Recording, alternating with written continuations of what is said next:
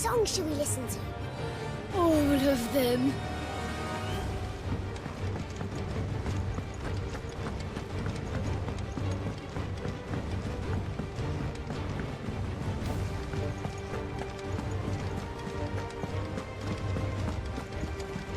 Cole said it was an army of Akasha.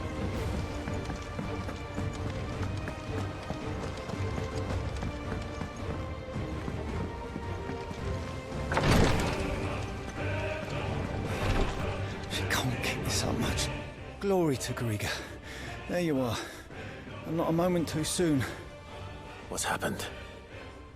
Taya's busy working herself into an early grave.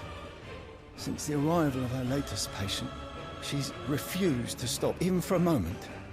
I've tried offering to see to him in her stead, but she won't hear of it. Clive, she hasn't left the infirmary in days. She's pushing herself too hard. And if she doesn't rest soon, will you talk to her? Order her to her chambers if that's what it takes. Because if she keeps this up, I fear the hideaway will be without its best physica before too long. I know better than to order Taya to do anything, but I'll speak to her. Thank you. I pray you have better luck than I did.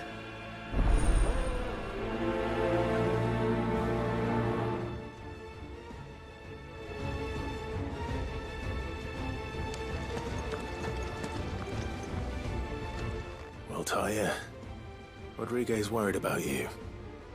And if what he says is true, then so am I. We all admire your dedication, but you do need to rest. I will, when it's time. Until then, I'm staying put. We owe him that much. Who is he? Someone from my past. Someone who doesn't deserve to die alone. It won't be much longer. The crystal's curse has almost finished its work. If I had the tears, I could ease his passing. But without them, we've nothing that will touch the agony of those last few hours. How would tears help this man? Not my tears. Tears of mercy. Alicia, it's the only thing strong enough. You wouldn't, Taya. Surely. There must be something we can do for him. Sometimes an easy death is the greatest kindness we can offer. You do well to remember that, Rodriguez. I will. We have all the ingredients we need for Alicia Balwam. It needs to be fresh, though, so we rarely have much to hand. I can make the draft if you can bring me what we're missing. Just tell me what you need. There is a species of venom-weeping spider that lives in the forests of Norvent, near Lorbert's Pass. Bring me one of their eyes. Preserve it as best you can, but avoid contact with the tears. I'll make sure the other ingredients are ready before you return.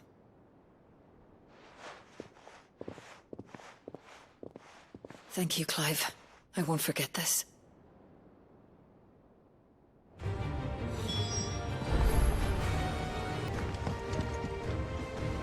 All right, Clive.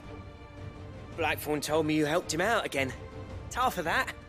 Speaking of which, I'm actually a bit, Worried about him. And you want my advice? afraid so. It's a bit of a funny one, this, but I saved this posh knob while I was out on a mission, and he gave me this flashy ring to say thank you. So, obviously, I show it to Blackthorn, thinking he'll be impressed, only for him to go white as a sheet and quiet as a curl instead. Try as I might, I can't for the life of me work out what could have got him upset like that. And seeing as how Blackthorn opens up when you're around, I thought maybe I'd speak to him again. Well, I suppose there's no point leaving him to stew. Cheers, Clive. I'll be sure to pay him a visit as soon as I have a moment. All right, I'll meet you by the forge then. You come along when you're ready.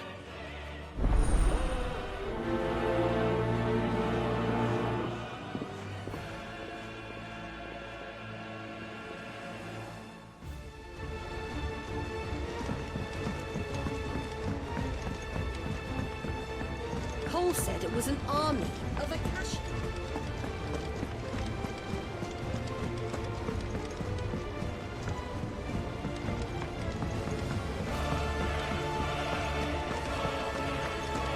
If it's not...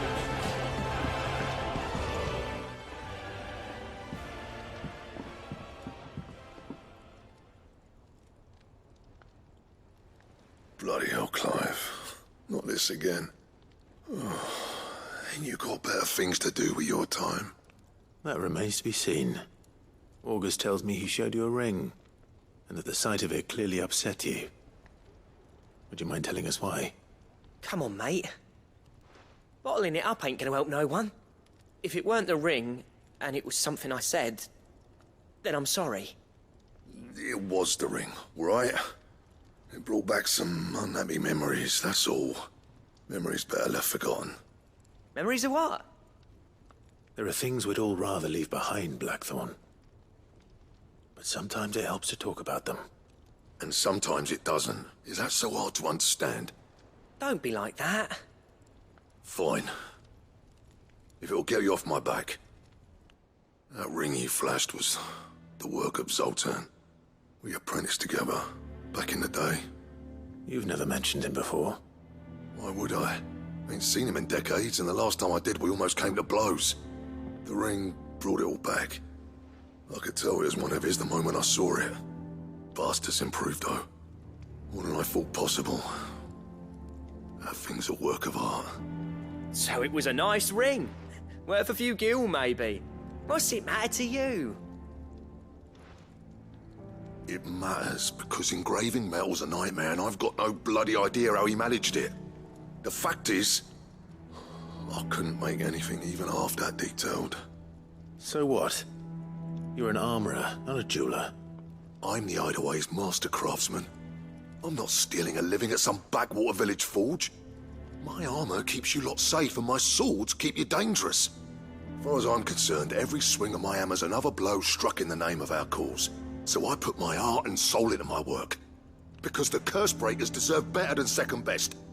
And I refuse to be shown up by the likes of Zoltan. Very well. Why don't we go and pay him a visit? Learn his secret. I doubt he'd be too happy to see me. Then just this once. Make peace with being second best. Swallow your pride, and focus all your energies on the task at hand. Keeping the Cursebreakers armed and armored. Provided you can do that, you'll hear no complaints from me.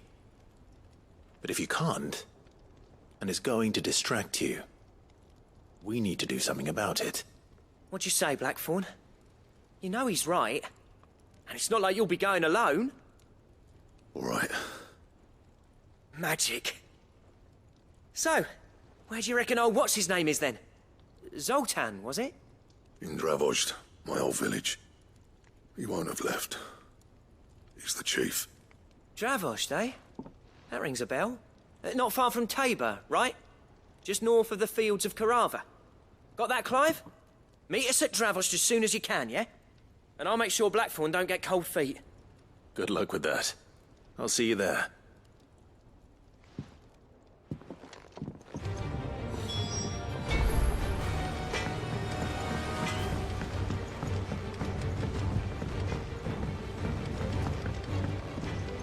Oh! Be seeing ya. He's a surly soaker.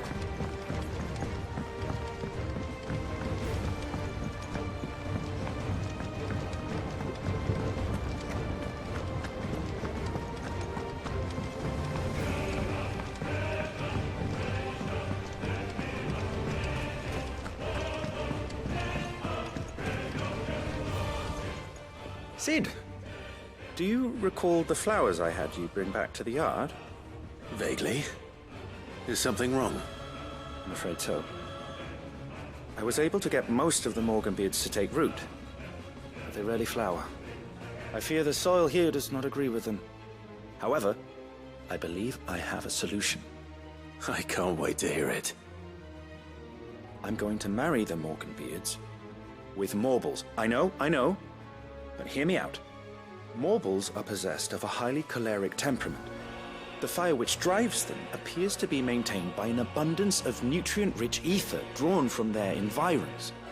I believe that by grafting a Morble vine to a Morganbeard, the appendage's wealth of vigor-inducing nutrients might well stimulate the flower to bloom. The endeavor, I assure you, is scientifically sound. I simply need a vine to prove the theory.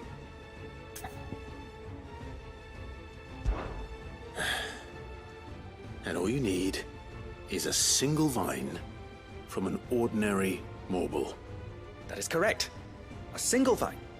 As for the Morble, I fear ordinary may not suffice. But, as luck would have it, a most extraordinary specimen is rumored to haunt the swamps of Rosaria. Why, a notice concerning this very creature was only recently posted on the hunt board. How timely. Well, I shan't keep you any longer. I know you have much to do, as do I. Now, where did I put my watering can?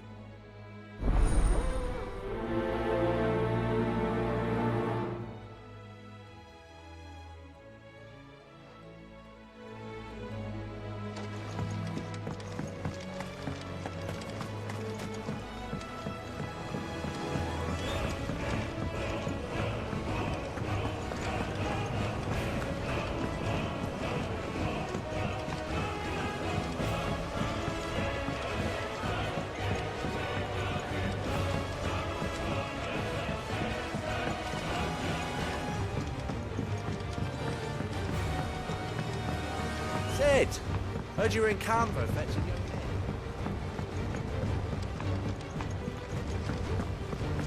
Miss Shirley. If Amber and the Lazarus are gone.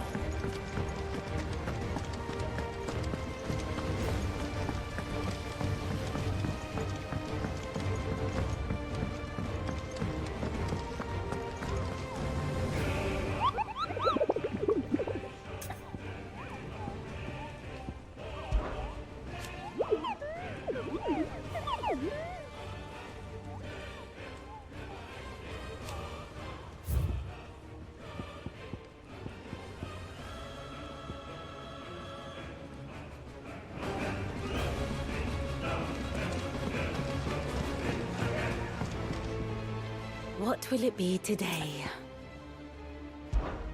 Allow me to educate you. Study it well, Clive. Very good.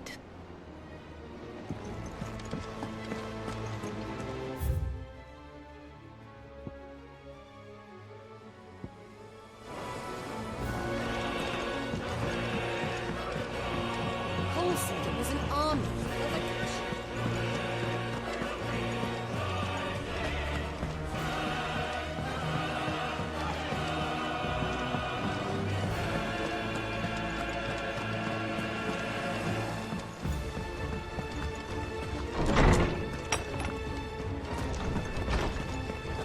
Let me help. I know my letters. Most of them. Knowledge hoarded is knowledge lost. I have a few new notes that might interest you.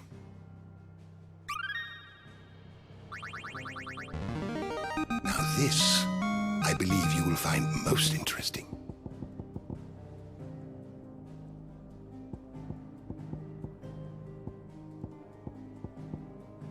What subject shall we consider today? The door to the shelves shall ever be open.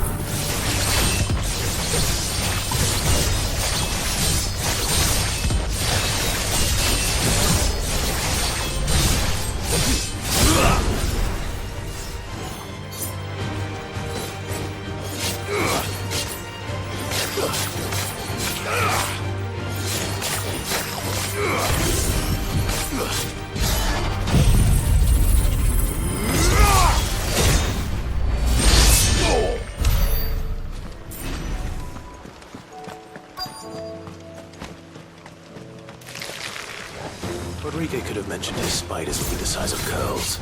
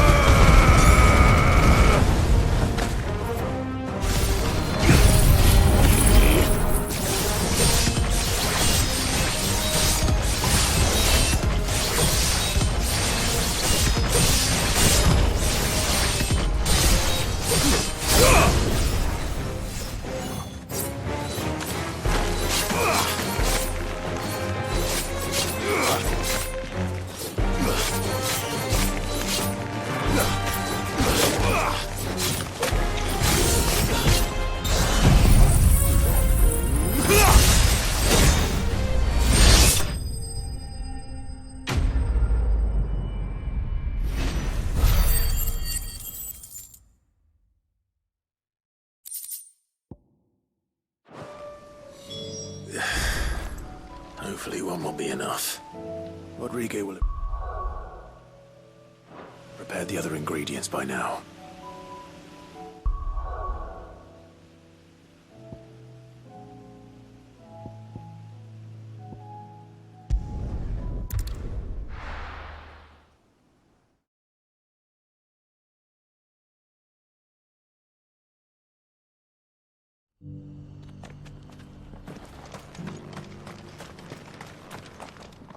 Are you buying or selling?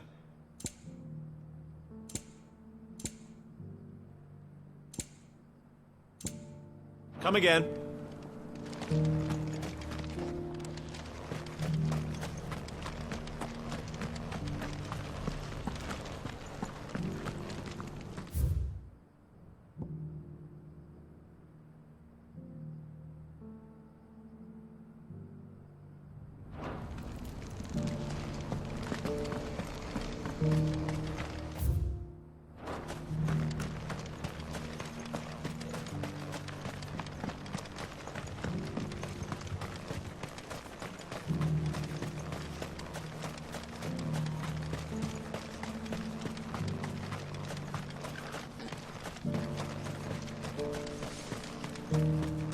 The free cities and the sea.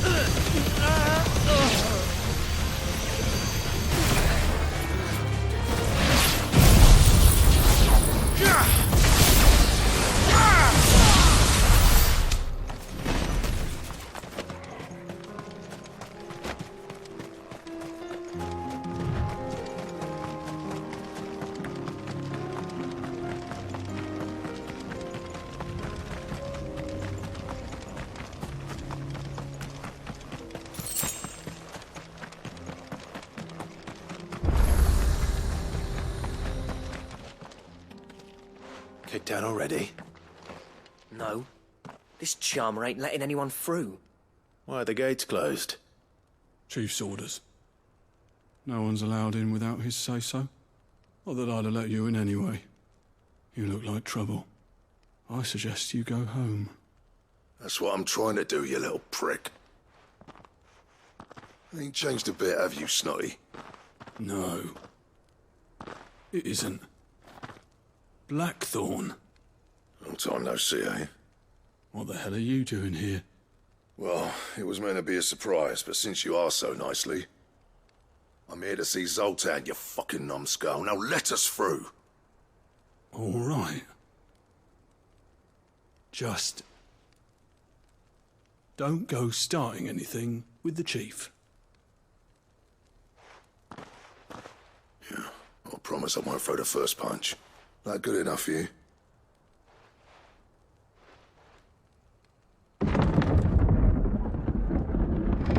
Go on then. Much obliged.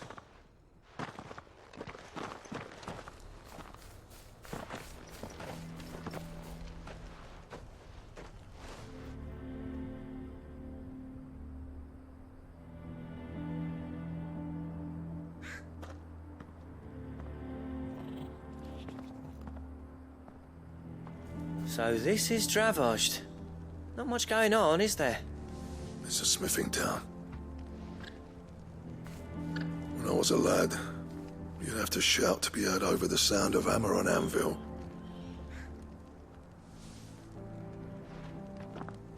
Clive, you're good with people. You speak to Zoltan. Hey, you ain't backing out now, are you? There's a river of bad blood between me and the Chief. But if someone can build me a bridge, then I'll cross it. All right. I'll see what I can do. I appreciate it. He'll be near the forge on the hill. It was our master's. He'd have inherited it when I left. The forge on the hill? Good luck. You'll be needing it.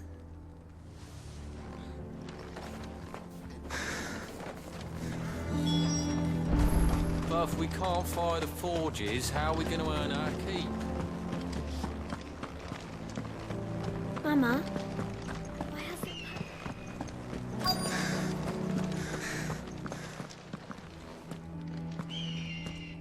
Hotter! Hotter, damn it! Those miserable flames wouldn't melt butter, let alone iron. Pardon the intrusion. I'm looking for the Chief. That'd be me. It's a pleasure to meet you. I'll bet it is. Keep the gates closed, I tell him. Well done, Snotty. You're not welcome here. Get out. Before things turn nasty. Blackthorn's here. What did you say? He's traveled a long way to see you. Yes, has he? He's waiting. Down by the gates. Then I suggest you take him with you when you leave. Didn't you apprentice together? So what if we did? Fuck! We're getting nowhere. These bearers' flames are next to bloody useless. We're never going to be able to fire up the forges unless we can find some new crystals. I'm a busy man, as you can see, so do me a favor and piss off. Oh, and if you're struggling to find your way out, ask Blackthorn. That prick knows exactly where the exit is. He's not wanted here. And neither are you. All right. I'm going.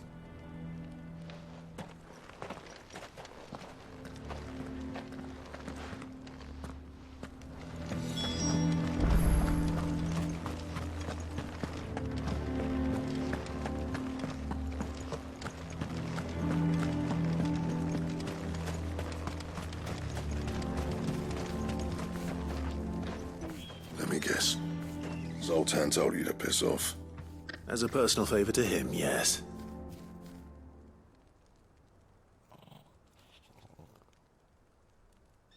Well, at least he didn't beat about the bush. There'll be no talking him round. Not after what I did. Which is what exactly? If we're to help, we need to know. What turned the village against you? I left. Dravost. Zoltan. The burden of leadership our dying master dropped in our laps. All of it. There are two kinds of smiths in this world, you see. My kind, who are in it for the love of the craft, who labour on a single piece from dawn to dusk to get it just right. And the other kind, who are in it for different reasons. People like Zoltan, whose work is quick and cheap. The kind of smiths who shit out a few hundred blades, reap the profit, and divvy it out among themselves. There wasn't a single day we weren't at each other's throats. And bit by bit, people started taking sides. You would have torn Dravost in half had it gone on. So, I left. You didn't have to do that. Zoltan's a better chief than I would have been. His way of doing things kept food on people's tables. Dravost prospered without me and my lofty ideals getting in the road. Until the crystals run out at any rate. Without magic to fire the furnaces, this place is as good as dead. It depends on how you look at it, though. There's got to be other ways of making fire. We manage it in the Deadlands. Thanks to Sid's ingenuity, yeah. He saw all of this coming. Knew crystals were the problem, not the solution. And spent years coming up with ways of doing without. You know what I mean, though, right? Where there's a will, there's a way. What I'm trying to say is that it's not your fault. You couldn't have predicted this. It doesn't matter whose fault it is. I don't want to be the greatest smith alive just because I happen to be the last. Clive. Dravost won't last long without its furnaces. So, do you think it's time we shared Sid's bellows with the world? The way I see it, it's your decision to make. Hold on, Blackthorn. Sid made those things for us. They give us an edge over the rest. And you'd be throwing it away. All right. Do it. This place was your home. I won't abandon it to its fate. Sid's creations were never meant to be hoarded. It was only ever a matter of time before we shared them. Let this be another step on the road to freeing Valisthea from the prison of the Crystal's blessing. Dravost will show the world that it's possible. Wouldn't you agree, August? When you put it that way, of course. It's like hearing Sid speak from beyond the grave. Thank you, Clive. Shall I go and fetch the plans, then? I know I'm off by heart. I'll be needing some help, though. Building a furnace isn't exactly a one-man job. Do us a favour and round up anyone strong enough to lug a brick or two, would you, August? All right, then. And I've got a job for you too, Clive. Finding me some salamander skin. I need leather for the bellows and nothing else will withstand the heat. Luckily for us, salamanders feed out in the fields of Carava. Time for a spot of hunting, then.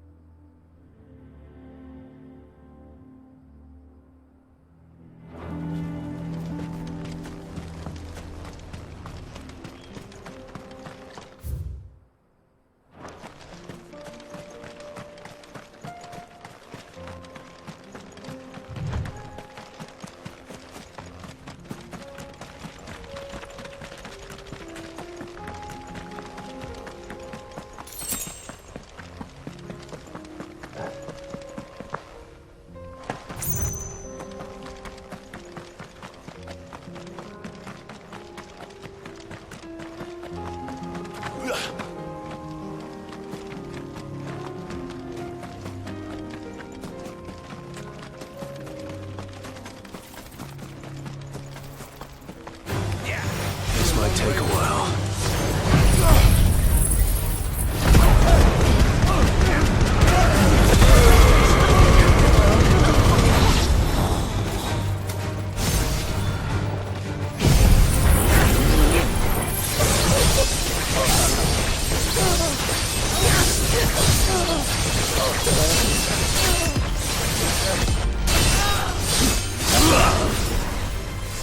Arise!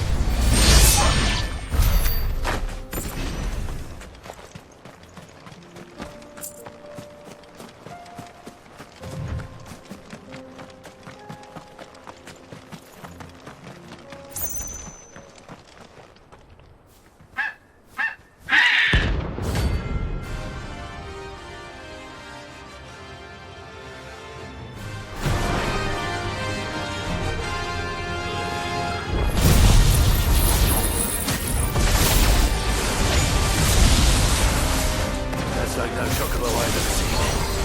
Something tells me it won't be easily broken.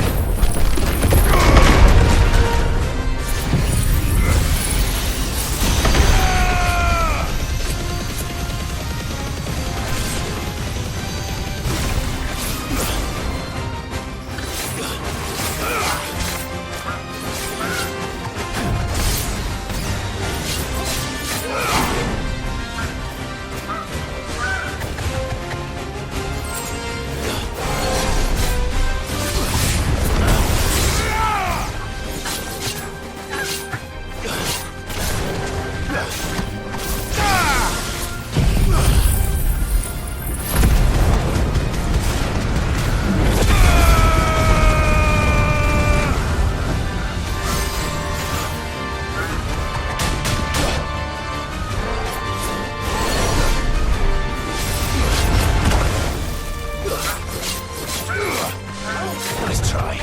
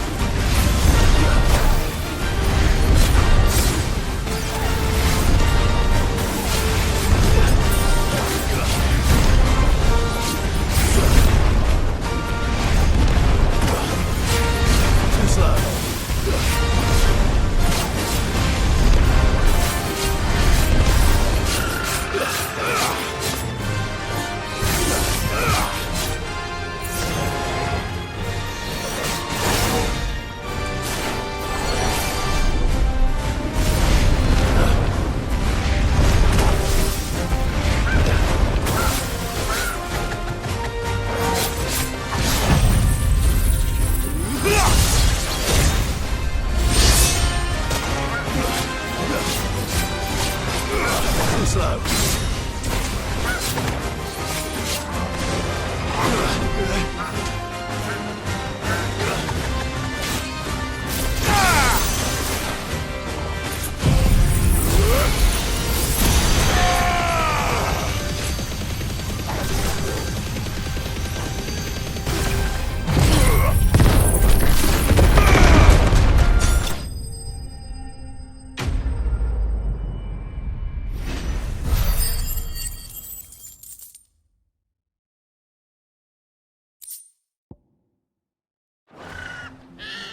Poor beast. There was nothing I could do.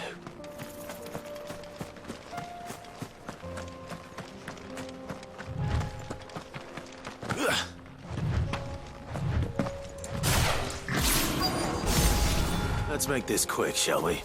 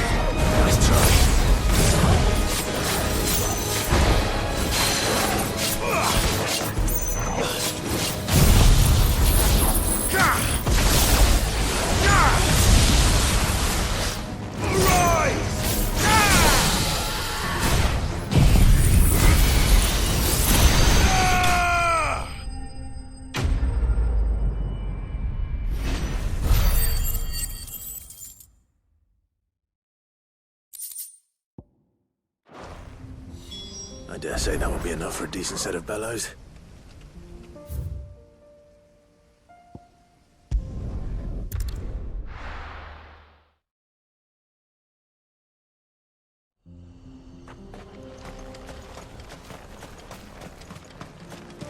What's this all about then? Don't know. Any trouble finding the skin? Nothing I couldn't handle.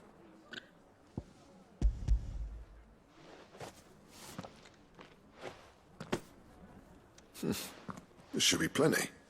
Right then, time to put these louds to work. If everyone pulls their weight, we'll be finished in no time.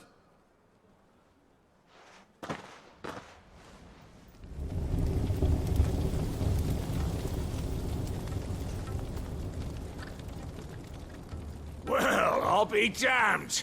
I honestly didn't think it'd work. But it's hot enough, all right. And without a single crystal in sight. You know what this means, don't you? I do, yeah. Dravost is saved.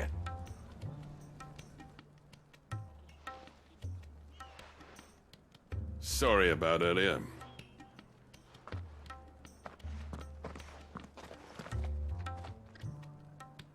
I take back everything I said.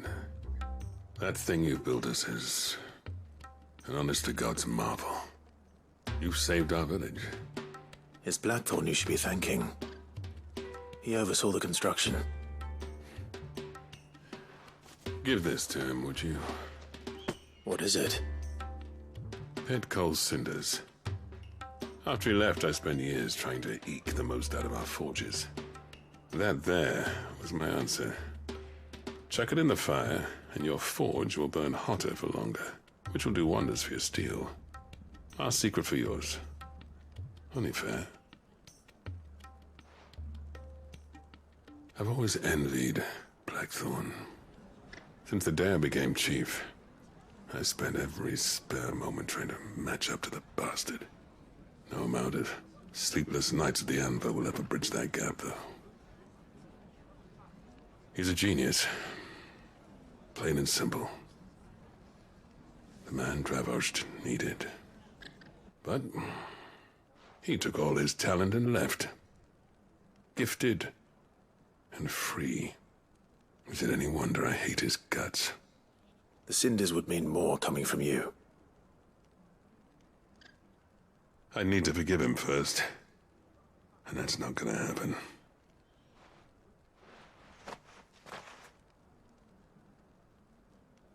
Well, you know what they say. Oriflamme weren't built in a day and all that. These things take time. Especially when they involve two geezers who hold grudges tighter than their hammers. But what matters is, Blackthorn's got that twinkle back in his eye. And I'd call that a job well done. So would I. I reckon he's going to be at it a while yet, though, so why don't you head off without us? I'll see that the old git gets home safe and sound. See that you both do.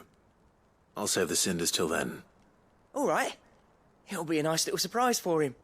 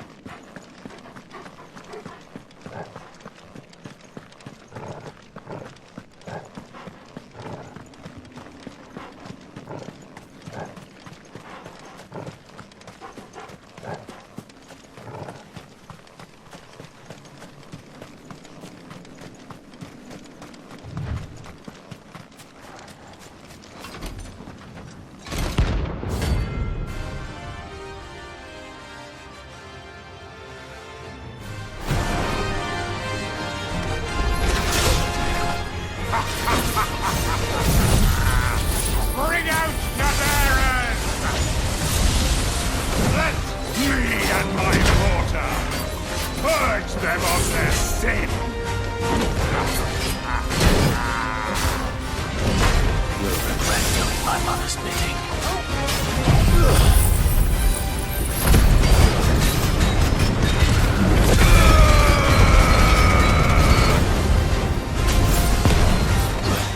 Hold still. You're not leaving.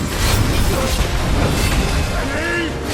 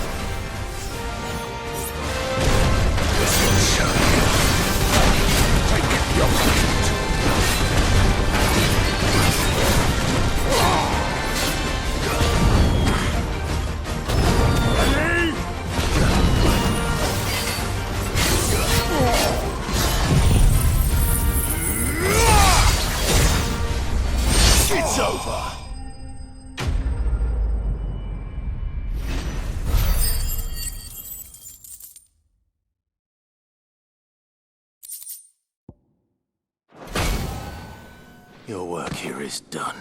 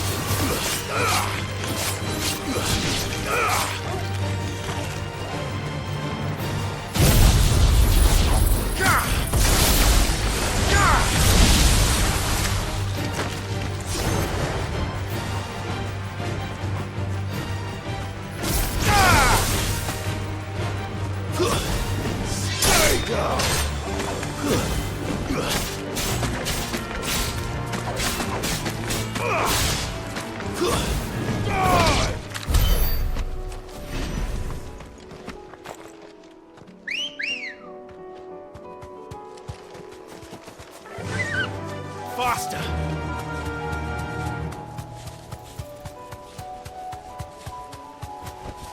Straight home now.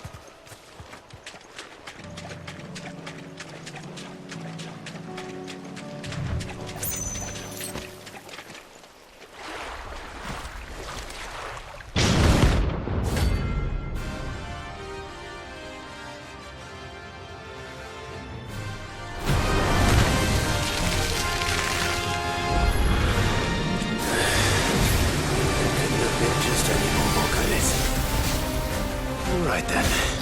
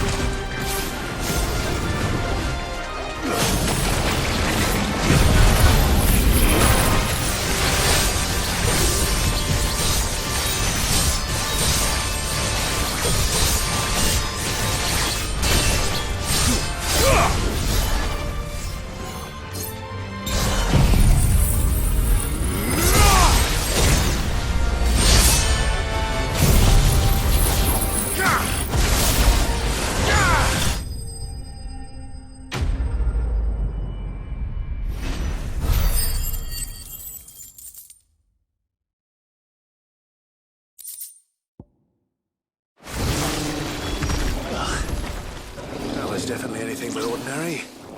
Now, let's get this vine back to the yard.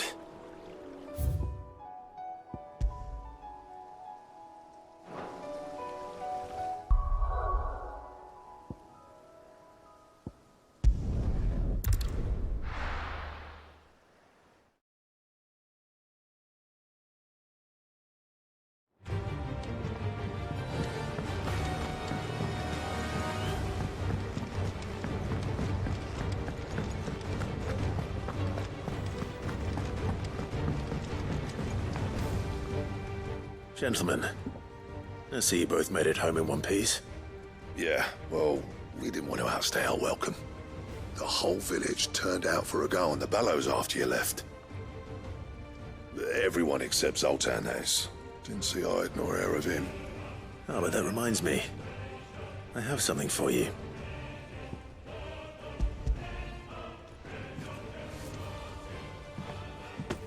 Pickle Cinder. How'd you come by this?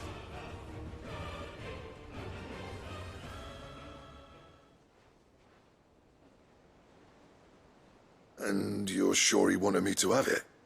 I'm sure. He didn't say so, but I think he wants to forgive you. Huh. Imagine that. Yeah. You know I could never leave this place, don't you? Every time you put on mail, you and the Cursebreakers are trusting me with your lives. There's no greater honor for a smith than that. I'm not about to go crawling back to Zoltan for forgiveness, but I will make good use of his cinder.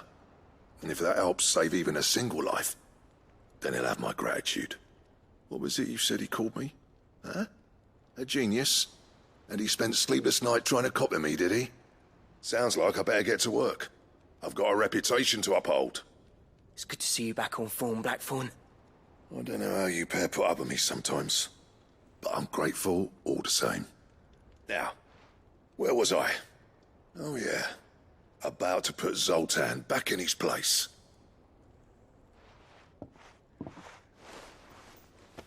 Ain't got the art to tell him how similar they are. Stubborn bastards. A little healthy competition should be good for him. You're not wrong. Still, it's a shame him and Zoltan couldn't let bygones be bygones. No use grumbling about it now, though. Blackthorn's happy. Or as near to happy as he gets. And that's good enough for me.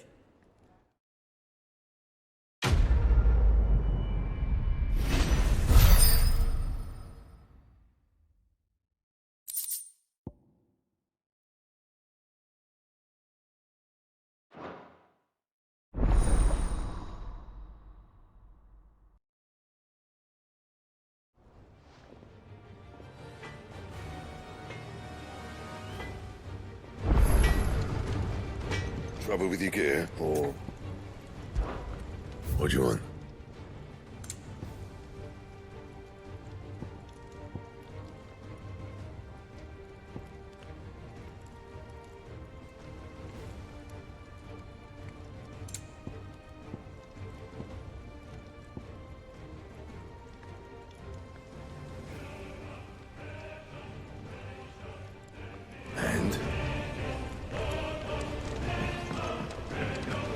If it's knowledge you seek.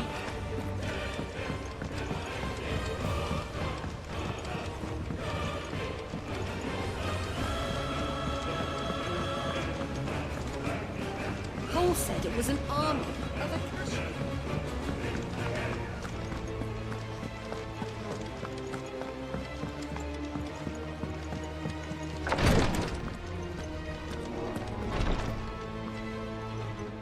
Thank goodness you're back. Talia looks like she's about to collapse. Is this what you needed?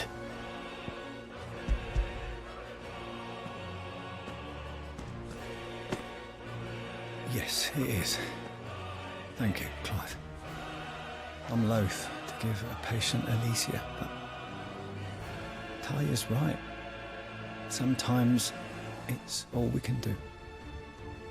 A single dose dulls even the most agonizing pain, and all other sensation with it. It may be a gentle way to die, but it is death nonetheless. I wish there was another way.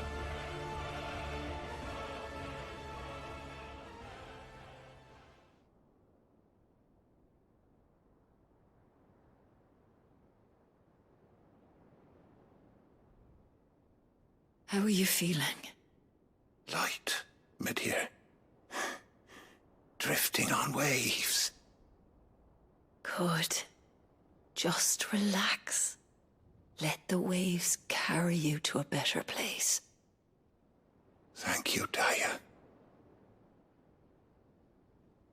I'm so proud of you.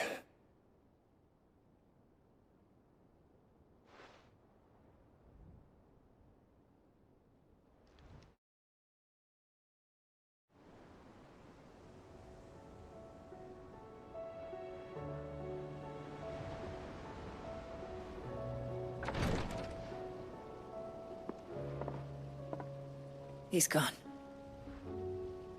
Thank you, Rodrigo. And you, Clive? I'll see that he's properly laid to rest.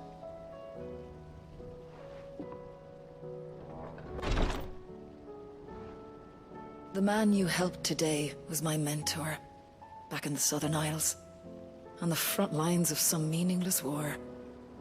I was still a child when they shipped me to their triage tents, to treat the wounded with my gift. But in such blighted lands, I was next to useless. Until he taught me the true physicker's art, that is. An art we would be lost without. Tears of mercy were his gift to the bearers of the world. A respite from the agony of the curse's end. And a kindness Sid would have approved of. You know as well as I what life is like for a bearer soldier. Marched from one battle to the next, never knowing which might be your last. A commander may care nothing for the bearer spent in his service. But my mentor's gift gave the dying one fleeting moment of tranquility before the end. I've no tears left, Clive. I've seen too many of my friends taken. Something needs to change. And we need to be the ones to change it. And we will. I promise. I hope so.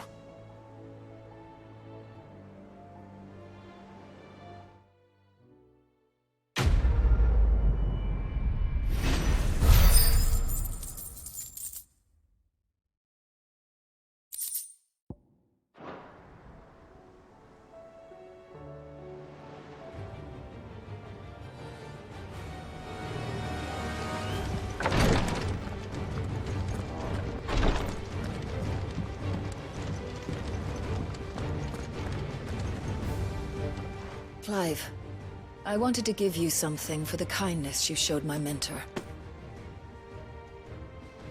What's this? A chest of all the medicines you're ever likely to need.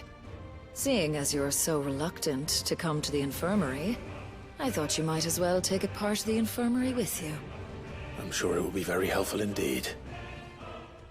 And Taya, try not to work too hard. And work Rodrigo all the harder, you mean? He's a quick study, but he's got a long way to go yet. I'll take that particular piece of advice when you heed it yourself, thank you very much.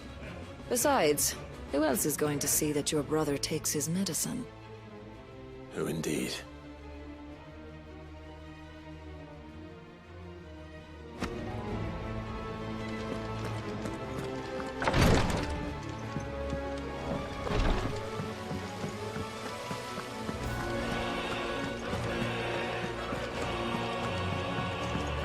If Amber and the Lazarus are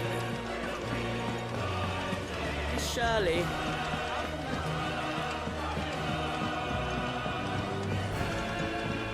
Sid! Heard you were in Canva fetching young Ned.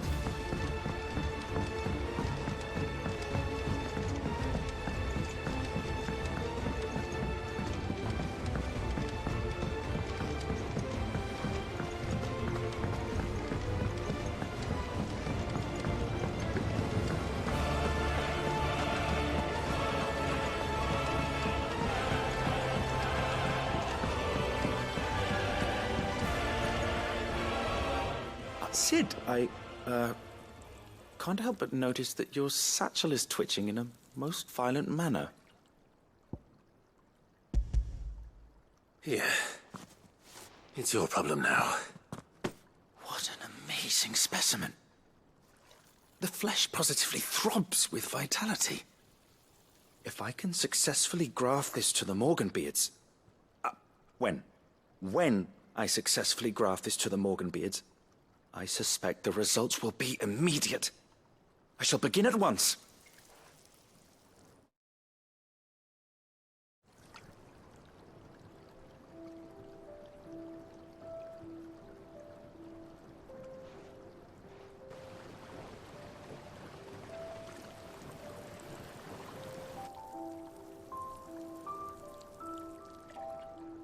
It is just as I hoped.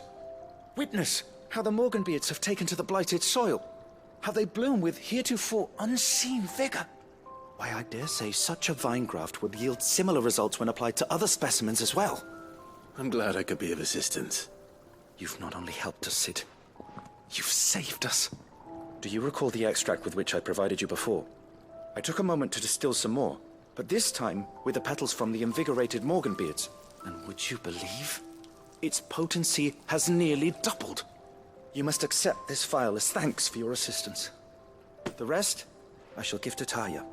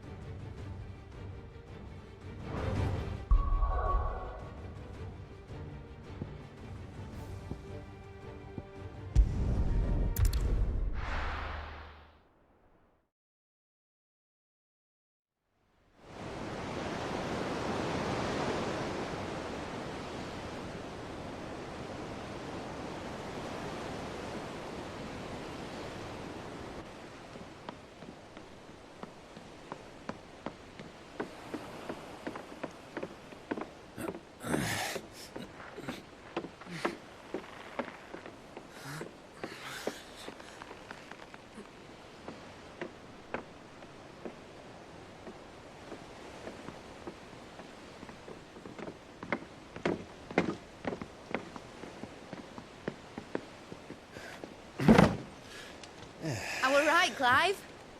My dad had it all worked out. He'd be proud of you, Mid. His writings may have helped, but this achievement is all yours. Can we catch them?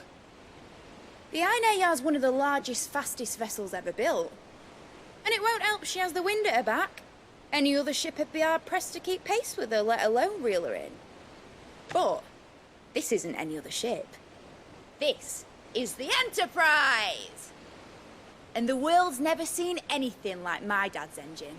It certainly hasn't.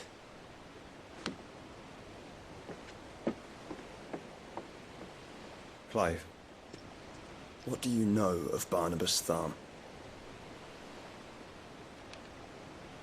Only what the bards sing. That he sailed to Ash from southern lands. That it was his mastery of the blade which won him the throne. And that his sword, Odin's sword, can sever the very threads of creation. But don't lose any sleep over a last tilt. We'll do what we must to survive. What we must. The light! I thought this cove was meant to be hidden.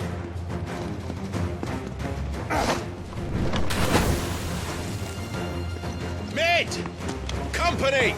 Hey? We'll hold them off until the ship is ready. But hurry! Bollocks! All hands! Man your stations!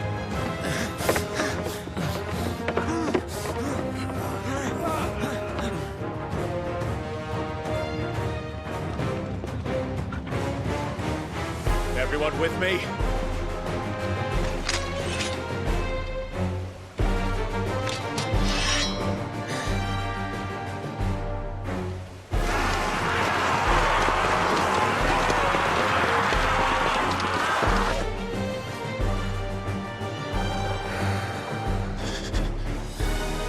Here they come!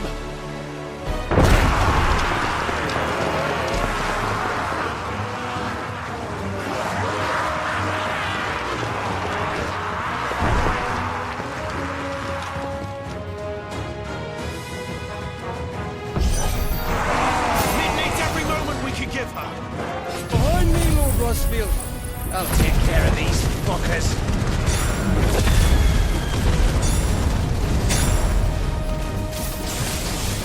Behind you! I'll have you know, earth-breaking here. One struck fear into the heart of every man in the city.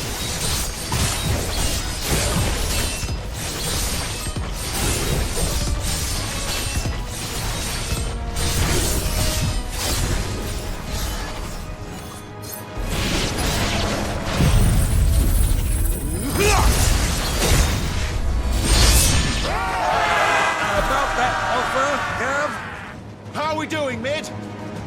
I thought you said that ship was fast!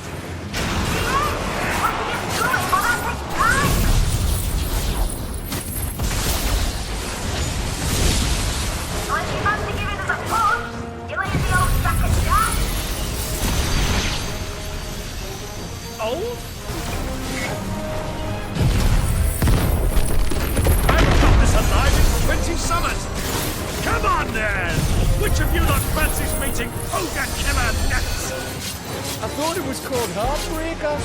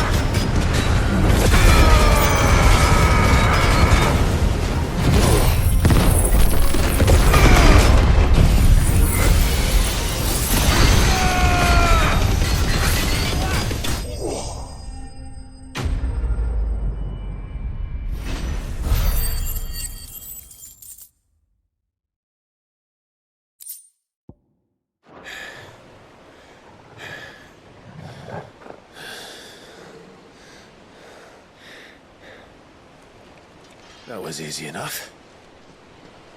All right, you lousy lot. Get your asses on board. She's ready to sail. You heard the captain.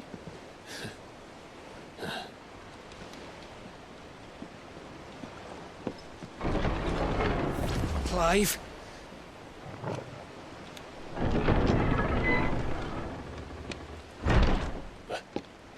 But I thought he was... Confounded. Then it is as I feared. Sleipnir is no man, but a creation of Odin.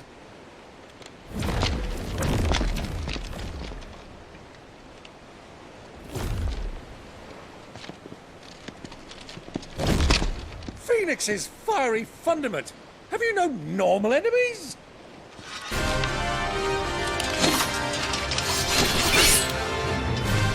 For another round? Of course we are. Right, Lord Rosfield? My boy, there was a time people called me the Executioner. Or was it my eyes? No matter, heads will roll all the same. Mate! New plan! You leave! We follow!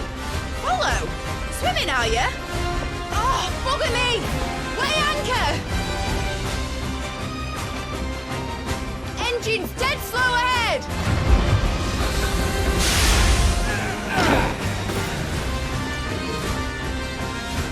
Have care, my friends. 'Tis not blood that runs through Megan's veins. These foes will not fall easily. But they will fall. Like oaks before a woodman's axe.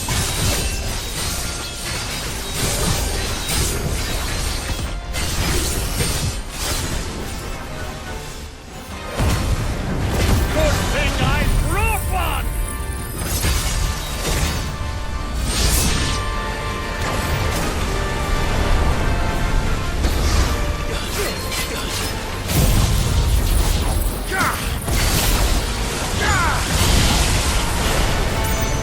How long are we meant to keep this up? As long as it takes. Unless you have a better idea. Well, I've already killed at least 5 of the bastards. Fuck it! Let's do the lot!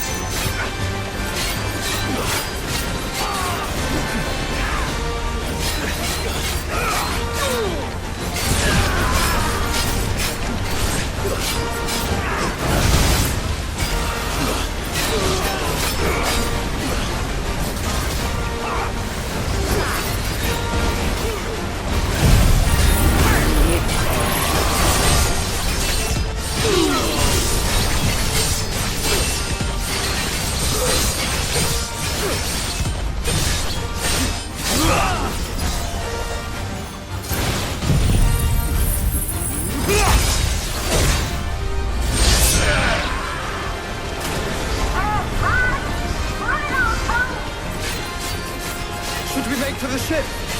Not yet. Wait for my signal.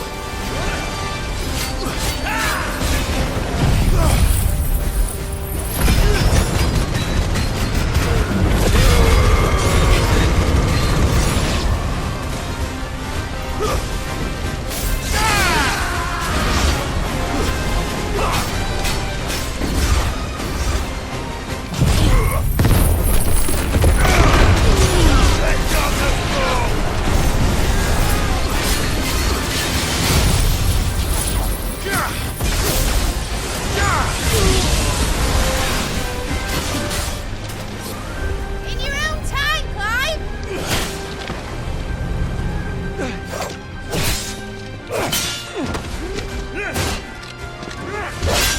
Right, run for it!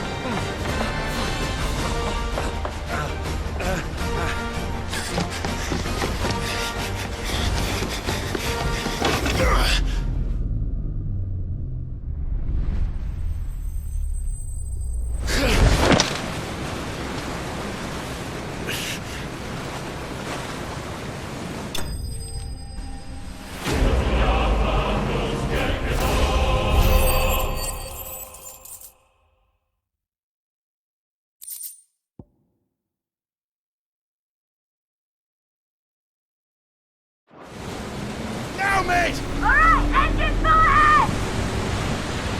And hold on tight!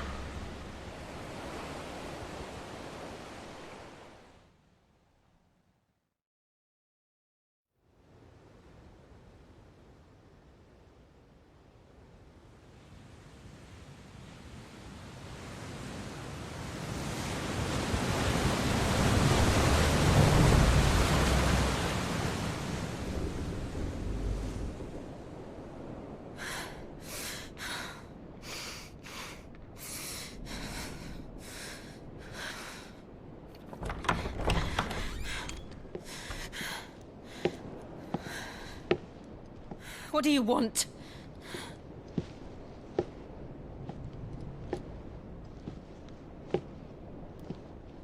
That's quite a mess you've made. And wholly unnecessary. You are my offering to Mythos. I would not see you damaged.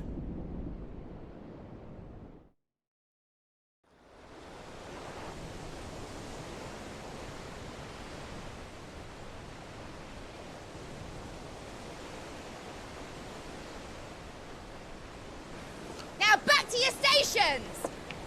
Every bell spent treading water puts another league between us and the galleon.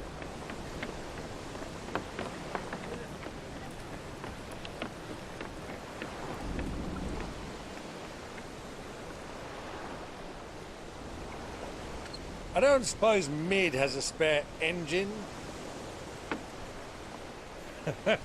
Since you rose from the grave, my fortunes have plummeted. Are you absolutely certain of this quest of yours, Clive? The foes you face are as terrible as they are numerous. Aye. And they'd have us live and die on their terms, which should answer your question. Ah! You have that same stubborn look as your father did when he set his mind to something. On the battlefield, I am but a single axe. A deadly one, mind, but a single one nonetheless. Yet what you require is 1,000, and I believe my old friend in Randalar can provide them.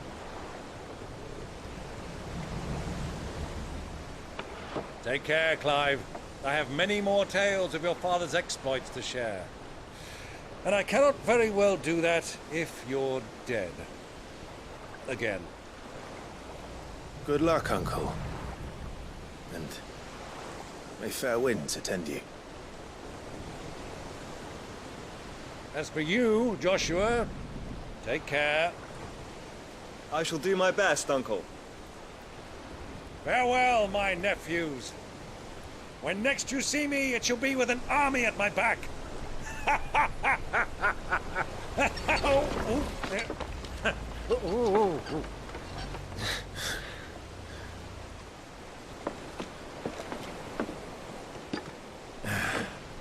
Cheerio!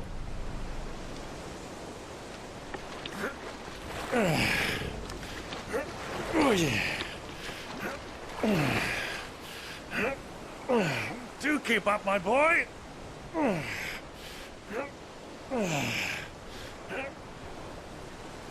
Well, we can't have him showing us up now, can we? We would never hear the end of it.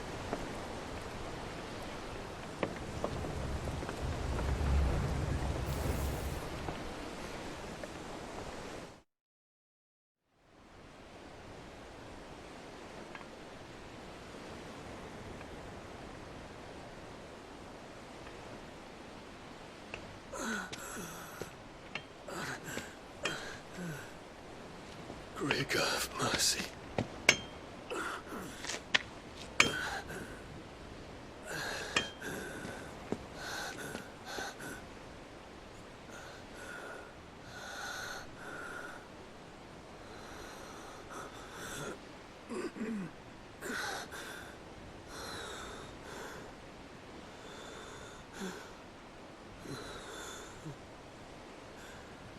All this.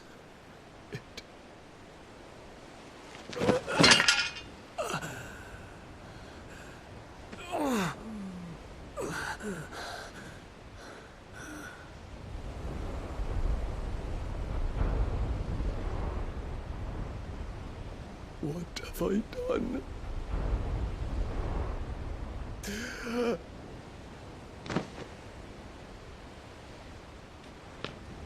My lord.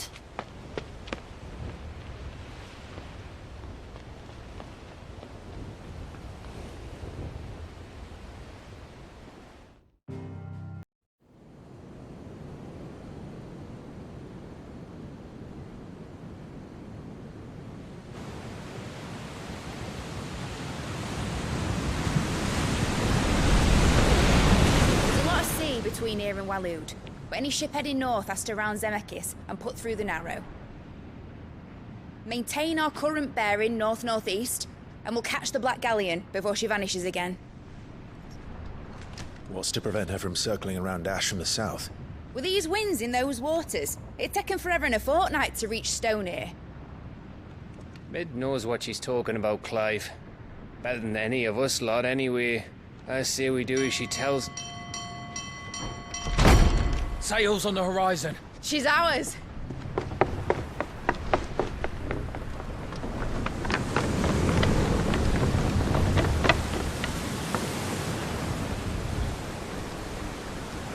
Look alive, boys! Pull ahead!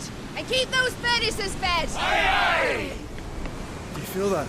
Jill. All hands! Battle stations!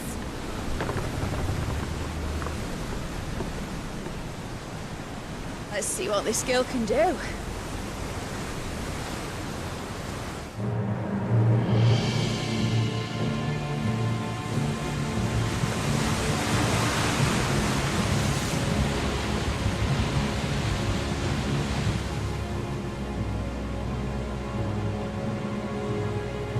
Where one leads, so does the other follow. The bond of consciousness which joins them condemning both to the same fate. Yet my every attempt to strike it from their hearts serves only to tighten its hold.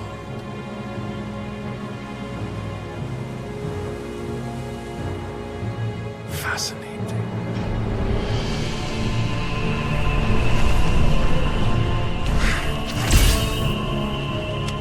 But then, there is naught my blade cannot sever.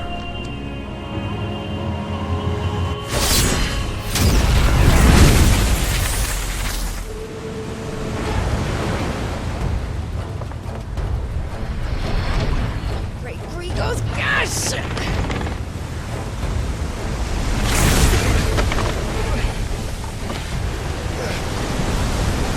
Barnabas.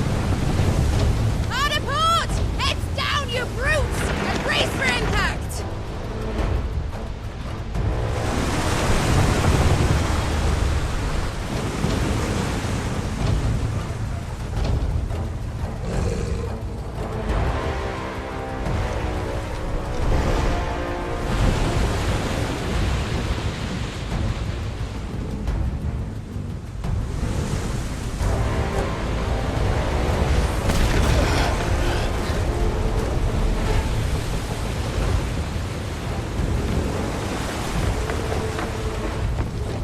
It's now or never. I'll find her.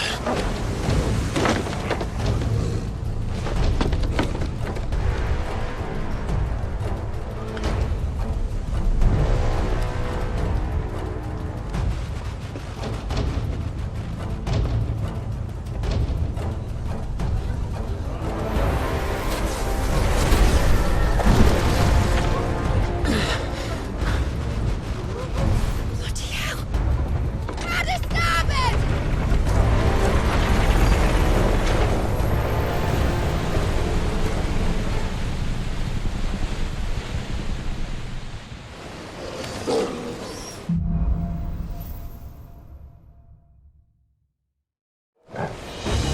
Where did you hide her, Barnabas?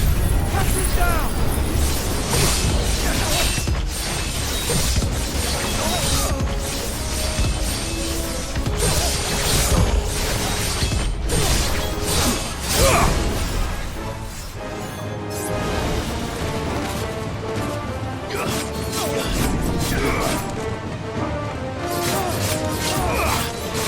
Nice try.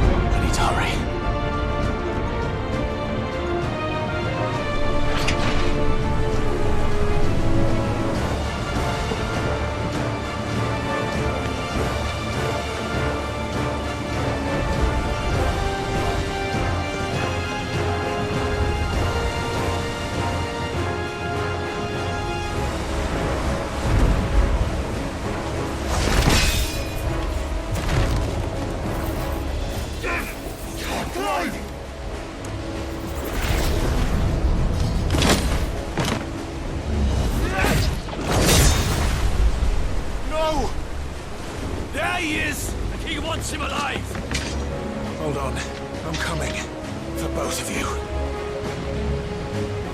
Extra shotguns!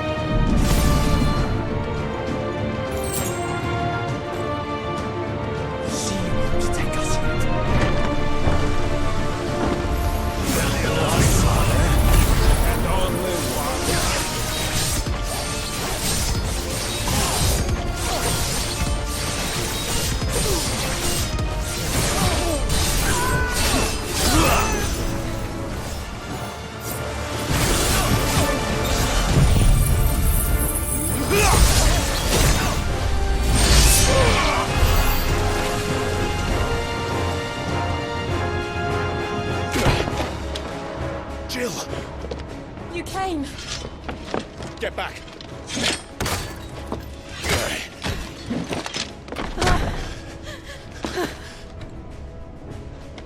Clive, how did you... I'll explain later. Hands!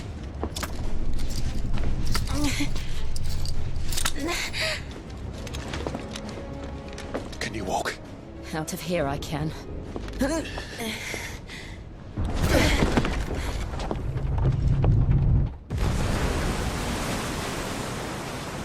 Stand still! Phoenix. Are you not the dominant of fire? I see naught before me but a guttering flame.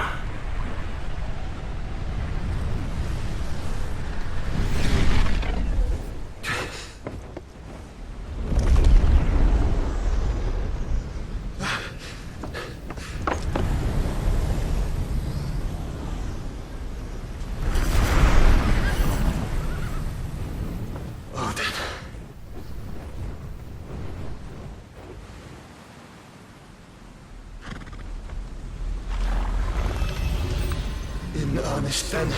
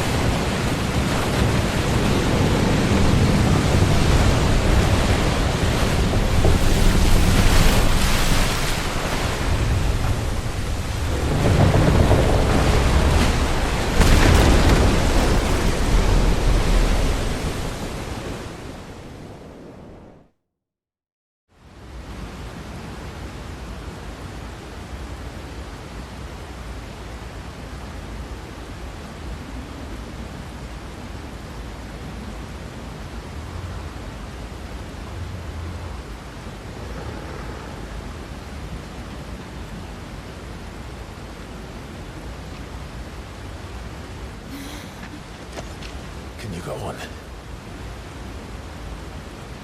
I think so.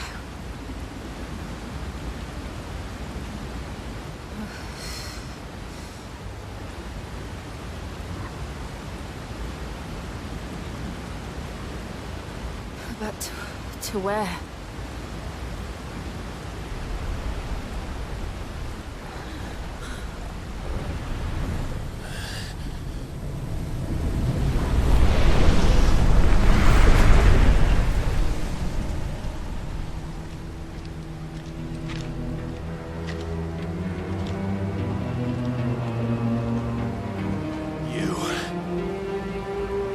What did you do to Joshua?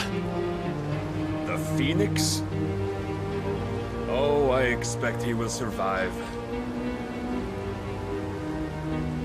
This consciousness in which you coil your feeble souls is grown thick with desperation. And thus has my master turned to my blade.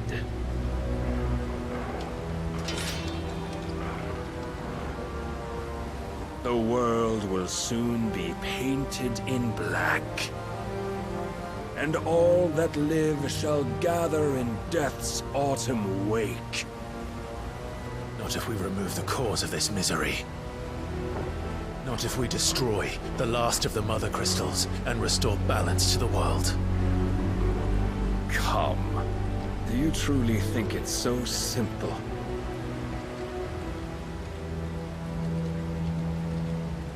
The Blight is inevitable. Not even the Almighty might stop its endless march. Your efforts will avail us naught. Naught, that is, but suffering. You must embrace the truth, Mythos. Accept your place with the Lord. Keep it. As long as there's a chance, there's a choice. Ever led astray by your blind resolve.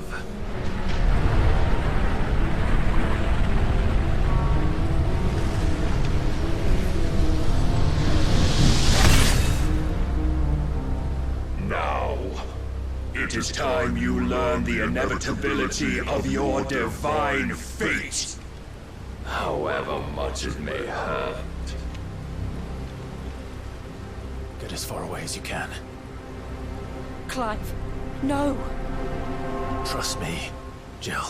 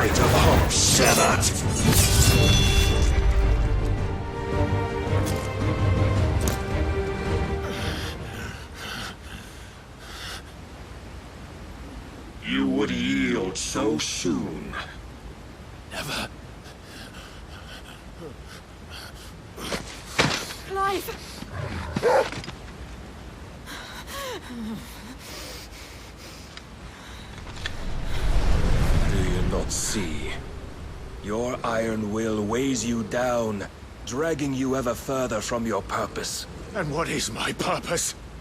Mythos. Who are we? What are the dominants? The breath of the Creator still warm on our lips. We carry his light that we might guide the masses in his name. We are but mighty acts of God. We are more than that. You would be nothing without what he has granted you. The power we wield is his, and yet every time we draw upon it, it wears away at our very being. It breaks us. It unmakes us, that its immaculate aspect might reveal itself. The icon. It is too much for even his chosen few. Apart from you, Mythos, you wield the might of many, yet your body does not answer for its avarice. What are you saying? What I am saying is that we dominants are a means to an end. We were created for you, that you might drink deep of our strength and thereby fulfill your divine purpose. Which is? To feed. As you would know, could you only look beyond the walls of your prison of self-regard. As long as you choose to ignore this, you shall never penetrate my defenses. Still, you may take solace in the fact that you are not alone in your plight. The chains of volition shackle all of mankind, but there is yet cause to rejoice. For the Lord, in his mercy, has taken pity on his flawed creations, and shall see them restored to their proper forms. And what exactly would that be? Why, loyal servants to God. No. Manners, Lord Rossfield? They are men, like you and me. Albeit ones unburdened by the wills that drive our kind to madness. They are pure. They are divine. You mean to turn everyone Akashic? Not turn, Mythos. Turn back. For too long has mankind been led astray by their clamorous wills. It is time they return to a world of quiet equality, where they might once more know salvation. Salvation? And abandon everything we hold dear? We don't need your salvation. We'll save ourselves, and we'll do it on our own terms. Not yours. And not your gods! With every defiant expression of your will, the tighter the chains of consciousness become. But perhaps that fact may be put to use.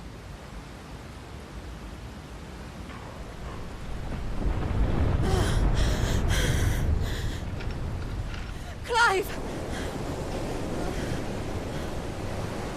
The faster it binds you to the remaining dominance, the stronger your hunger will become. Until it leads you back to the only answer there ever was. Mayhap not by the path my master intended, but back all the same.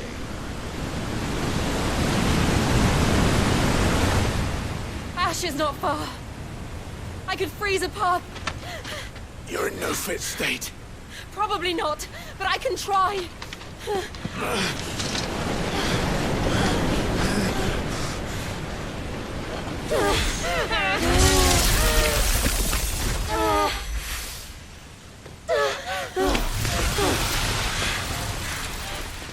Don't look back!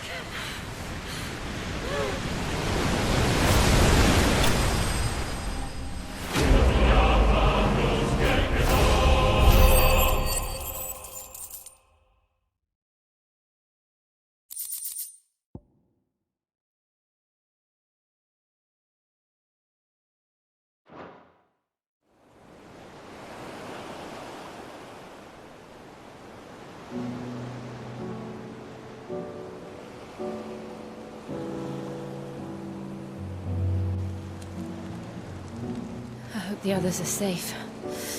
The Enterprise was clear of the gap when we fell. They made it, Jill. And they will have seen the ice where it led. We need only wait till dawn.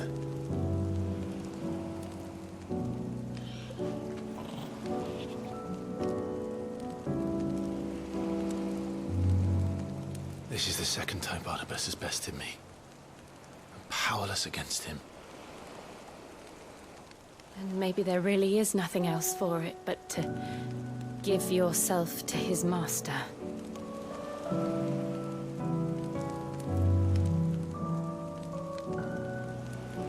Only you won't do that. The Clive I know would never do that. So you believe?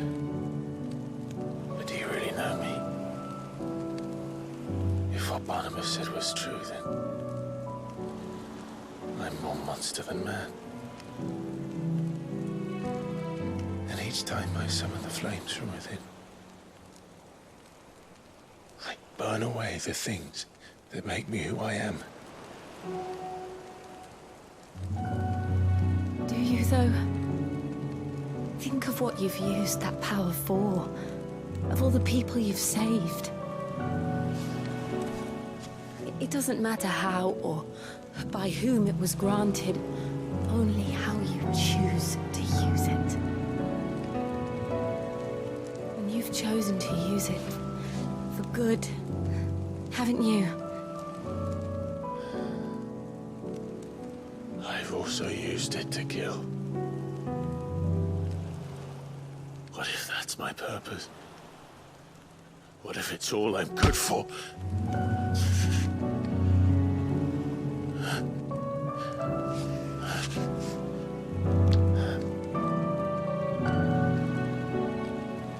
You're still that same boy I grew up with. Always so eager to save everyone around you, and yet always so alone. Because you failed to realize the one thing that needed saving most of all. You, Clive. You. You never once took the time to save yourself.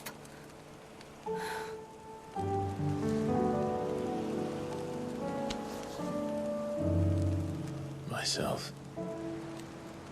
I think I might be beyond saving.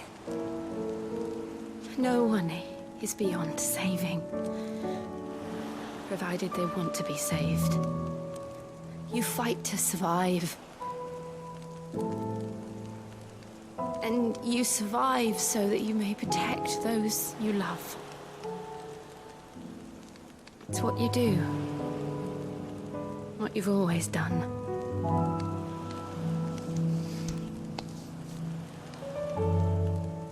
And I know you're not about to change. So I'm going to help you. To give you what you need to protect us all.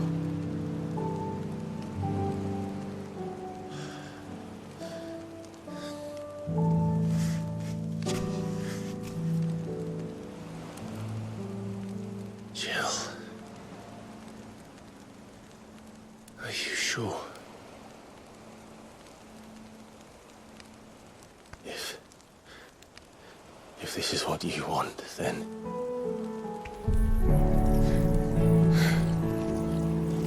Don't worry, Clive. It is.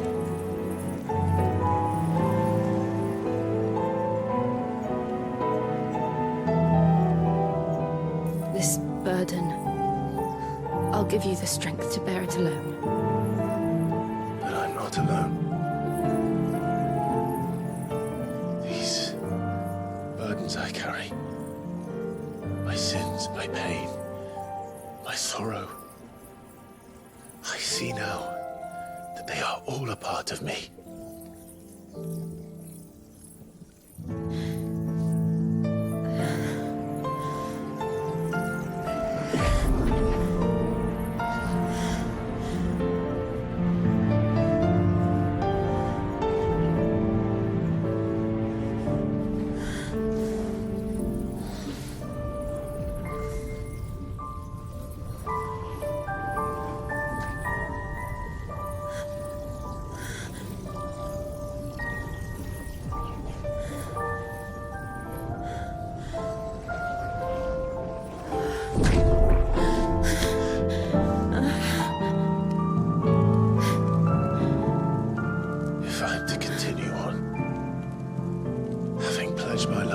those I love. And I will gladly bear your burdens too, until my last breath. Clive.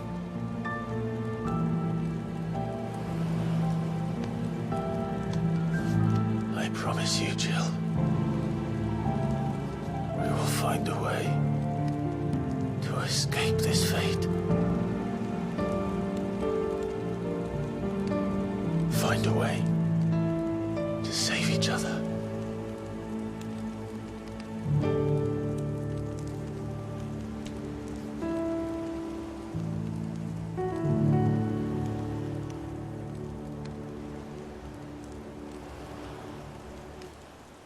That we might one day look upon the moon again, together.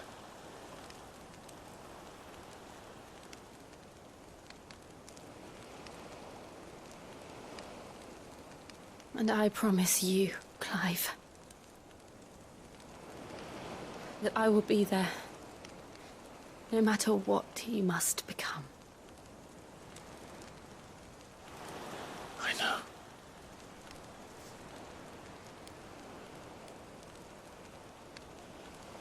I never thought a smile could bring me so much joy.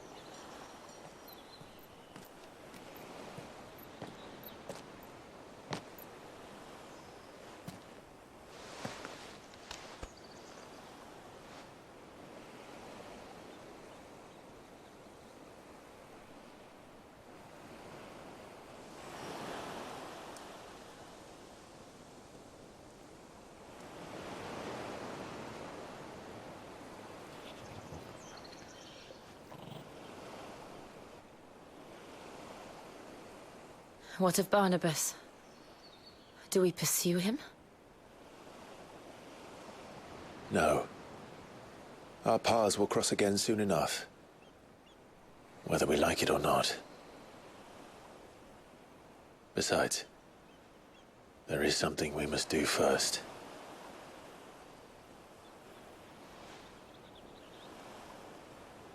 Of course. Drake's spine.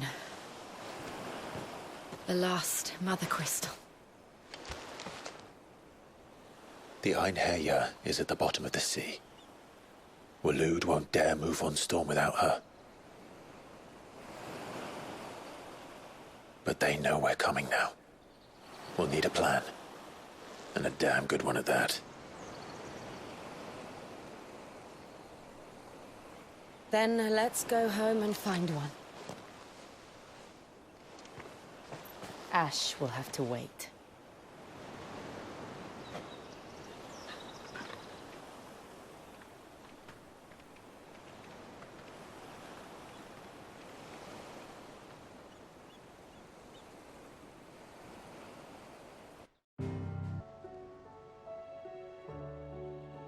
Mid says Odin split the sea in two. She's always been partial to a tall tale. But there's tall, and then there's tall. I struggle to believe it myself. I see your uncle isn't with you. He stayed with the Enterprise. After our brush with the Einherjar, she was in urgent need of repair. And my uncle knows a shipwright in Randalar. We're to join him there when we're ready to sail for Ash. You sure that's wise? Last I heard, the place was still overrun with Akashic. Show me a city where that isn't true. Ultima's plague is spreading. We're running out of time, aren't we? We've done our best to shore up the hideaway. But I doubt a few planks will stop what's coming. Still, we'll keep at it. Every little helps, I suppose. Let's hope so.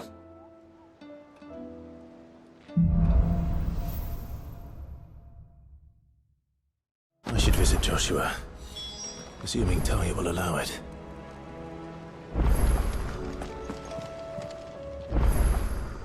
How may I help you today, Clive? Your benefactors are a generous lot.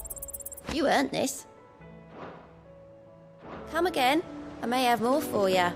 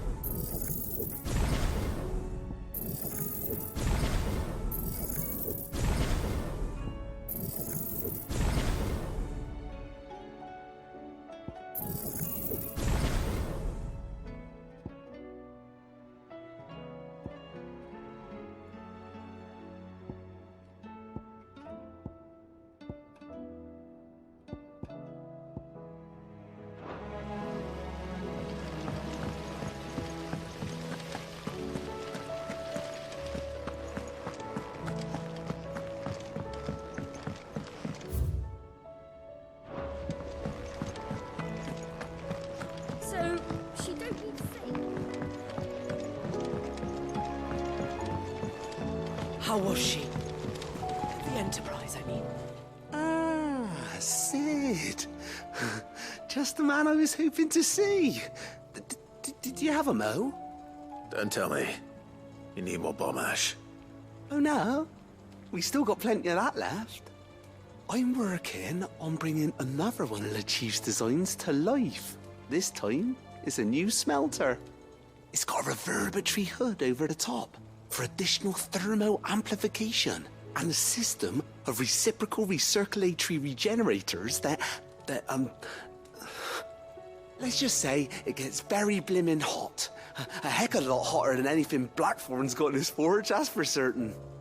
Only Mithril engines get hotter, and you can't chuck ore in one of them and get metal out the other end. Trouble is, we won't be able to make out of any old rubbish neither. We need the good stuff. And I hear you once helped Helena get her hands on exactly that. Any chance you could help me too? If it's for the good of the hideaway, I'd be happy to. Oh, it is. I promise you. So, what exactly is this good stuff you need me to find? We've got a couple of examples here. Spherical echoes, we call them. More fallen materials. So this smelter is similar to the Mithril engine in more ways than one. That's right. They're a bit like the thermal helms. Fallen ceramics deal with heat like nothing else, see? And what's more, they're directional, transferring heat from the inside to the outside. But these things, they're all outside. If we line the hood with them, they'll reflect the heat right back into the furnace. We've collected as many as we can, and I know where we can get the rest. Trouble is, they're all watched over by their bigger, uglier cousins. So you want me to visit some ruins, destroy some echoes, and bring back the spheres they're guarding. That's it in a nutshell, yeah. We're only 3 short, mind. And we know exactly where they are. There's one up Amber Way, in that ruin that they call Lost Plume, and another in the Silent South, over in Dalmekia. Last one is in the ruins of Advent, which is in the Empire. All right then. Wish me luck. It'll do. I'll be keeping all my fingers and toes crossed.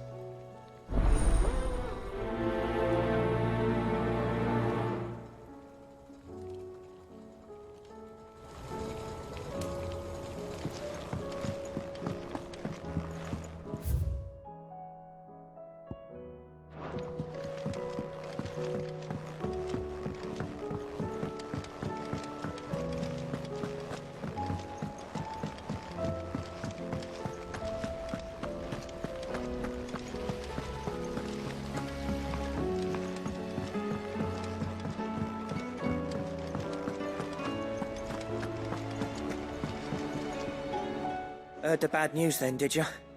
What bad news? About Dravost. Blackthorn's old haunt. With the forge and all that. Well, anyway, the mines just down the road from there are spewing out ether like no one's business. And the village? Safe from the flood for now, but they've got other problems. Akashic.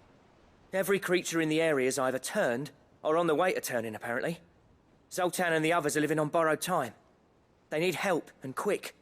Doris sent a few curse breakers to keep an eye on things, but there's only so much a couple of scouts can do. Except get eaten. If something ain't done soon, the whole place will be overrun. I won't let that happen. Didn't think you would. Does Blackthorn know? I thought it might be better if he didn't. He'd only do something stupid. You reckon we should tell him? No. It's better this way. Yeah, well... I can't stand about knowing what's happening out there, so I'm off. I'll see you in Dravost.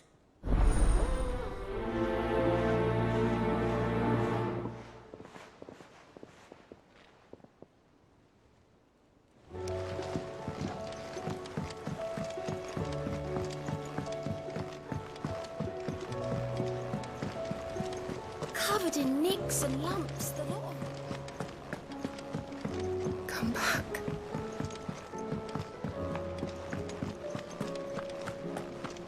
What do you recommend?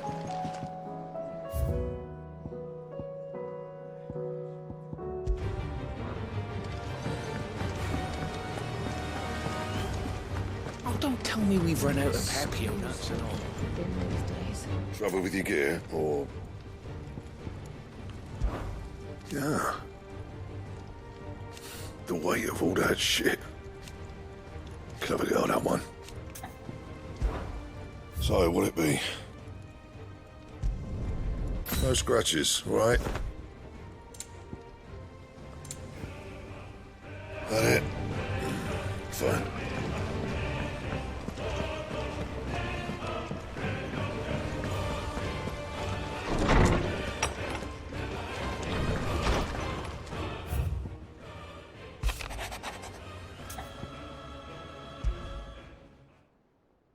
There's no way of knowing if Doris will confide in me, but I can speak to her at least.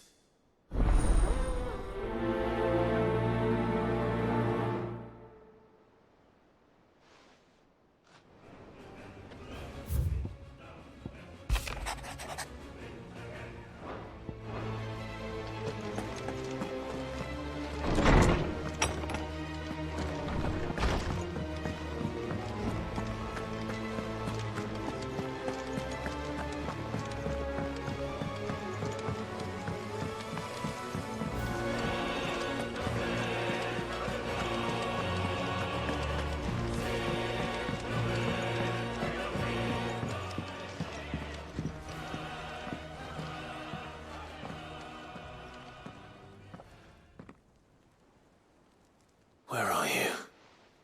Can I help you, Sid? I'm looking for Doris. Is she here? I'm afraid not. She's at Martha's Rest on a job. My job, actually. When she heard what the mission was, she insisted on going herself. Alone. Did she? What was the mission?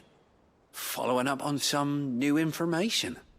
Once they'd settled in, the bearers you helped liberate in the Dragon's Eyrie were keen to talk about their imprisonment and about their captor. The slaver Cole's team were tracking when they were attacked by the Beastmen. I'll go and find her. She's at Martha's Rest, you say? If she's not moved on already, yes. I hope everything's all right.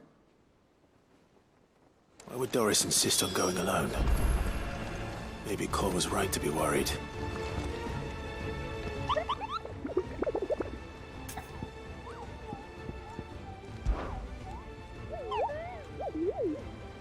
Through Orcish lands.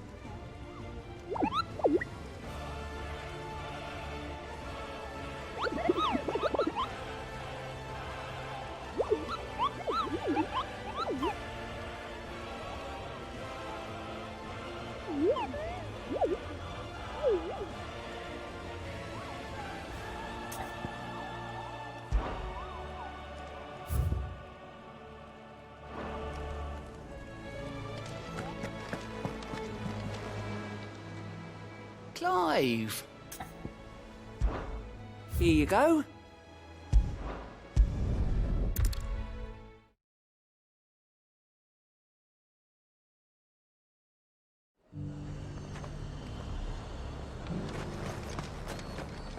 Do you see anything you like?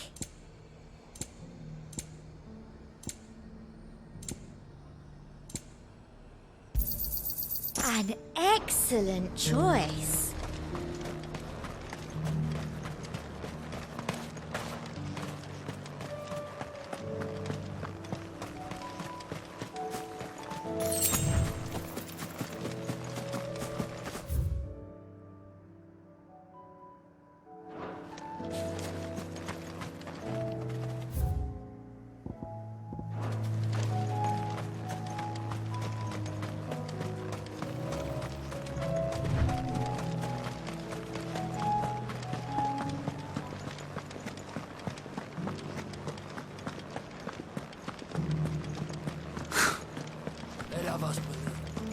There were ghosts at the gates not days ago.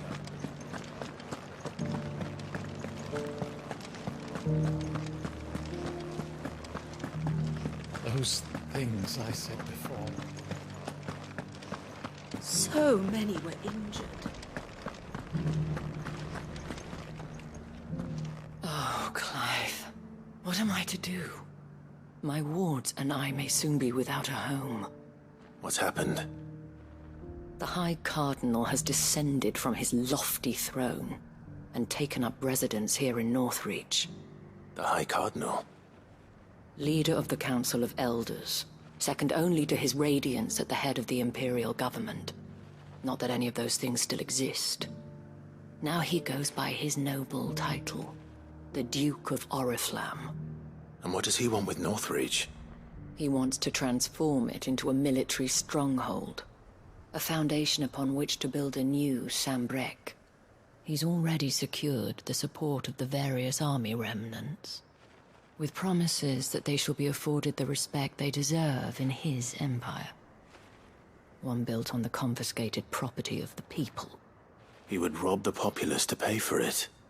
Believe me, I have used every means of persuasion to discourage him from this folly. But for whatever reason, he will not listen to me. What does Captain Philippe make of this? When the town was under attack, it was him the soldiers rallied around. Couldn't he use that influence again? How? By speaking out against one of the most powerful men in Sanbreque. A man whose stated aim is to revive the empire Philippe's comrades swore to serve, and to improve the soldiers' lot within it. The captain can offer them a regular supply of gruel, and an occasional trip to the Vale to help them forget the terrors they face each day. The Duke offers them a vision of strength and safety. No. Any attempt to incite mutiny would cost Philippe the support of his men, if it did not cost him his life. But given the mood around town, mutiny may yet be unavoidable. The people have little appetite for further deprivation, least of all when it serves only to elevate others. And who could blame them? Clive, would you appeal to the Duke on my behalf? For your services to Northreach, you have the respect of the soldiers, and they will take you to His Eminence if you ask them. And unlike Philippe, no bonds of loyalty prevent you from speaking your mind to the man. Well, will you try? You could hardly fare any worse than I did. I'll see what I can do. Thank you, Clive. Tell me then, where will I find this Duke of Oriflamme? In the garrison? Overseeing the troops, yes. All right. Wish me luck.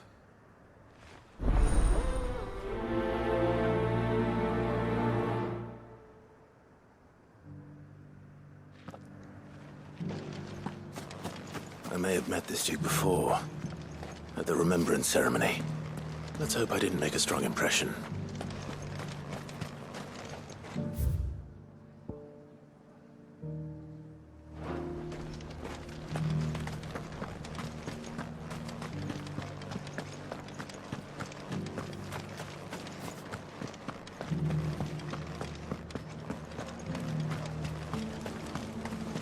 As long as you remain... Hawks. Oh, sorry about that. You're the dame's man, aren't you? You got some business with the captain? No, actually. With the Duke. I was hoping I might be able to speak with him. We're under orders not to let any civilians pass. But you should be all right. His Eminence has heard all about you and your heroics. Wait here. I'll go and ask.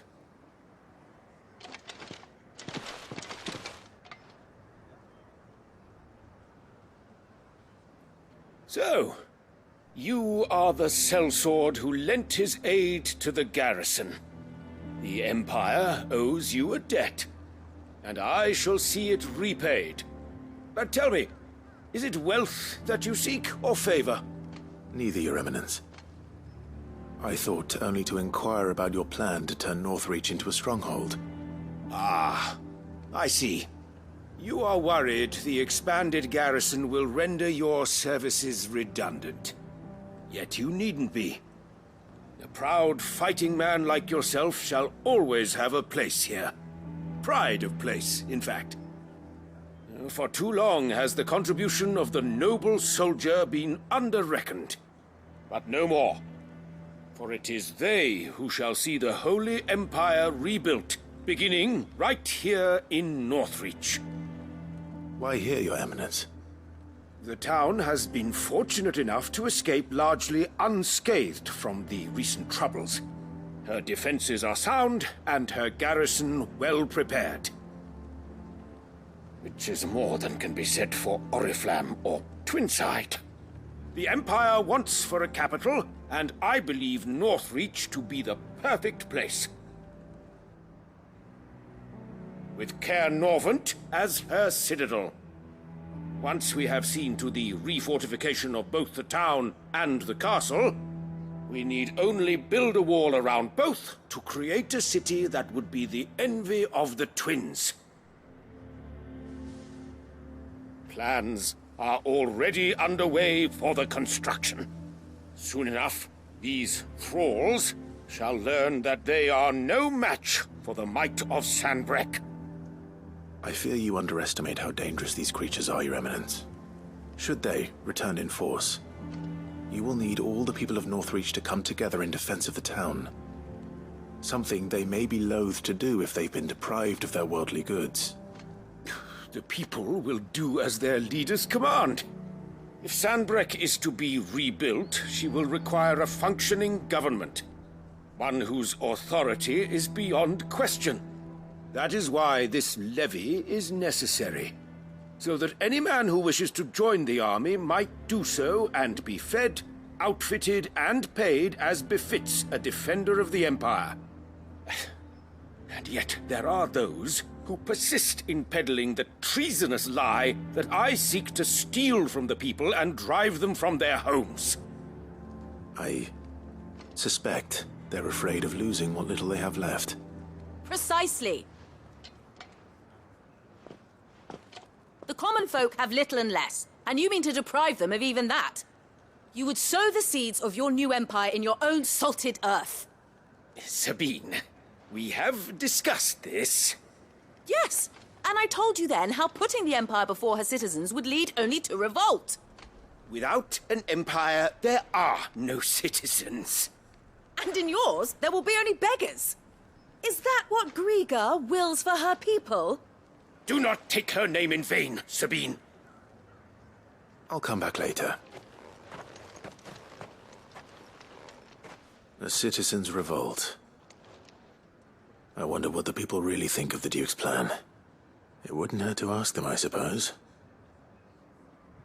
Let's begin with those on the other side of the wall.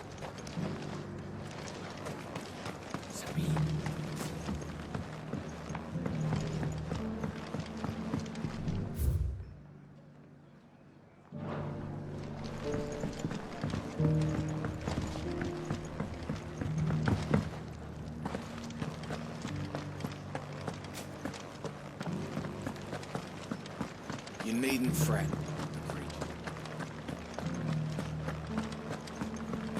There were ghosts at the gates not days ago. All right there. What is it you're after, sir? Just your opinion, actually. I wondered what you thought of the Duke of Oriflamme. Oh, him. Not much. None of us traders do. It's thanks to nobles like him that we had to set up shop this side of the wall in the first place. Couldn't have the rabble getting any closer to the holy capital, could they? And now he's trying to drive us out completely, threatening to take everything we got from us if we don't clear off.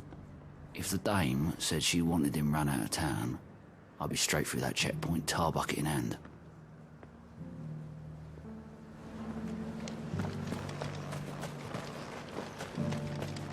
I got peppers to numb your tongue up. I've been hearing a lot of talk about a certain Duke. Nothing good, I'll wager. Going around acting like he owns the place.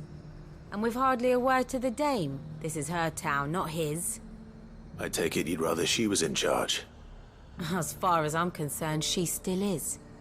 Just need his eminence to sod off back to Oriflamme. Why?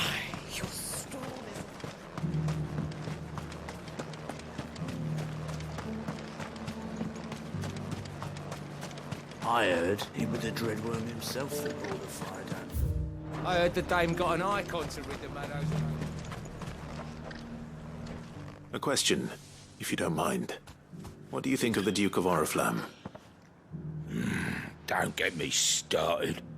You build a life for yourself somewhere, earning for some noble to turn up and tell you you've got to hand it all over to him. If he thinks his name and his chains give him the right to empty our purses, he's in for a rude awakening. We'll do whatever it takes to keep what's ours. Whatever it takes. Well, the people seem united enough. What about the soldiers?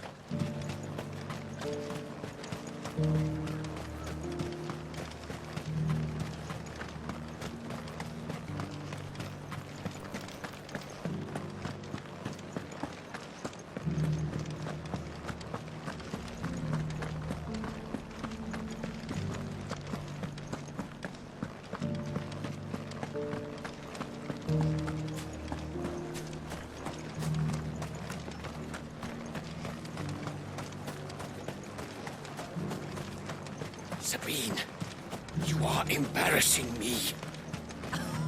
You're embarrassing yourself.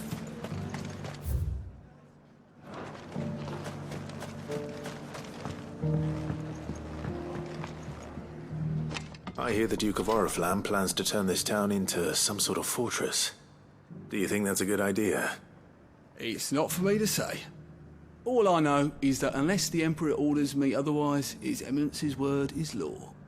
Look, no one likes all these taxes and tariffs, but empires don't come for free.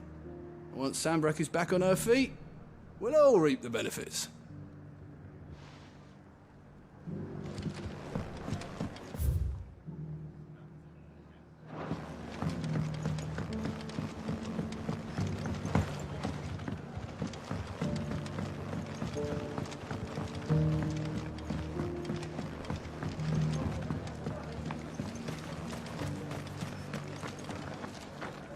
You.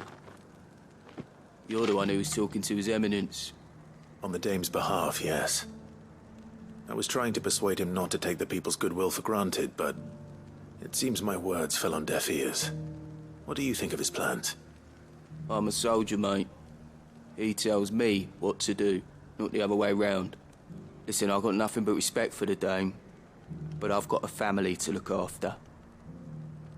That's where my loyalties lie, not with the town or the Empire, but with my wife and children. If the Duke can get us cement and the equipment we need to fight off those blue-skinned bastards, I don't care how he does it.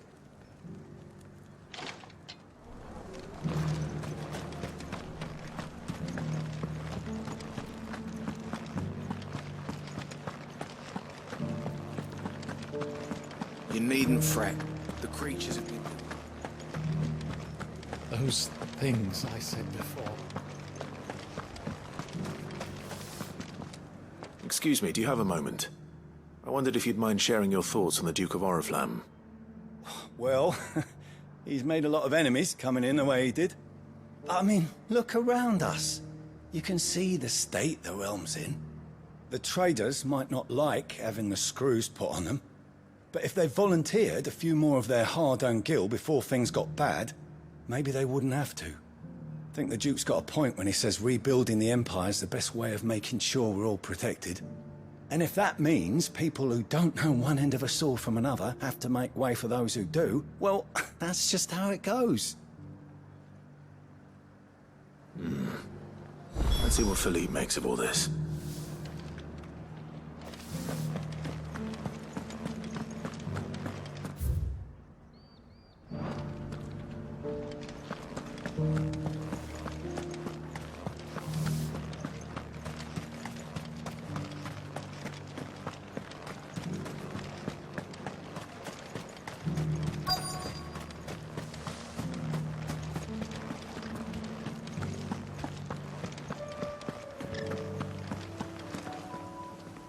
Captain, do you have a moment? For you? Certainly. Clive, wasn't it? Thank you for last time. How can I help you? I wanted to ask you about the Duke of Oriflamme. Do you intend to go along with his plan? But to tell you the truth, I'm in two minds. It's my sworn duty as a captain of the Imperial Army to obey his orders. But I can't say I agree with him. Philippe, I remember you saying that you became a soldier to protect the people you loved. The Dame included. That's right. I did. Well, she doesn't agree with the Duke's orders either. She thinks they could tear Northreach apart.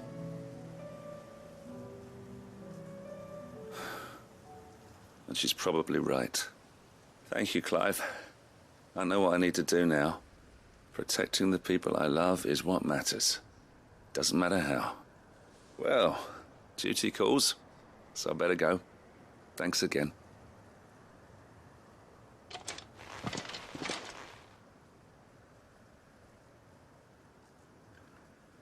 It seems Philippe wants to do the right thing at least.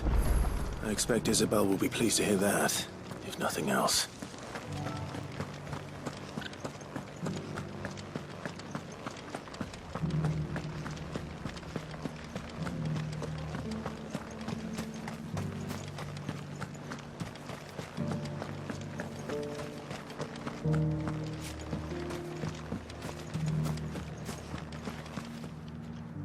Ah, Clive.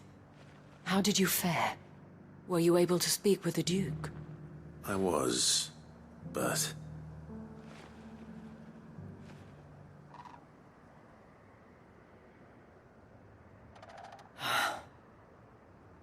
So Northreach is to be a fortress after all. Well, it will certainly help to hold back the thralls. There's no denying that. Though I doubt it will come as much consolation to the townspeople whose worldly goods are confiscated to pay for it. They deserve to be heard, Clive. To have a say in this new empire the Duke means to build. Sadly, His Eminence values their obedience more than their opinions, and hopes to reassert the authority of the state. I fear he sees the people as mere pawns on his chessboard to be sacrificed for the greater good. Needless to say, they themselves are of a different opinion, and would rather their destinies were in your hands. The soldiers, meanwhile, are content to follow their orders. And not just because of the Duke's rank, but because of his vision. I thought as much. Had I sworn to protect Sanbreque, I dare say I too would want nothing more than to see it rise from the ashes. Thank you for trying. But the battle is lost. I don't know about that. What happened to your uniform? I handed it in, along with my resignation. Told the lads I wished them well, but that I owe it to those I love to call it a day. But why? Because I realize what really matters to me. Not following some nobleman's orders for the sake of it, but protecting what I care about. Protecting Northreach. I honestly don't know when those monsters will return, but I'm certain they're not finished with us yet. And when they do come back, we need to be ready for them. We need to stand together, all of us. And with you to lead us, milady, I reckon we can do it. It was you who finally convinced me, Clive. There's no point following orders if they go against everything you believe. Indeed. All of us, standing together. That has always been Northreach's best hope, and one which still lies within our grasp. We have only to turn our attentions to the true enemy. Thank you, Philippe, for showing me what I must do. Anything for you, milady. Speaking of standing together, would you mind if I borrowed a few of the lads from the Vale to help keep watch around the town? I fear His Eminence has loftier tasks in mind for the guard. Not at all. Be my guest. Wouldn't be the first time.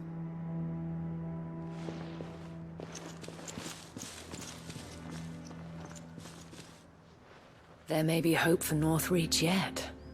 Especially with men like you and Philippe to champion our cause. I, for my part, shall continue to work upon the Duke, in the stubborn belief that I might still tempt him into joining hands. But I suspect I shall have to call upon your aid again. Until then, Clive. Until then.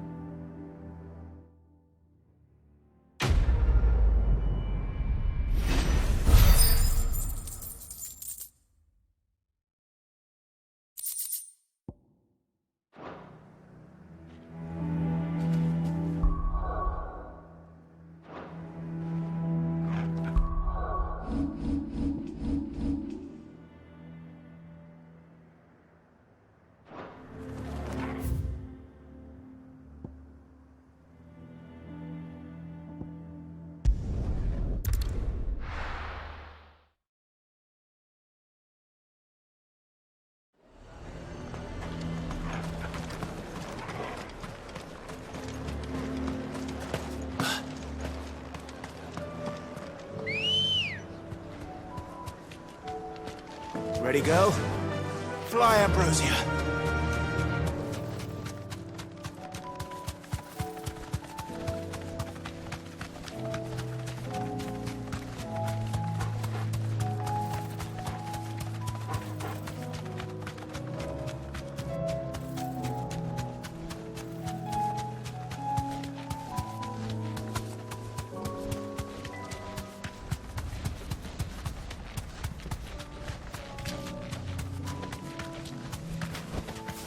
Thanks, girl.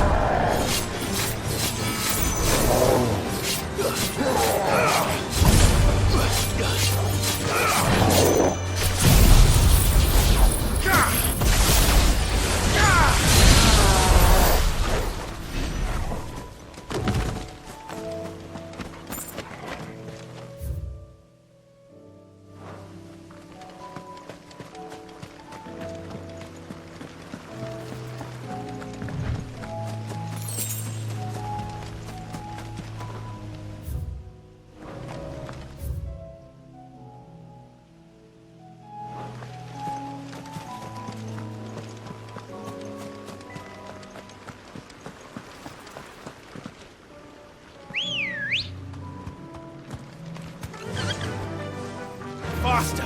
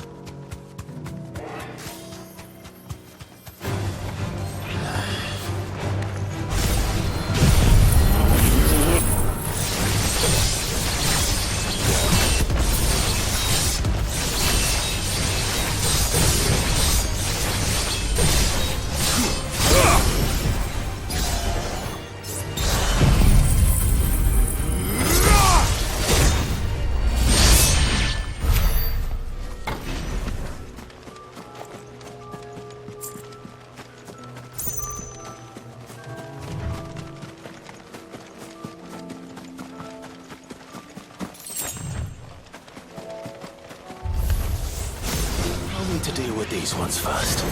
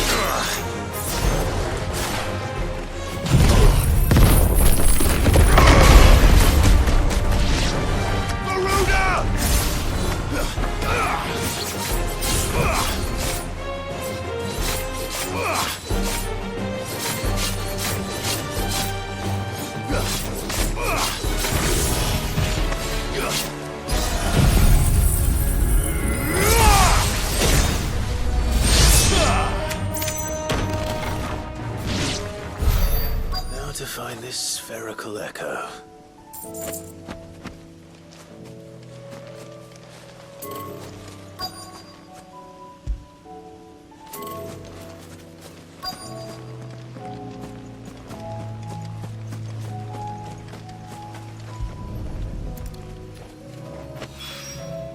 This is it.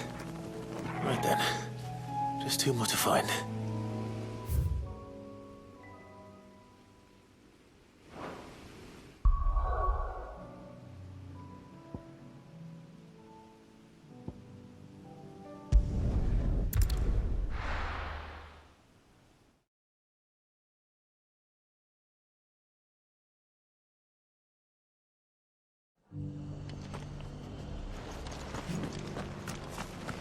Laura should be somewhere nearby.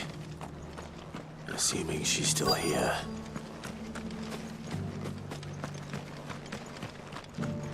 The world seems to be changing so fast lately I can hardly keep up.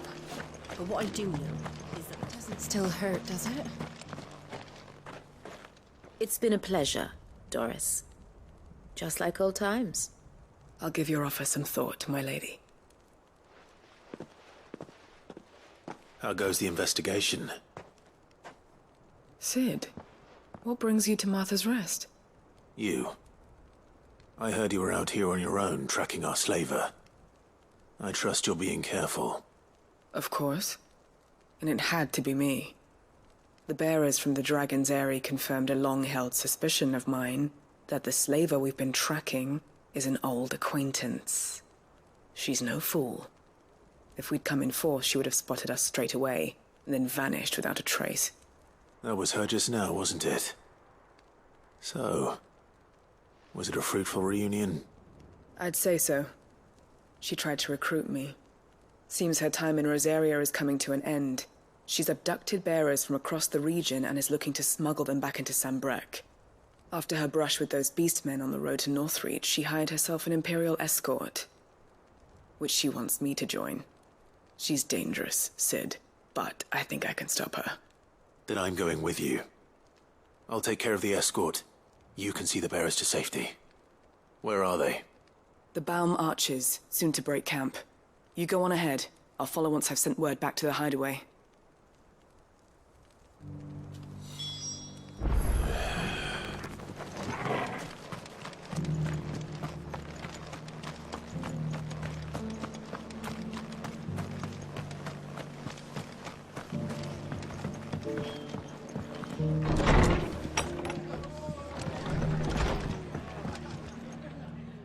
Ah, Clive, I was just about to send for you. I'd like you to take something to Sir Wade up in Eastpool. Seeds for planting. Thought it was about time they started growing their own food. I'll keep providing them with whatever they need in the meantime, of course. But if Eastpool's going to survive, it's got to be able to fend for itself. As have those poor bearers. They've lived their whole lives in servitude, but now they're their own masters. Small wonder they ain't got the foggiest how to provide for themselves. So it's up to us to teach them. And if you're wondering why you, well, the Wagoneers taking supplies up that way have been coming back with more and more reports of Akashic around the village of late. Sir Wade's putting a brave face on it, but I think even he's starting to worry. And if he's likely to share those concerns with anyone, it's you. All right. Thanks. Wouldn't ask if I didn't have to. There. That should be enough to keep him in Gazal Greens for a few years at least. Gazal Greens? Not the most mouth-watering crop, I'll admit. But they're hardy, they grow fast, and they fill a hole.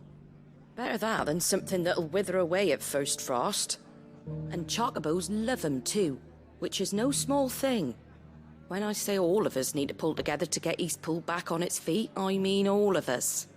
They ain't exactly succulent, but cook 'em right and they're just about bearable. I'll take your word for it. Anyway, Sir Wade'll know what to do with them. And if he don't, well, I'll go up there and show him myself. I'm sure you will.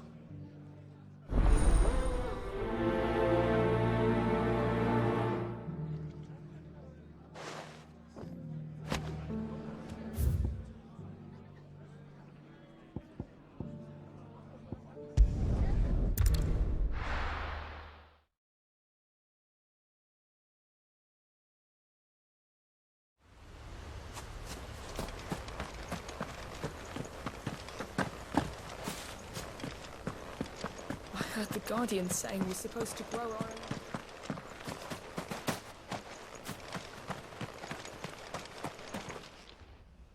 Ah, Lord Rossfield. What brings you to Eastpool? A delivery from Martha.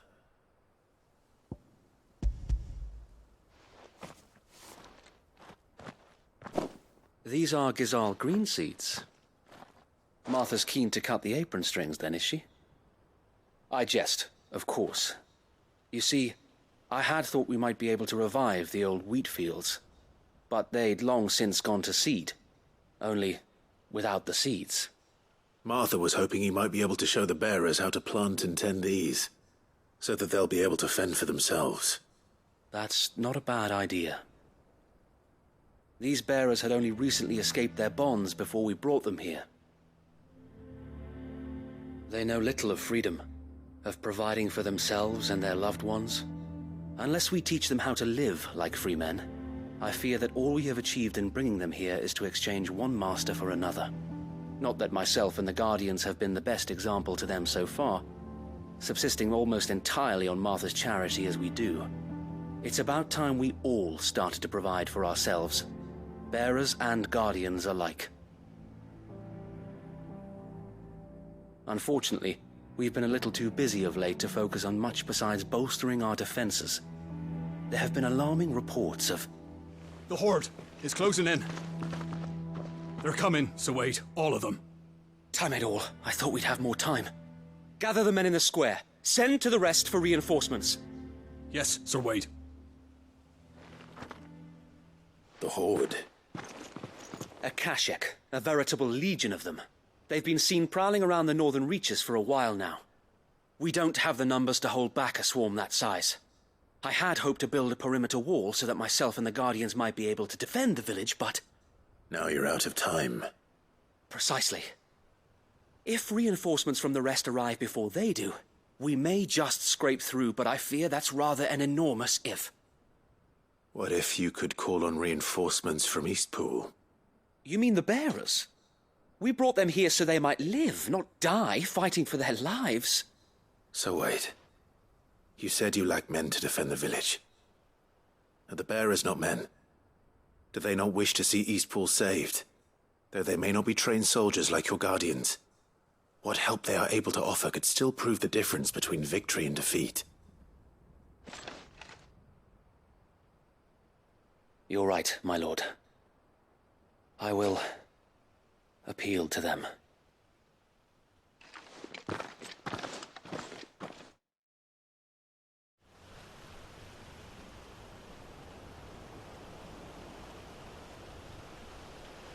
My friends, I humbly beg your aid.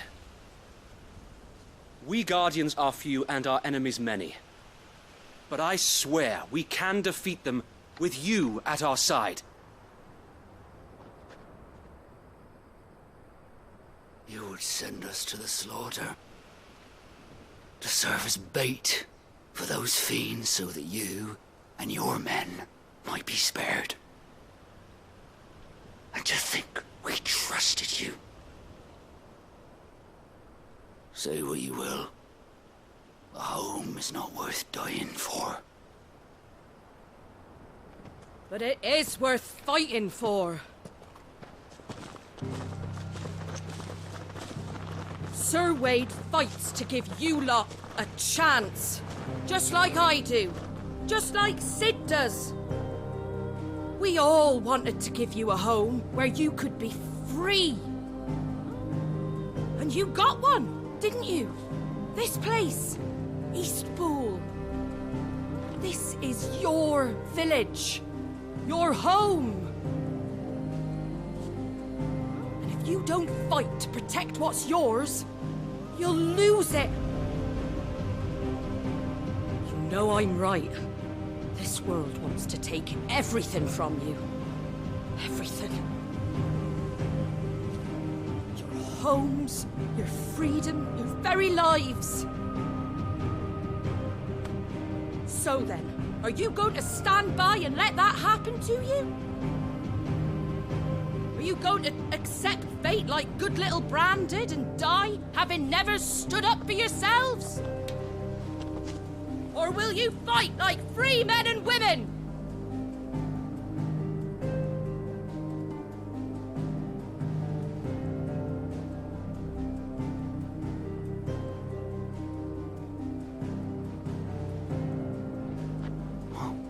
What are you doing? All right.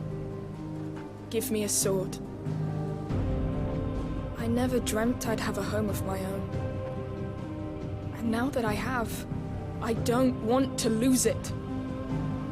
I will protect what's mine, or die trying. We all will. Free men and women, fighting together.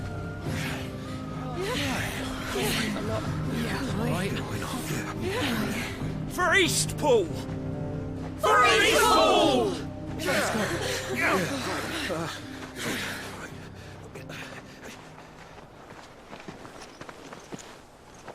Thank you, Martha.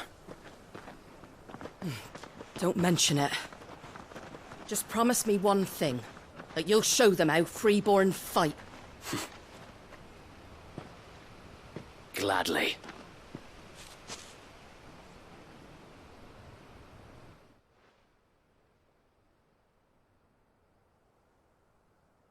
Well, if it was numbers you were lacking, you certainly won't be now. Thanks to you. Me? Oh, I just love the sound of my own voice. Lord Rossfield, my lady, we're ready. So what's the plan of action? We'll divide our forces into several small detachments, each made up of guardians, bearers, and guards from the rest. These will position themselves at strategic points around the village. Upon engaging with the Akashic, each detachment will keep the creatures occupied as best they can, steadily retreating all the while. You're going to lure them into the village? I am. We will have neither the time nor the resources to treat the wounded, so injuries must be avoided at all costs. Instead, we will focus purely on defense at first. By coordinating our withdrawal through the use of messengers drawn from among the bearers, we will aim to have the swarm converge at a point of our choosing. With luck, that point will be the village square, the perfect place for our most able warriors to surround them and fall upon them, and for you and I to finish them off. A sound plan, but one that'll require a leader with a cool head and strong nerves to coordinate the retreat. I'd say you have both in abundance, Sir Wade. But you'll be needed. Please, leave the last of the fighting to me. Ha! And let you have all the glory? Sir Wade! They're here! Then you know what you must do. We work together, everyone playing their part, each shielding the other that no man might fall, that Eastpool might live on. For Rosaria! For Rosaria! We've no time to argue, my lord. I'll do as you ask. And I will do as you ask. Suppose we'd better do our bit too, then, eh? Right you are, Martha.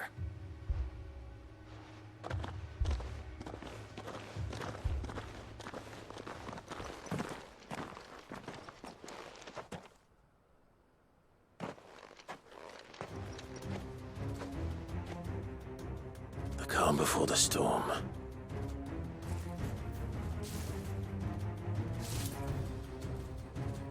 And here it comes. I will not let this village fall.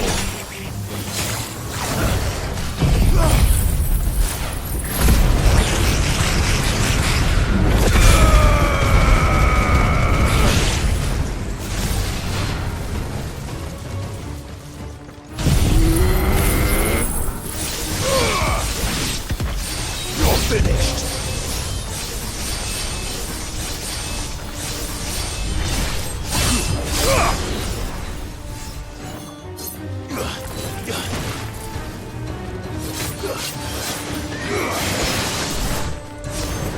Wake and win!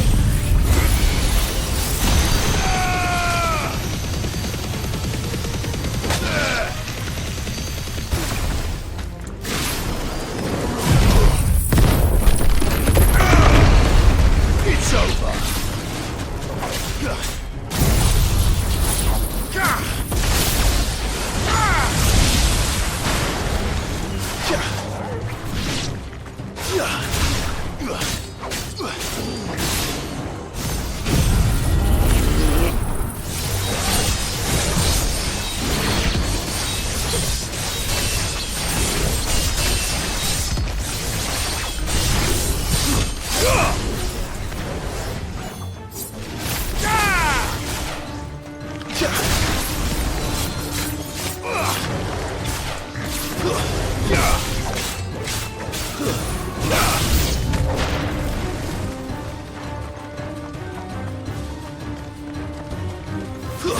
Wake and win!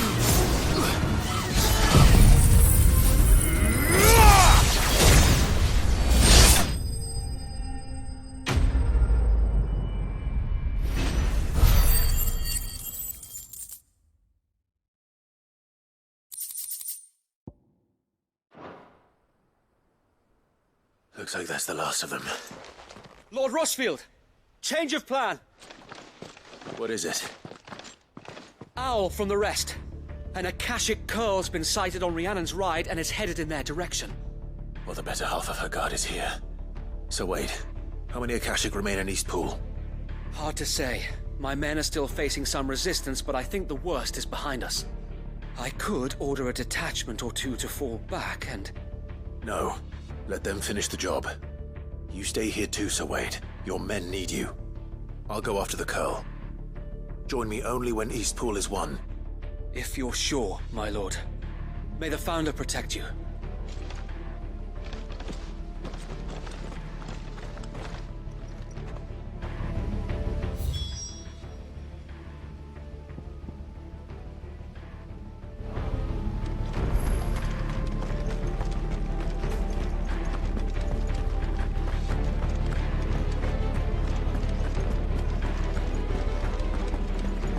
Next one's mine.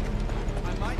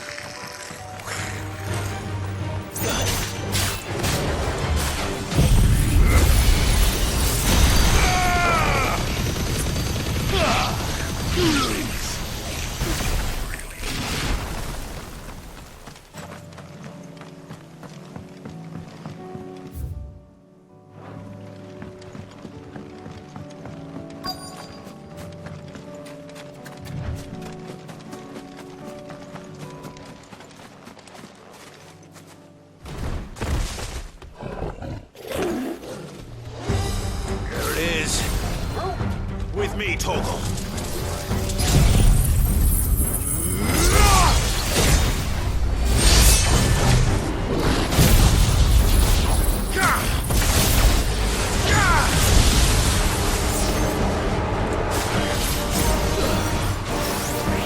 Slow.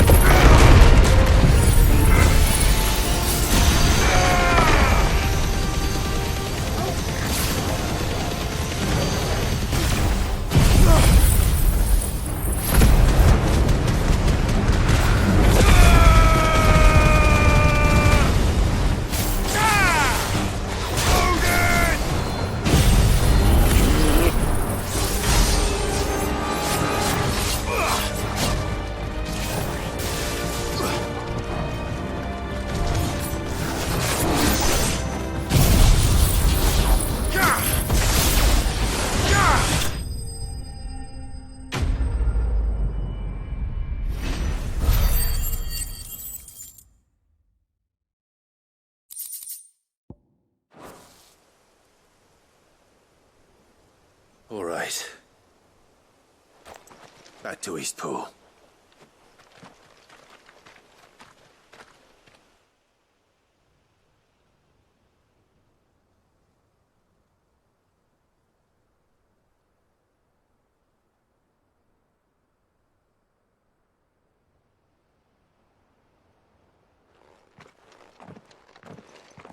Lord Rossfield, the Curl, is it? It's dead. Thank the Founder for that. And for you, my lord. We were able to eradicate the rest of the Horde. I have guardians posted around the village to keep watch for further attacks, but all seems quiet for now. I hesitate to say it, but I think it might be over. I think it might.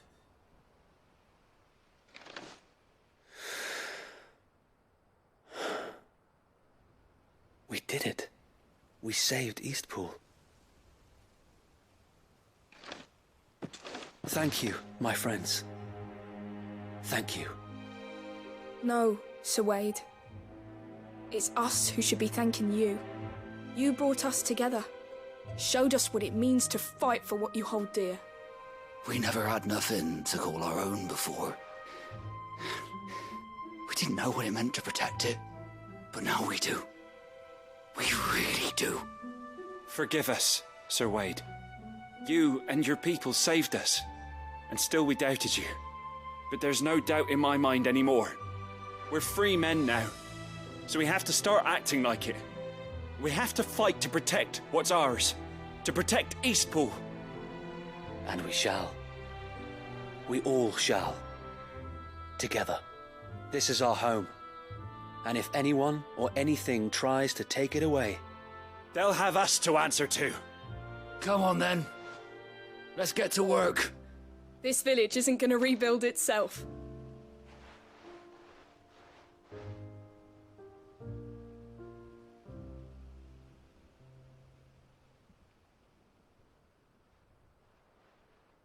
They're not slaves anymore. no. They're Rosarians. Your father took pity on the bearer's plight, and I believe if he was still with us today, this is what he would have wanted. I believe you might be right.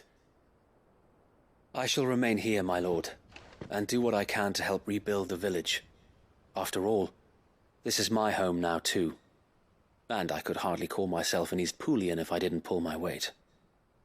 I think you'll find it's Eastpudlian, Sir Wade.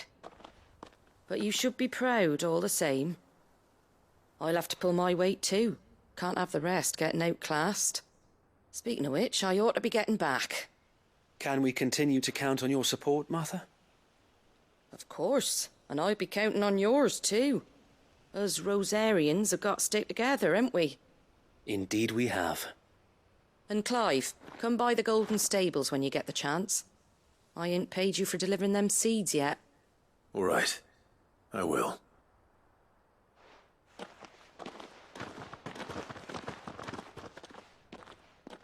Lord Rossfield, do you remember our very first mission together?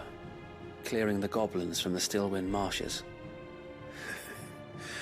How could I forget?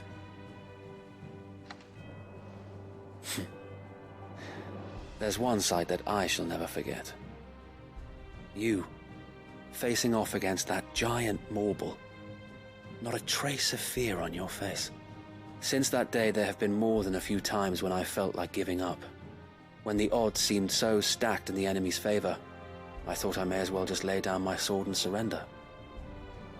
But every time I would think back to the look in your eyes that day and remember what it means to be a shield. Know that whatever trials Eastpool may face, I shall never lose courage. Thanks to you. Sir Wade, you have always been a true shield. I know that Eastpool, and indeed all of Rosaria, will be safe in your hands. Thank you, my lord. I know the rest of the world will be safe in yours. I'll do my best.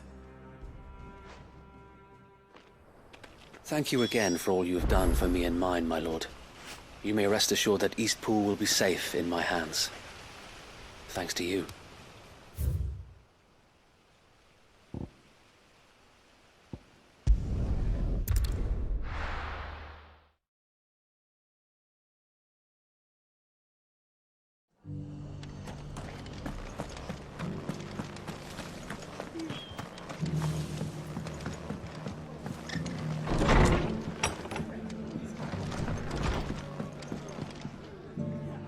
The hero returns.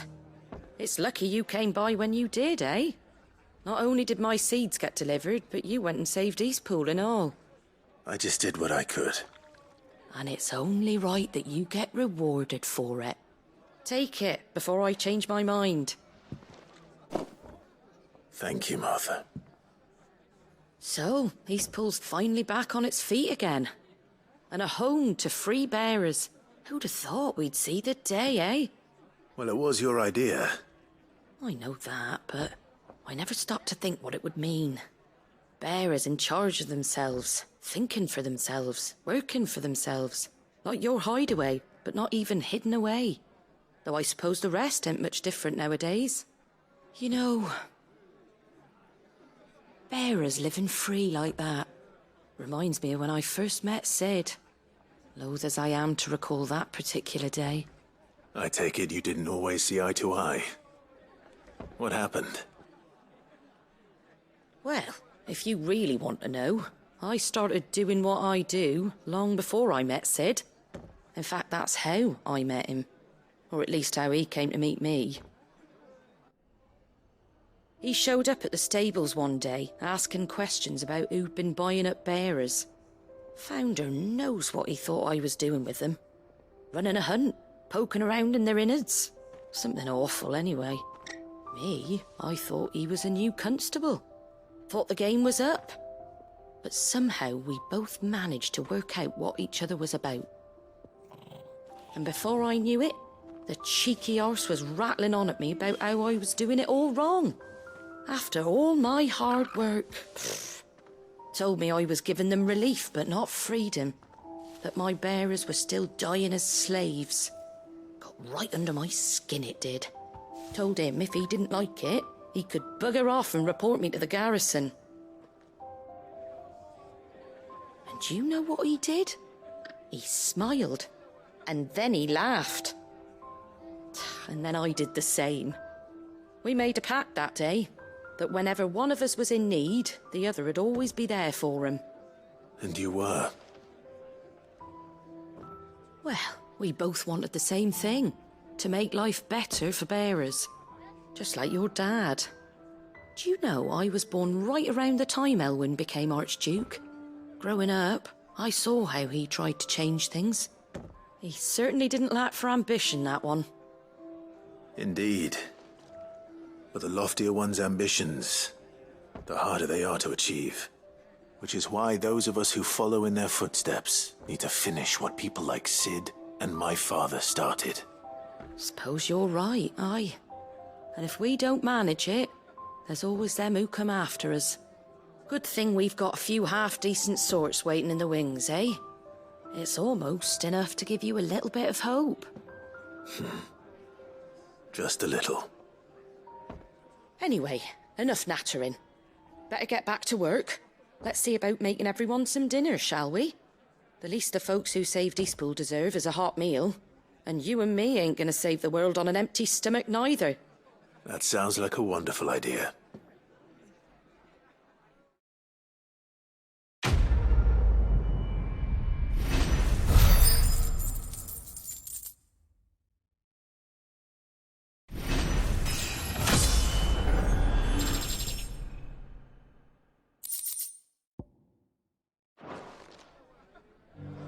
Don't worry, Clive. You went alone in this fight. Whenever you find yourself in need, be it of money, men, or a bowl of hot stew, the stable's door is always open.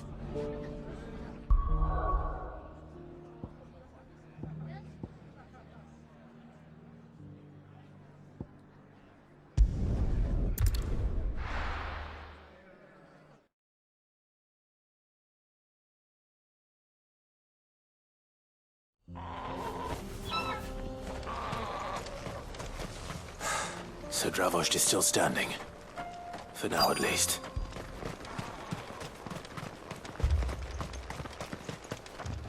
Would you like to see my wares? May we meet again? Clive! You're here! And the Akashic? Mostly off to the north still. But I spoke to Doris's scouts and it turns out things are worse than I thought. There's swarms of them out there. Told old Snotty to be ready to seal the north gate. That should buy us some time if we need it. Enough for the villagers to barricade themselves inside their homes, at least. Well done. Welcome back, Cid. I'd never have guessed, you know. Not if August hadn't let slip. Who'd have thought that the savior of Dravost would turn out to be the realm's most infamous outlaw? Keen to help us out again? I am. Thought you could sneak off without me, did you? Blackthorn. Oh, what are you doing here? One of the scouts couldn't keep his voice down. Unlike my best mate who didn't think I deserved to know. Zoldan, how long's it been? Long enough for us two to turn into a pair of old codgers, I see. That your idea of an apology? Prick. Don't listen to him. You only did what you thought was best. For the village and that. I did, yeah. But that ain't the whole of it. Vulcan, our master, didn't leave the chiefdom to the two of us. He left it to me. The best blacksmith in Dravost, barring himself, of course. Bloody stupid tradition, in my opinion. If someone's got talent, you should let them practice their craft, not ask them to settle petty feuds and barter for grain. Our master wasted half his life that way. I wasn't about to let that happen to me. So you wasted half of mine instead? You're what Dravost needed. Under me and my precious ideals, this place wouldn't have lasted a year. So I left to devote myself to the work and spare you lot the consequences. I may be a selfish prick, but I only did what I felt I had to. What you had to do was your duty! Even if it meant we all starved? Enough. This is no time for bickering. You can finish beating each other up once Dravost is safe. Fine. I've said my piece anyway. Yeah, so have I. Sorry, Clive. I shouldn't have stuck my nose in. We're short enough on time as it is. Still, give us a mo, would you? I need to get my head straight before any of them Akashic try to bite it off.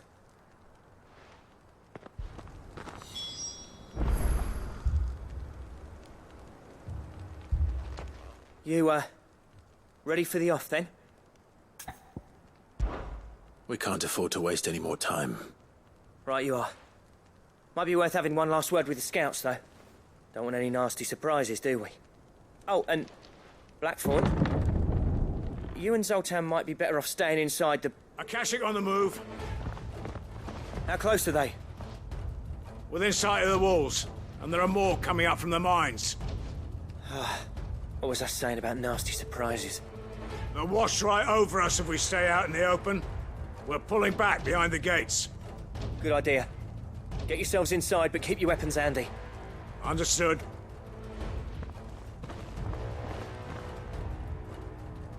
I'm prepared to fight if I have to. Well, let's hope you don't. That's our job. Once the scouts are inside, order your men to barricade the gates. No heroic last stands, you hear me? No fighting at all if you can help it. August's right. I've seen what Akashic beasts can do to armor. The people here are tough and willing, but they ain't equipped to face what's coming. I'm going out there. Start work on the gate as soon as I've left. I'll give you as much time as I can. And if they kill you? You evacuate. But it won't come to that. I promise. You'd better be right. Take good care of Dravoj till I get back. Leave it to me. And give those things what for, yeah?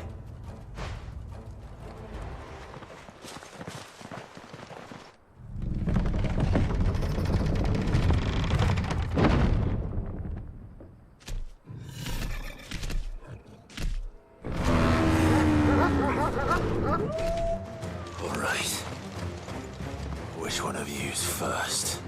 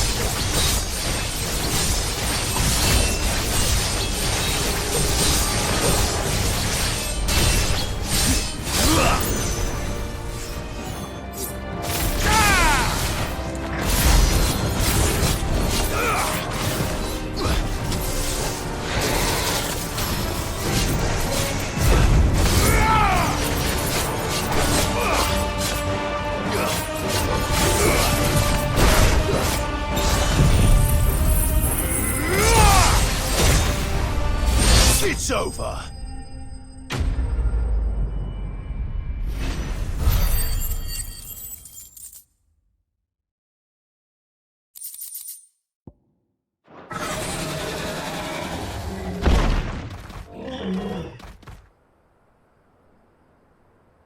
Now, the question is, did I miss any?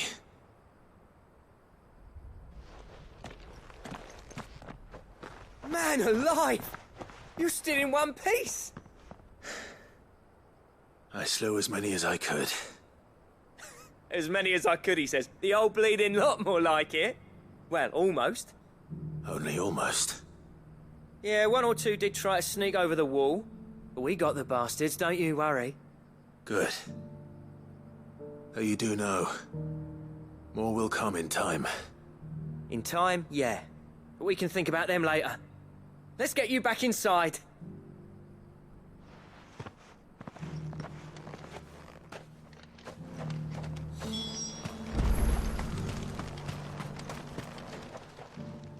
Sid! You're even more fearsome than your reputation. Enough to give those Akashic monsters nightmares. I almost felt sorry for the wretched things. But mostly, I felt grateful. Dravoged won't forget what you did today.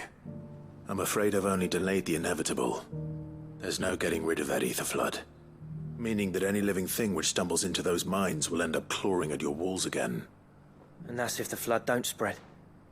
If it does, well, I hate to say it, but the village's days are numbered. That may be, but we're staying just the same. With ether floods springing up all over, it's no less safe than anywhere, and more importantly, it's our home. We'll fortify the gates to the north. And I'll see that they're guarded day and night. All right. Then we'll give you a hand shoring up those defenses. As for you, Blackthorn, that's twice you've turned up when Dravos needed you. So, thanks. I shouldn't have stayed away so long. And I shouldn't have left without talking it over with you first. Too bloody right you shouldn't. Though I doubt I'd have listened. I always envied you. How you made everything look so easy when, for me, it was anything but. You leaving gave me the perfect excuse to hate you. And from that day on, I never once stopped to wonder what it would have been like if you'd stayed. But what you said earlier, it was true. You'd have been the death of this place. Finally, something we can agree on. I hope you see the sense of it eventually. You kept this place alive. Alive, perhaps. Wealthy even, but... Dravos isn't what it once was. Our work used to be the pride of Dhalmekia. Now, we churn out the same rubbish day after day, because it's easy and turns a profit. It's not about the craft anymore. I wouldn't send my sons to war wearing the shit most of our smiths are making. I've kept working, honing my skills, trying to lead by example, but no one sees the point. The average castle apprentice has as much passion for the craft as our current lot. Come back to us, Blackthorn. Remind Dravos what a true master blacksmith looks like.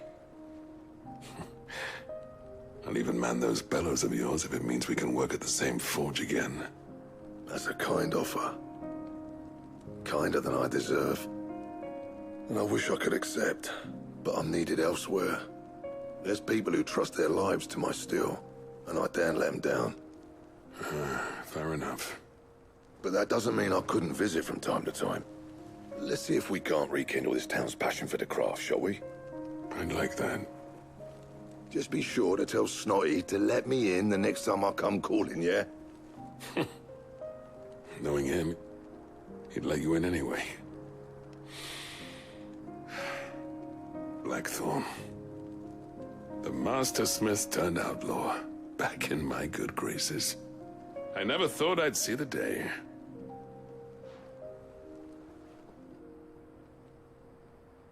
I'd say that went pretty well, wouldn't you? Even better than I'd hoped. Sid, I've got something for you.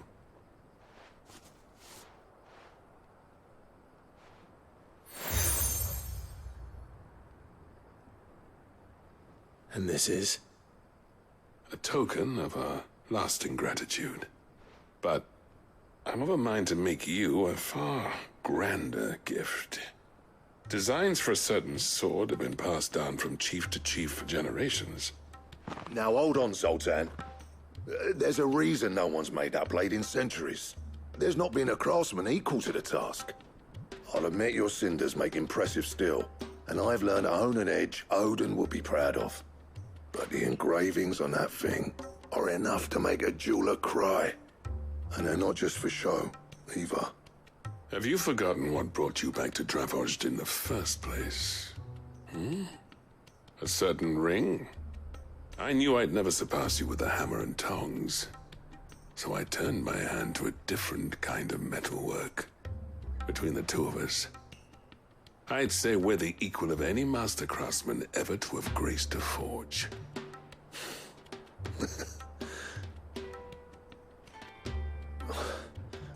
You know what? I think you might be right. Clive, you wouldn't mind if Zoltan came back to the Hideaway, would you? He's more than welcome. As long as he can keep our secret. Right. Zoltan, get your tools. We've got a legend to forge.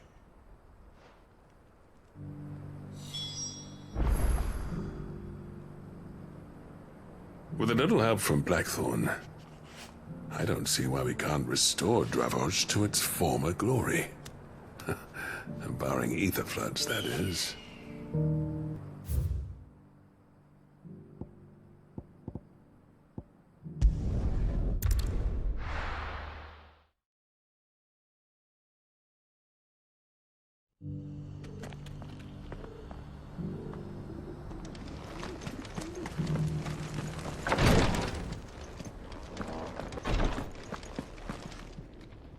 Lord Rosfield, is there aught the Undying might assist you with this day?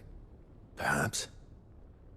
My brother said that your order was helping him with his quest to uncover Ultima's origins. Have you learned anything of note since last we spoke? Little unless, I regret to report. I see. Be assured, however, that we will not rest until the truth is known. Even now, our archaeologians scour ruins in every corner of the realm for traces of Ultima's touch. Fallen ruins, I take it. Dating back as far as Phoenix Gate. Indeed. Ultima's thralls are oft sighted among the remnants of the fallen civilization, as if protecting the secrets concealed within. Secrets we'd see unearthed. Should our methods be of interest, my lord, mayhap it would please you to observe some of our number at work. Would that be possible? Of course. A survey is being conducted not far from here. Perchance you are familiar with Kretov, a small hamlet built around a fallen airship. I was due to visit my colleagues there to collect their preliminary findings, but if you would consent to do so in my stead, I'm sure that they would be honored to relate any discoveries they have made to you directly. All right. I'll go and meet with them. They will be most gratified, I am sure. Might I suggest you take the road through Titan's Wake? It will lead you straight to the village after but a short walk. Thank you. I will. I wish you a safe journey, my lord. May the Firebird's flames burn ever in your heart.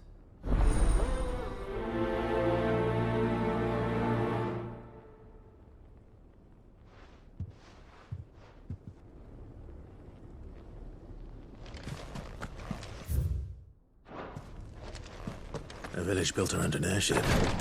Sounds like another Lost Wing. I hope the inhabitants are just as friendly.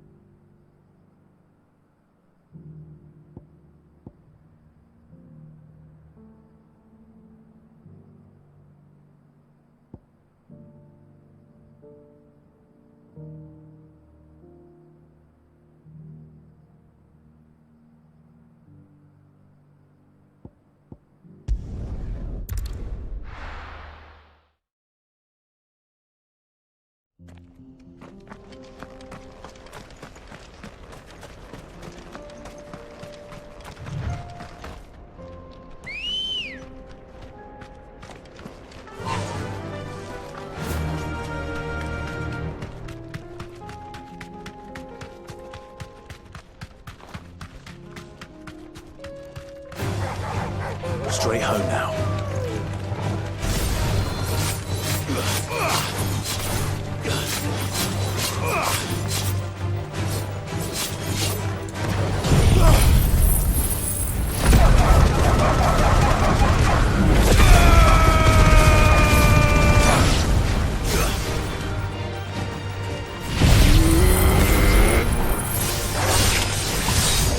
You're finished.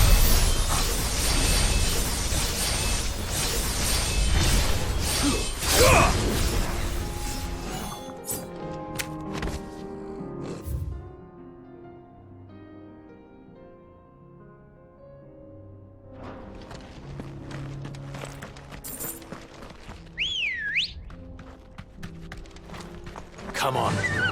Fly, Ambrosia.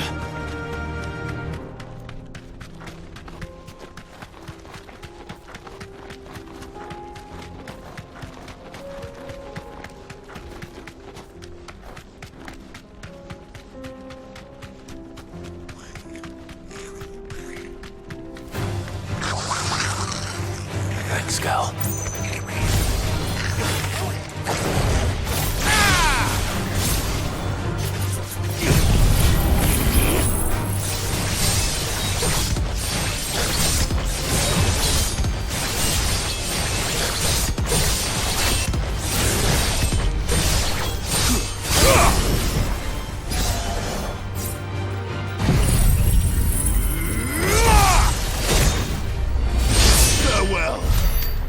No use calling Ambrosia now.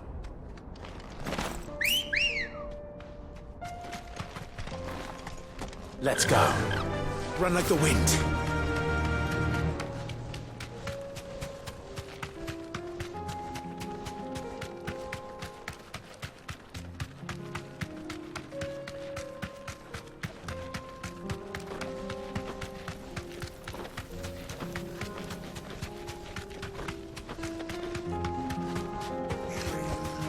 Be safe.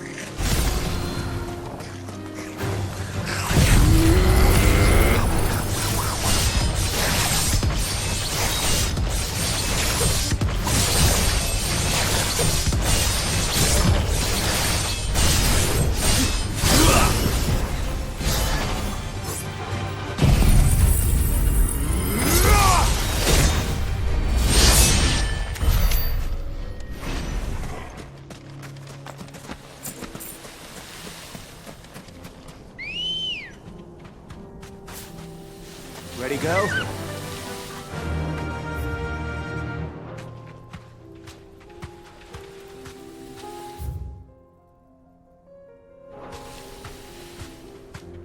Fly, Ambrosia.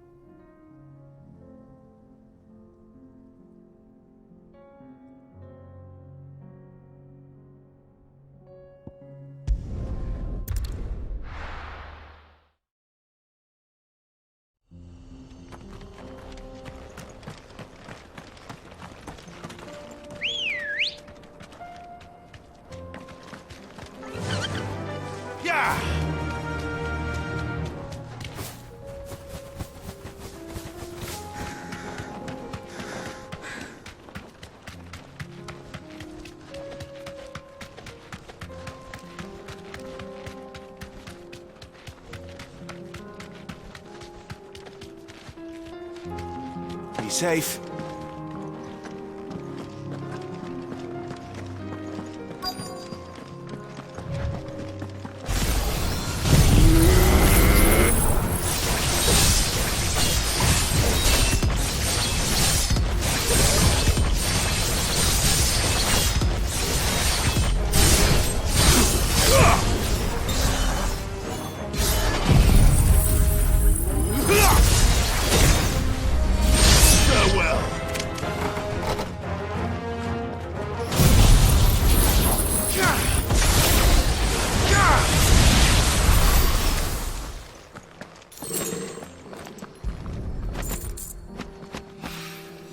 Two down, one to go.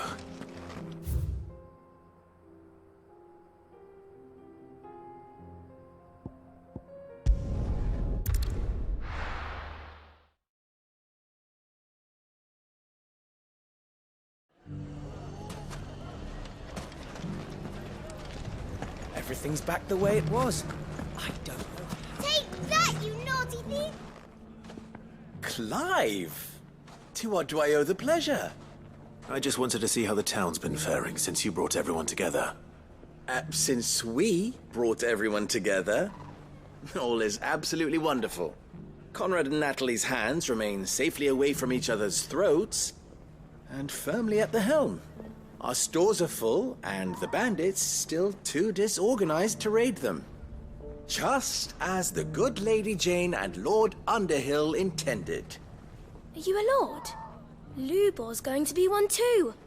They're going to make him the Lord of Dalimil, because of how he stopped all the grown-ups from fighting.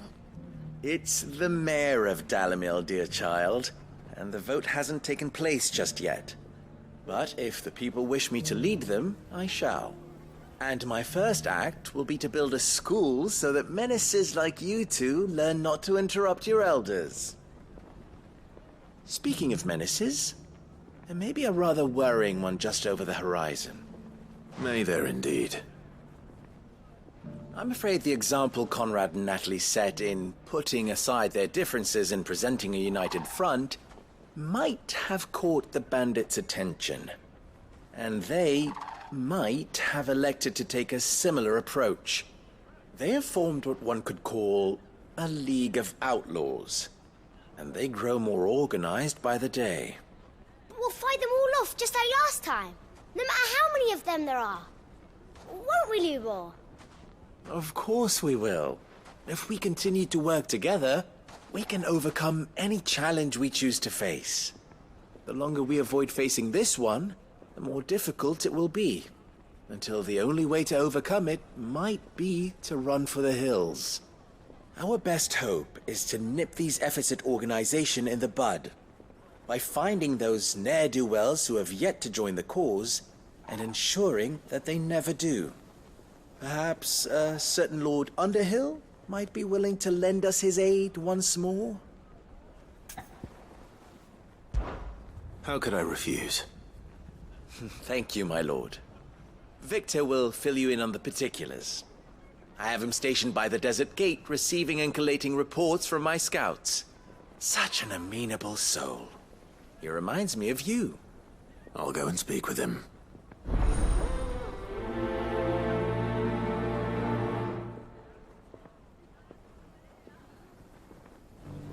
What's the difference between a lord and a mayor? That's easy. One of them swings a sword, the other forges them. A League of Outlaws. Sounds like we have some competition.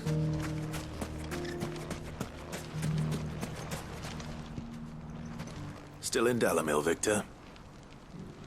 Ah, Sid. I thought you'd have returned to Cosnis by now. I did. Then I came back. I've developed something of a fondness for the place. And having worked so hard to see it saved from one fate, it would seem remiss to abandon it to another.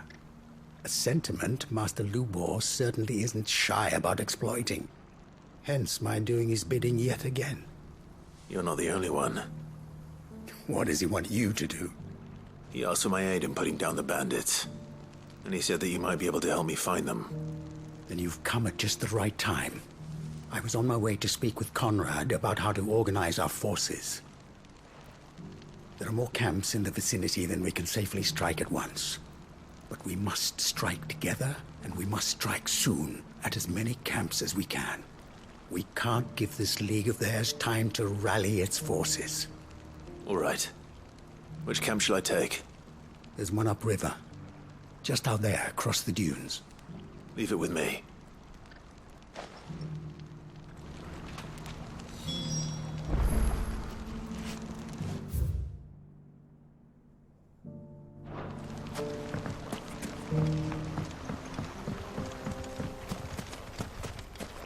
Those ne'er-do-wells want to band together.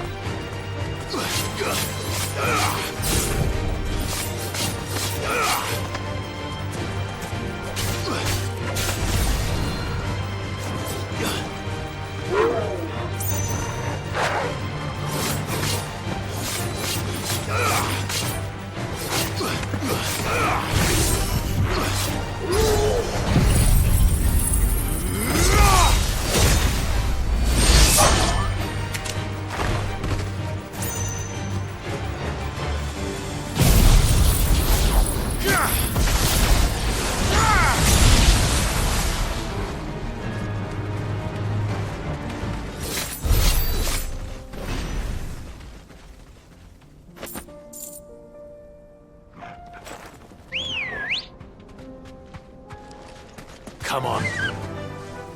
Faster!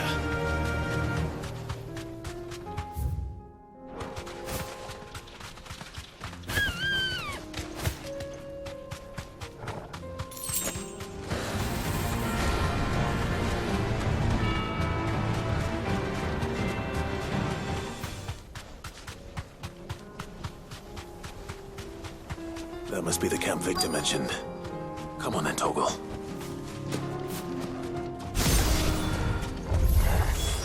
That's him! The one who killed Locke and Finger!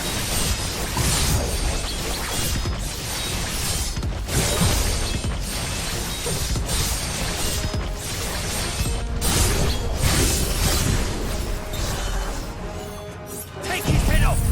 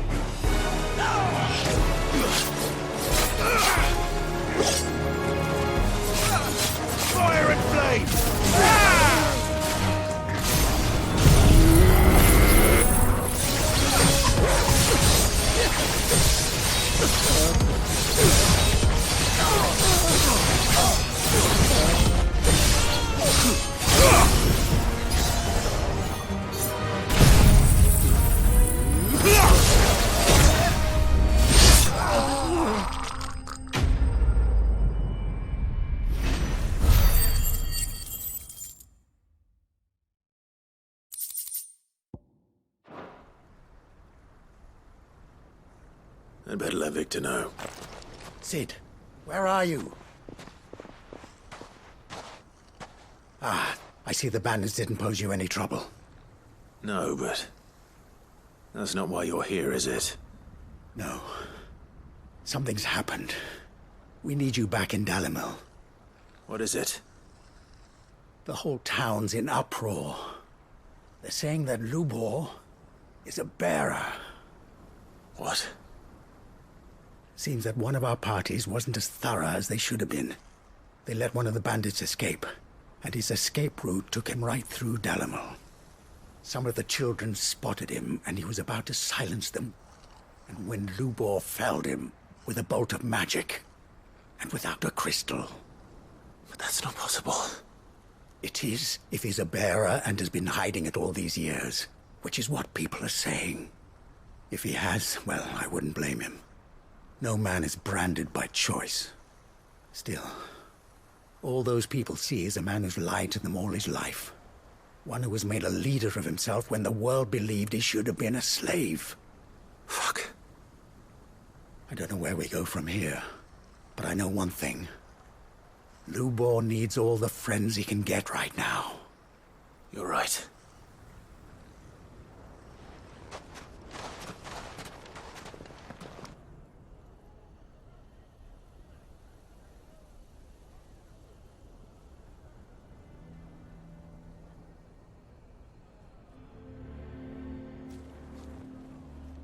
And now everyone knows. I made it a habit to keep a crystal close at hand for just such an occasion. And when that occasion arose, I forgot to reach for it. Well, it was bound to come out sooner or later. We're sorry, Lubor. We tried to keep running. But we just couldn't anymore. There's nothing to be sorry for. I rather enjoyed playing the hero for once. All that matters to me is that you two are safe. Look at him talking to his betters like it's nothing. All lies, I'll wager. Just like the ones he fed us all these years. Once people make up their minds, it's hard to change them. We need to do something, and quickly. Convince the people not to let their prejudices blind them. Convince them that nothing has changed. That their enemy lies outside these walls, not within them. You're right. We should speak to everyone. I'm glad you agree. I'll handle the townsfolk. I'm a Dalmec born and bred. They listen to me. You head to the tavern. Make Conrad and Natalie remember who Lubor really is. They know that Lubor and I are friends. I might not make for the most impartial of interlocutors. Lord Underhill of Randalar's League of Merchants, however, is a trusted and impartial mediator of note. I'll do what I can.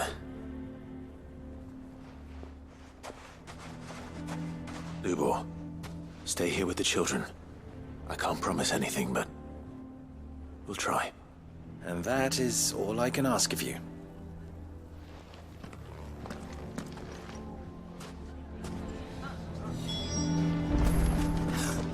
Why are you taking the bearers? Why do they always have to make such a fuss? He knew all along that he was... Forgive me for disturbing you, but could I have a moment of your time? I've seen your face before. As have I. Lord Underhill, wasn't it? Of the League of Merchants. That's right. I wanted to speak to you about Lubor. The rumors that he's a bearer.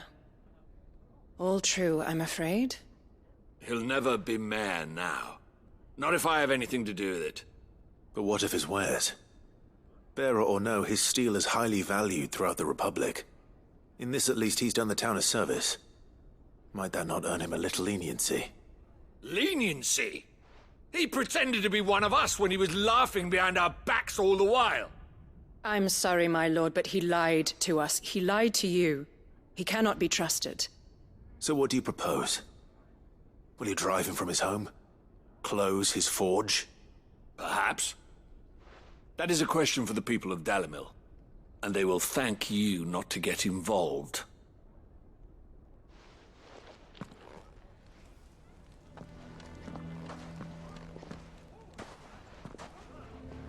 The townsfolk have made their minds up. There was nothing I could do. Nor I. Conrad and Natalie refused to consider anything but their own wounded pride. You never know. Once their anger is cooled, they might see things differently. For now, we should report back to Lubor. All right.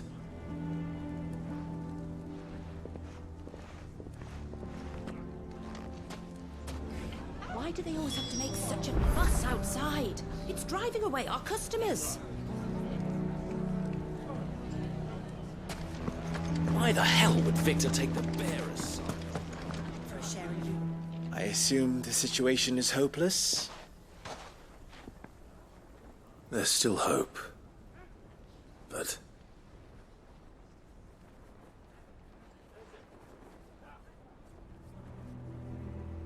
But perhaps not in this lifetime, I think it's fair to say.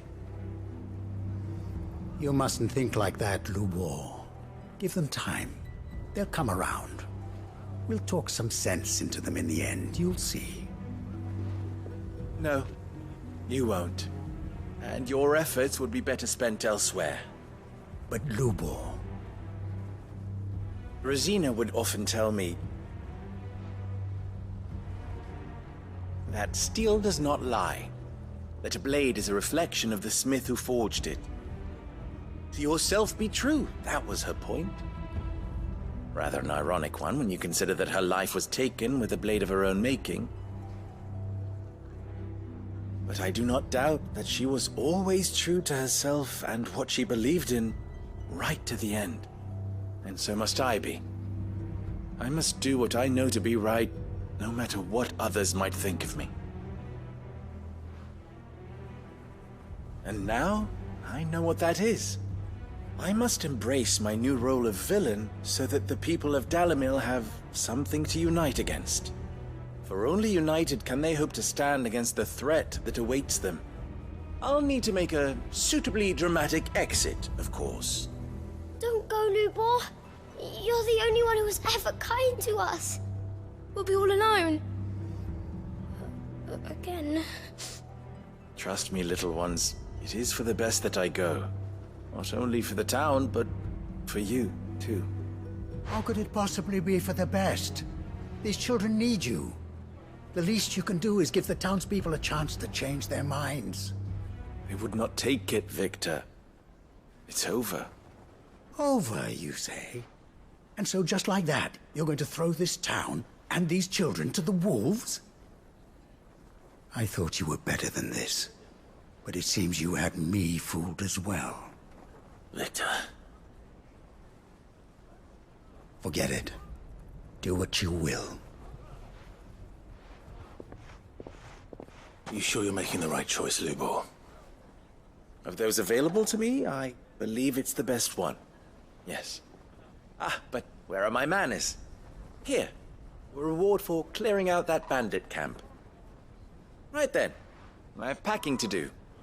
If there's anything I can do. Anything. I'll bear it in mind. Thank you.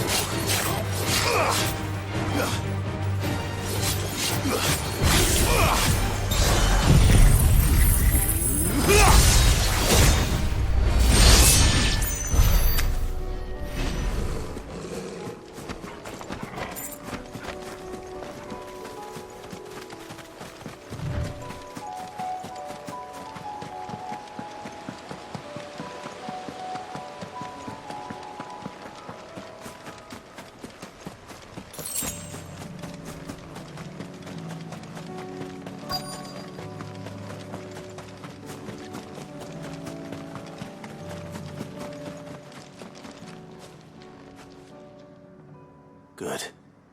They haven't broken camp yet. How did Doris come to know a slaver, I wonder?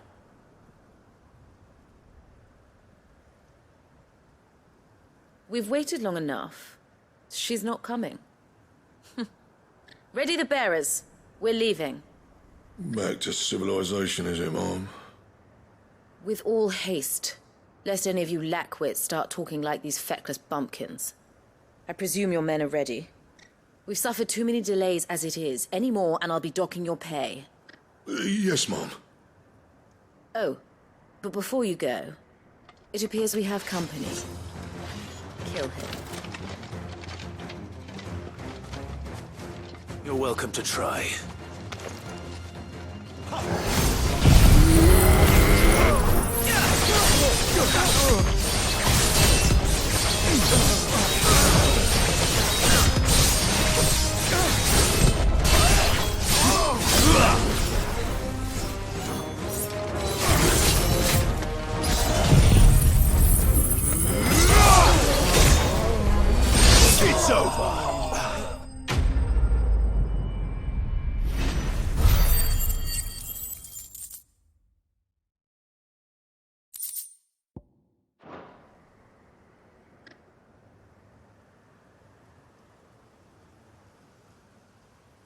So much for your escort.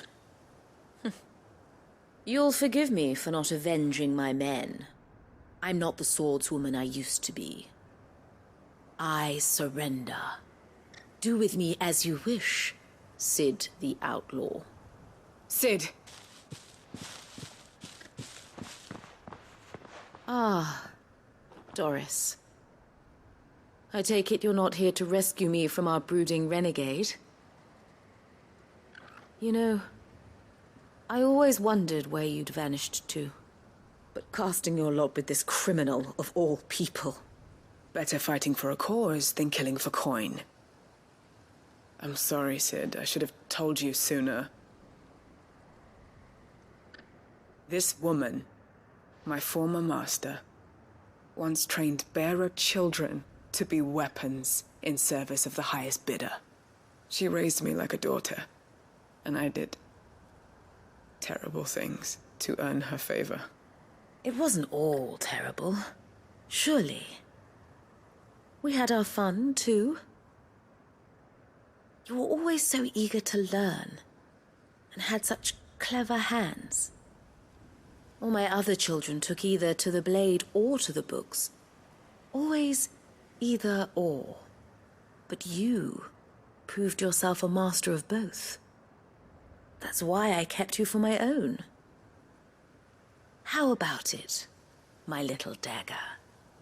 Care to swear that blade to me again? I never swore my blade to you, nor will I ever.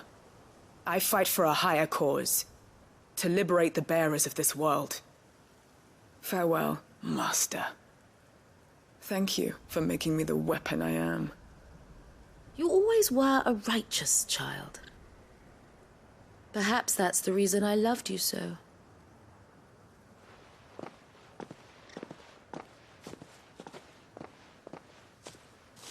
What do you want to do with her? I am not the killer she wanted me to be. Not anymore. And she no longer has friends in high places.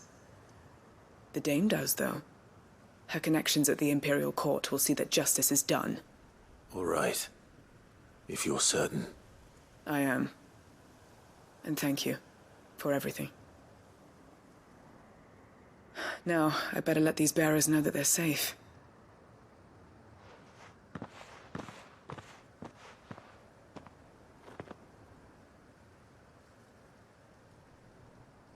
And I should head back to the hideaway and put Cole's mind at ease.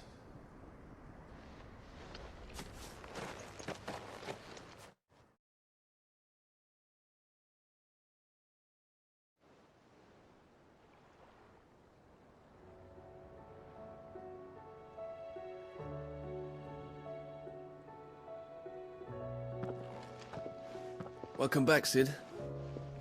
Doris's message just arrived. I hear you saved more bearers from being smuggled across the border. With any luck, they'll be joining us in the hideaway shortly.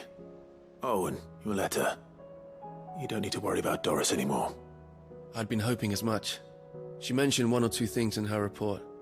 So the slaver we'd been chasing all these months was her former master. Wish I'd known. She's been arrested, by the way, over in Sanbreque. Went quietly, or so we're told. And she won't be getting off lightly. The Empire may have no love for bearers, but it's none too fond of black market traders either. Can't have been easy for Doris. I'm sure it wasn't. But don't worry. She'll be all right. I hope so. Suppose you should know, eh?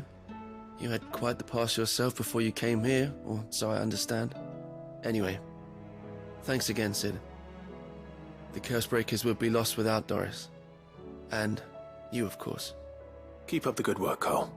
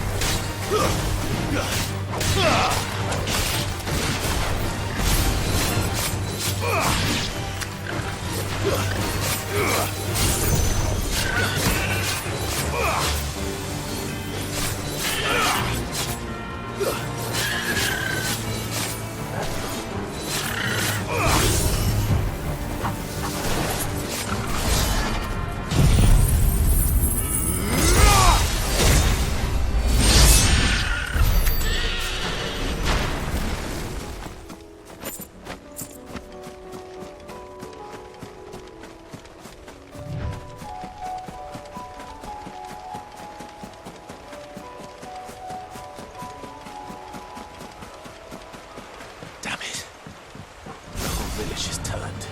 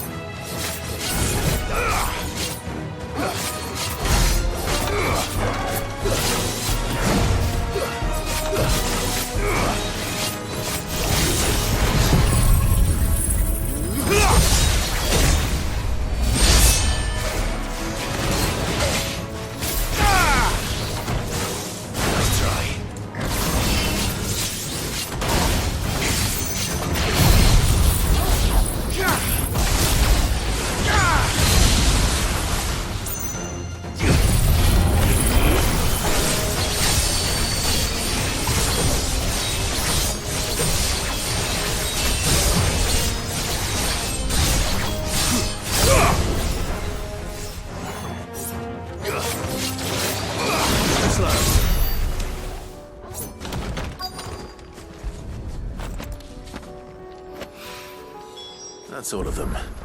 No one can uncross his toes now.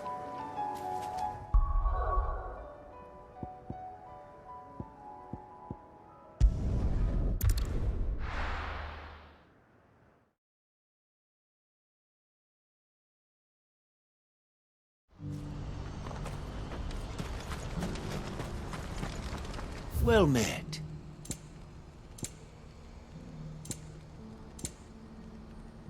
You're welcome anytime.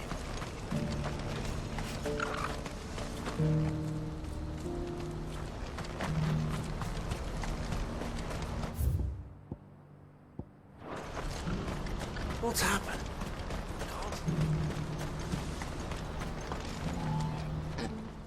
Clive.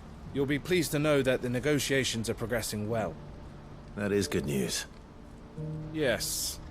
Our comrade in Randalar has just sent word that the contract should be signed very soon. But I still have much and more to prepare. It's a huge undertaking moving this many bearers at once. You couldn't do me a quick favor, could you? What is it this time? More wild beasts? Nothing like that. I just need you to go over to the caravans and ask El how long we have until the bearers arrive. Find out exactly how much faster I need to get all these supplies moved. All right. I'll go and ask. Thanks, Clive. I owe you one.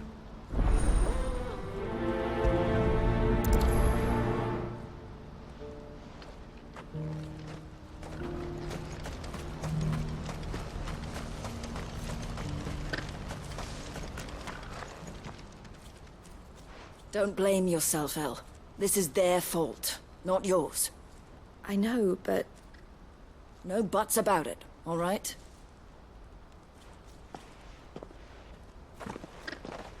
Is something wrong? Vonnie came to give me a message from our intermediary.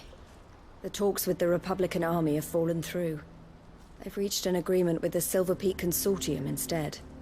Though prices have fallen of late, we deliberately offered above the going rate to try and deter other bidders. But the Consortium offered double what we did, and the army jumped at the chance.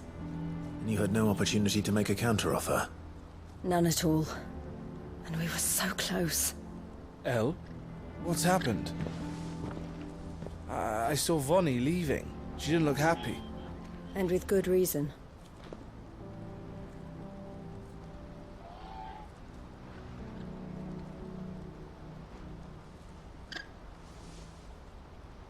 But I thought we were the only ones the Fist were speaking to about the bearers. How did the Consortium even find out about this? It's not so surprising. They have ears all over the Republic. This isn't over. The Consortium will have to sell these bearers eventually, and at the price they paid, buyers will be few and far between. I'm going to Randalar myself. Alone? You sure that's wise? Are you offering to be my bodyguard? How kind. Meet me at the checkpoint near the capital gates. I'll send an owl ahead and request a meeting. You go to Cashlock, Theo, and get everything ready. We've waited far too long as it is. Even if I fail to free these bearers, there will be others. Someone needs to prepare the place and keep any prowling beasts at bay. Oh, and that's me, is it? Well, it looks like I'm following orders till she gets back from meeting the Silver Peak Consortium, who've been doing their best to undermine our scheme. She'll never join them after this, surely. No, she said it herself. She still has plans for Cashlock, even if this one falls through. She means to stay with us, then. I can't say I'm not happy to hear it, but... is this what she really wants? You have to trust her. You're right. It's what she wants now. And if El's off fighting for the cause, I should do my part too. So I bid you farewell and safe travels, my friend. I'll gather my men and leave for Cashlock.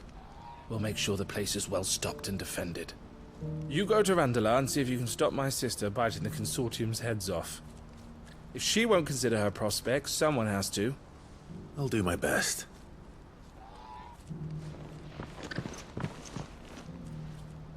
All right. To Randalar, then. And better not keep Eloise waiting.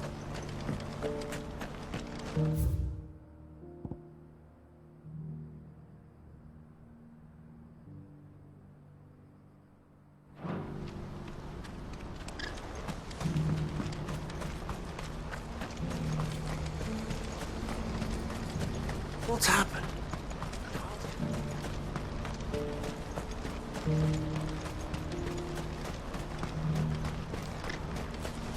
I wouldn't give for a hot meal.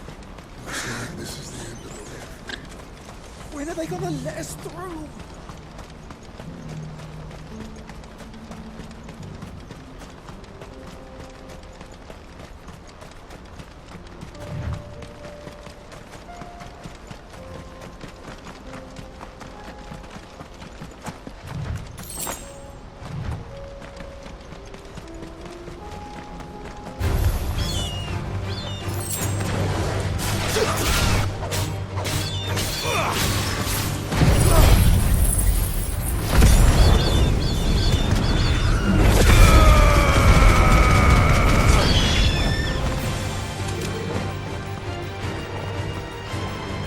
Waken wins!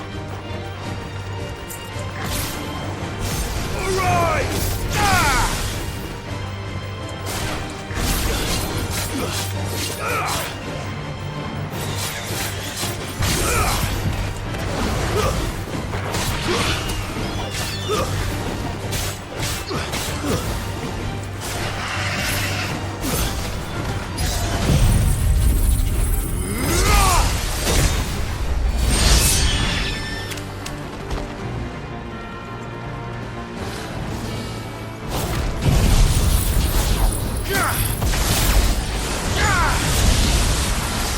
Slow.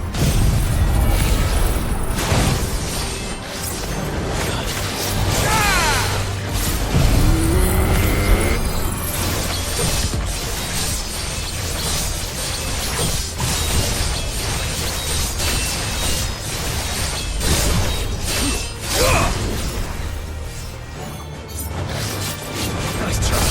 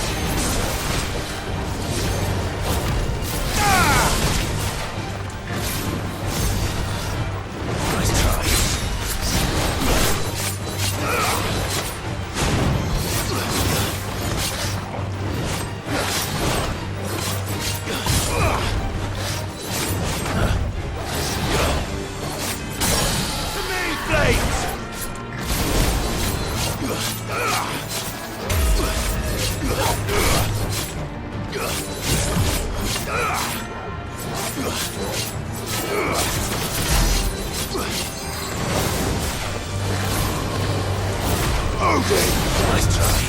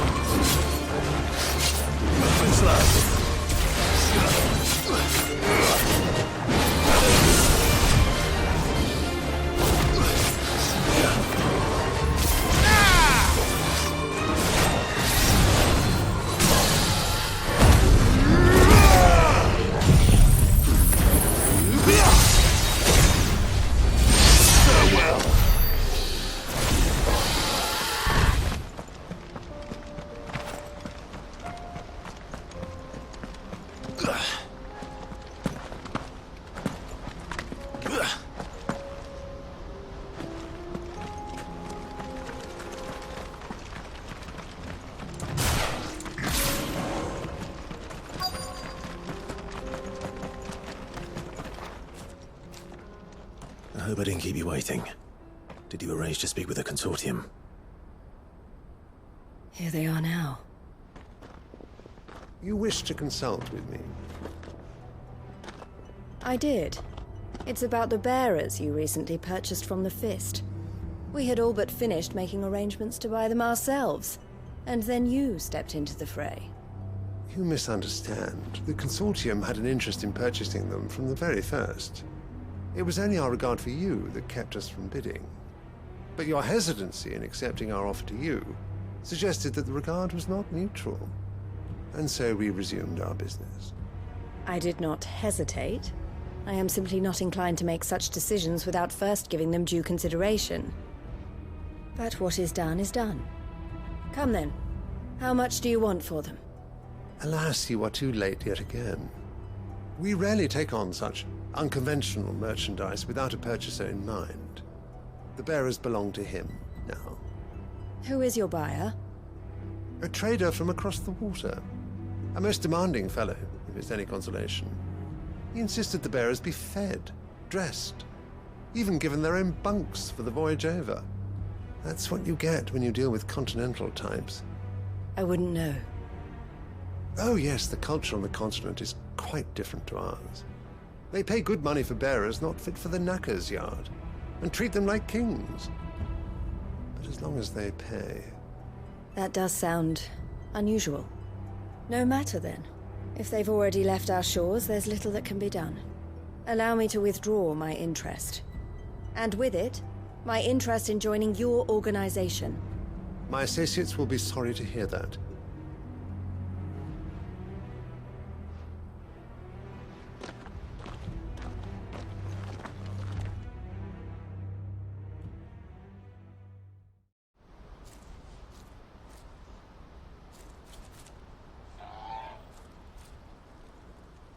I'm sorry you weren't able to save them. As am I. But I only have myself to blame. He was right, you see. The Silver Peak Consortium did intend to buy those bearers before I did. Their representative hinted at a possible purchase when he came to recruit me. I feigned interest in joining them in the hope he might be encouraged to tell me more, and he did just that. As soon as he left, I sent my own offer to Randalar. So you never... No. I entertained the Consortium's proposal solely so I could learn more about those bearers. But I was a fool to think they wouldn't find out. I knew exactly who I was dealing with. You tried. I did. And if what he said was true, the bearers are to be well treated. Which is something, at least. But they deserved more. I wanted so badly to see them freed. Eloise! Eloise! Word from Cashlock. The village is under attack. A pack of beasts have come down from the mountains, and there's a dragon at its head. Theo and the others are trying to hold them off as best they can, but the odds are against them. They need help, and fast. Theo! I'll go on ahead. Thank you, Clive. I'll gather some men and join you there. Just... make sure he's safe.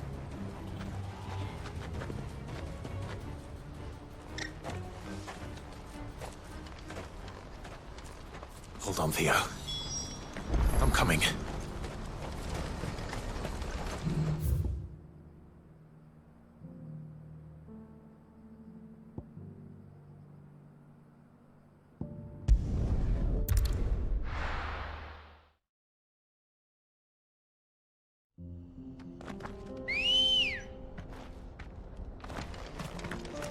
Ready, go?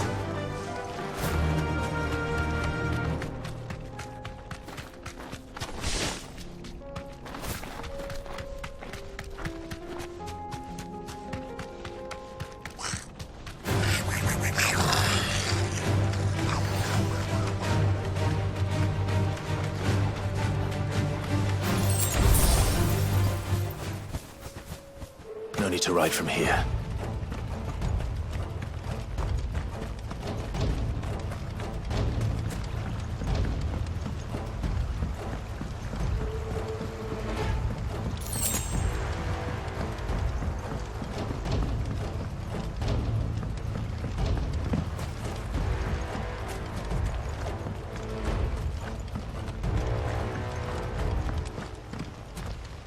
Where's Theodore? Upriver! He led the dragon that way to keep it from the village, but the whole area's flooded with ether.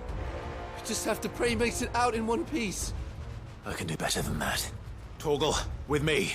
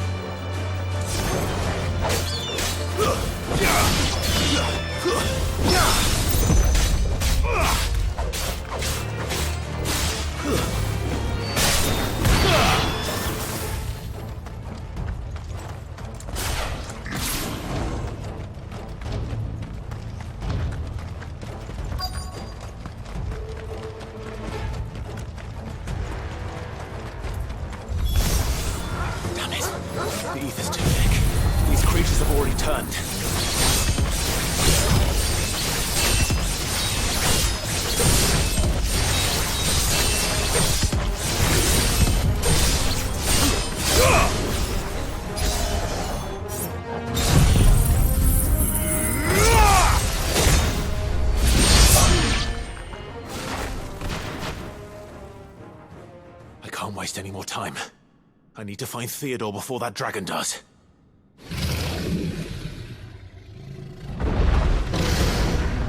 Looks like it's found me. This thing's turned as well. This isn't going to be easy.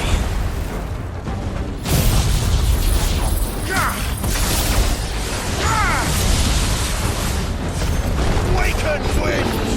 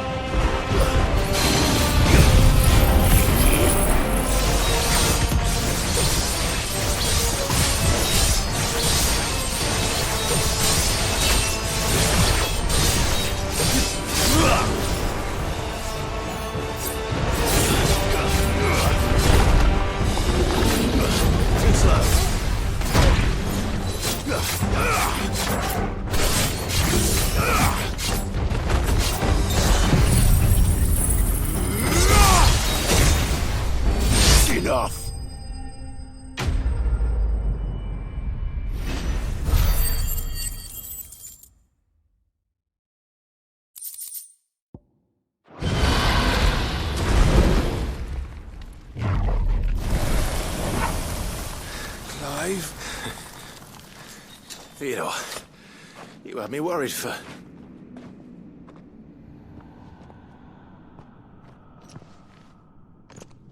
We have to get you out of here.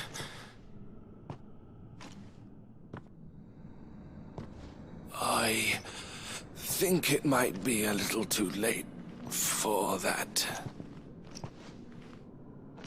Bearer or no, there's only so much ether a man can take, and that Drake just wouldn't let me leave. You have my thanks, Cid, for finishing what I could not. For keeping Elle's dream. Theodore!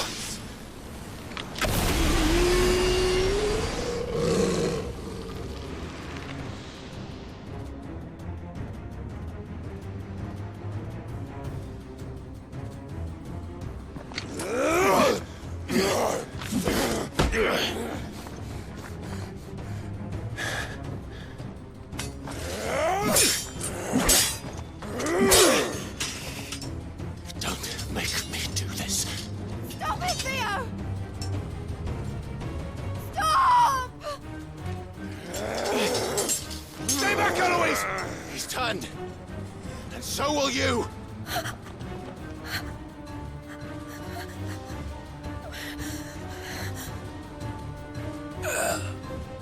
Elle. Theodore.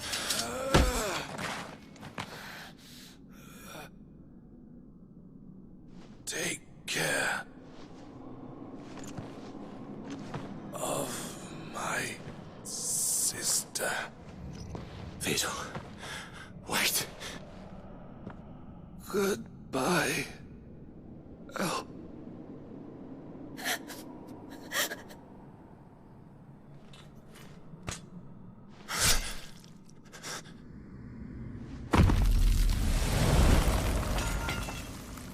No! Theo! Theo!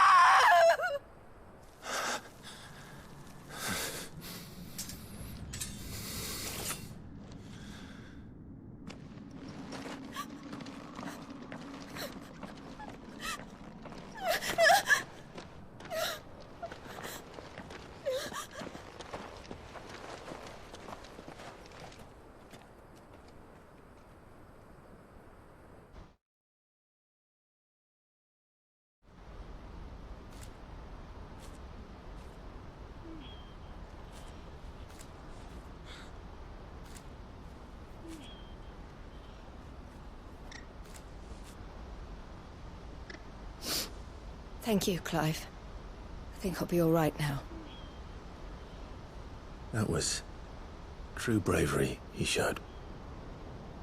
Leading the dragon away from the village like that. His first instinct was always to protect people. To put others' well-being before his own. And now he's gone.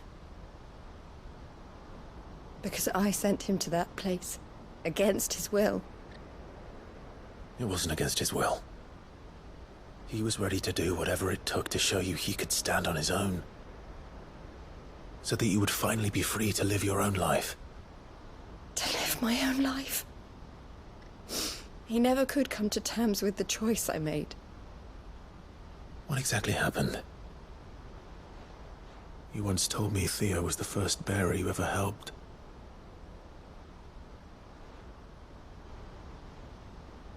We grew up in Canva. We were born to one of the great trading houses. And I was chosen to inherit the family business. I had my father's head for figures, you see. Theo did not. While I studied the art of commerce, he played at soldiers instead. A late bloomer. In more ways than one. For unlike most bearers, it wasn't until his 15th summer that his powers awakened. My parents tried to drive him out of the house and into the care of the constables. But before they could, I took him into mine. Theo told me something else. He clearly admired your devotion to the cause of freeing others like him from slavery. But he said you deserved a better life than this. He wanted to free you from what he called your bonds, just as you freed him from his. I would be lying if I said I had not wondered from time to time how much easier my life might have been if I had allowed Theo to be taken and devoted myself to the family business instead.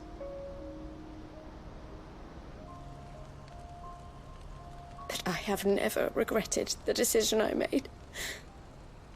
Being with my brother meant more to me than tradition or reputation.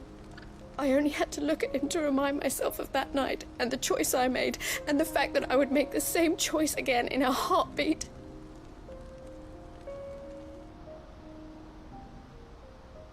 He was never a burden.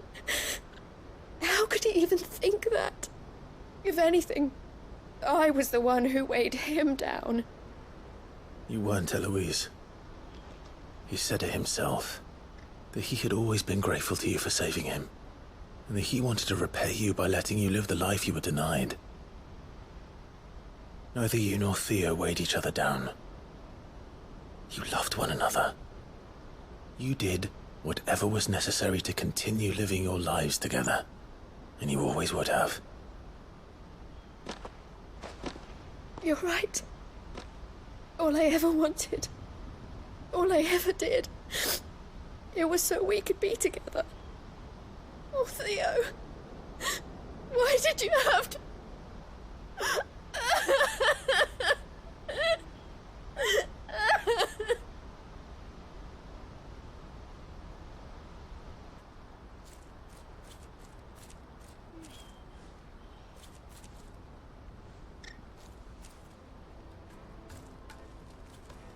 I know Theo wanted me to move on, but I'm staying here at the Crimson Caravans to continue our work. We can make a difference here. We can help people, save them. I need nothing more from life than that. So I'll carry on doing what we do, ensuring that goods, people, bearers get where they need to be, bringing smiles to people's faces just like we always have, and to Theo's, wherever he is. This is the life I have chosen. The life I will always choose. I've made a choice of my own, to continue helping you however I can, whenever you need it. Thank you, Clive. Let's go on together then. For Theodore.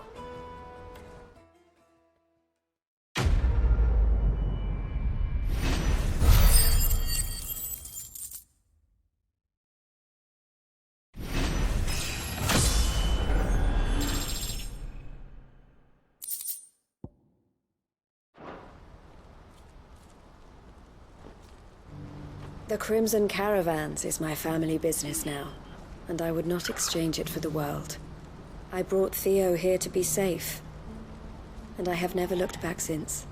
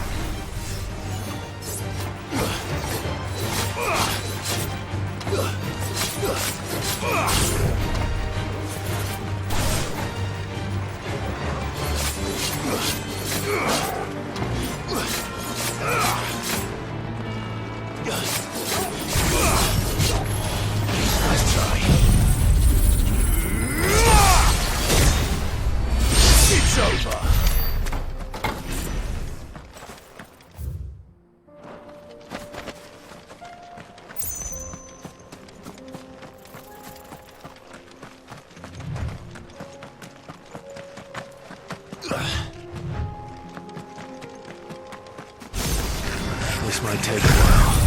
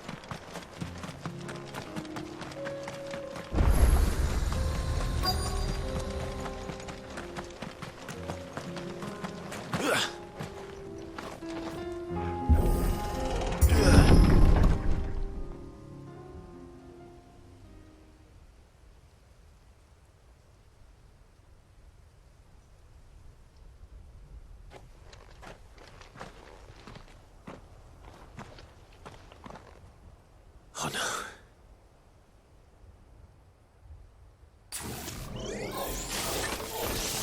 You'll pay for this.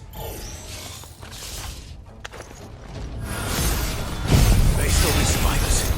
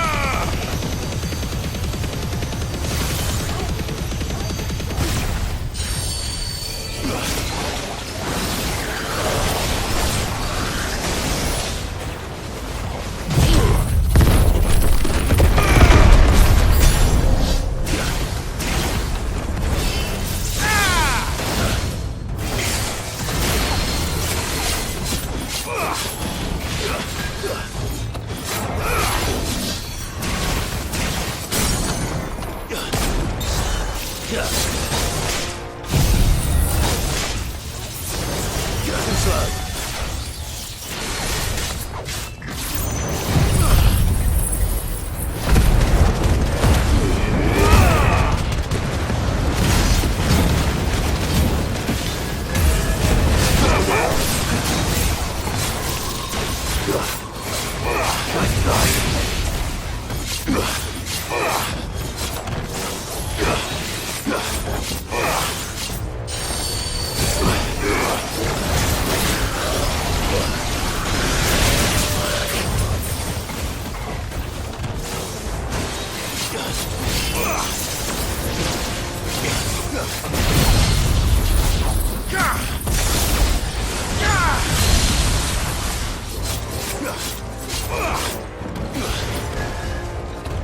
Well done, Torgal.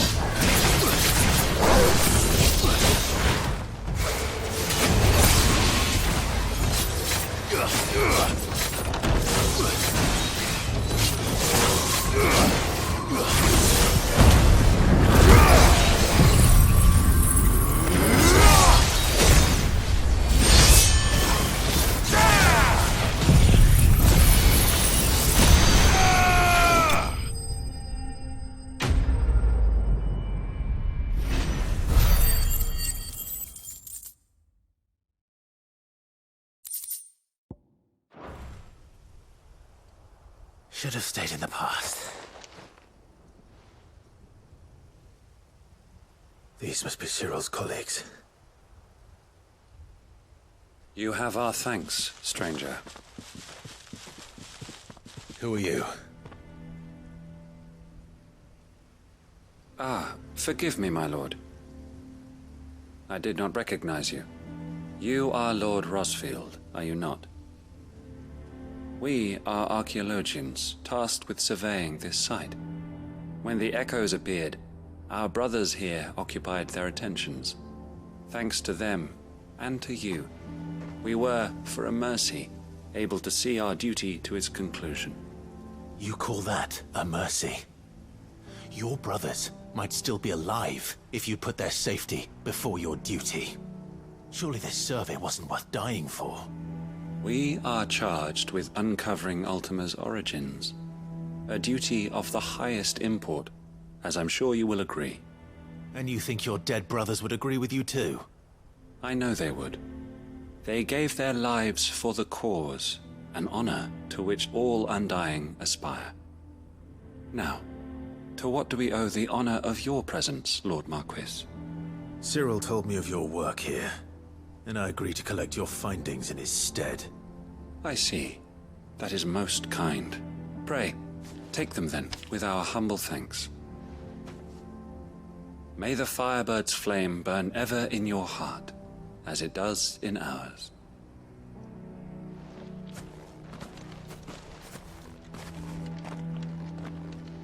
It's one thing to lay down your life for another, but for a survey...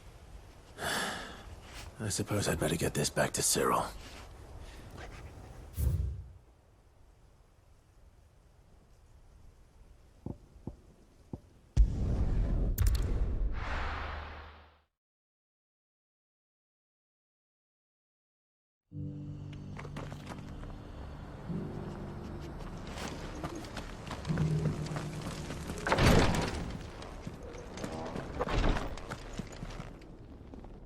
Ah, you are returned, my lord. I collected your colleagues' preliminary findings. Here, take them.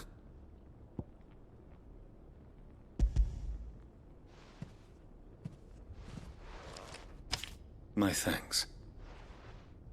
I shall study them, and inform you forthwith if I discover aught that might aid you in your fight against Ultima. Cyril, your survey party suffered several losses in Kretov. Losses which could have been avoided, had the others not chosen to complete their work, instead of saving their friends. Were these your orders? No.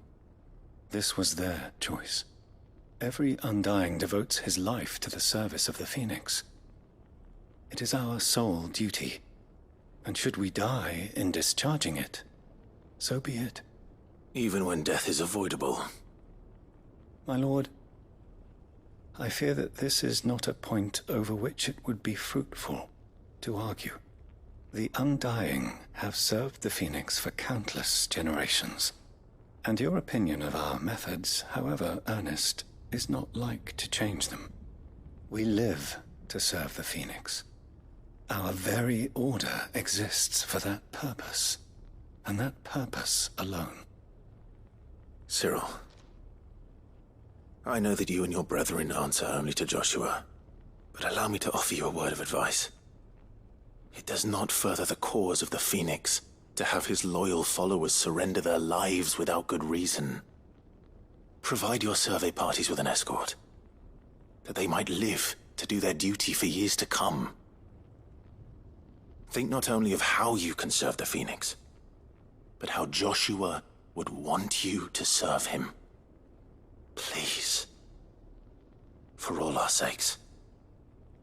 I thank you for your advice, my lord. If you will permit me to respond, our faith in his grace, Joshua Rossfield, is absolute. And we of the Undying will do what we believe is right to fulfill our duty unto him. As first shield to the Phoenix, I am sure you understand what it means to do one's duty. I do. Then we are of the same mind. And it is my hope that we may continue to do our duty together.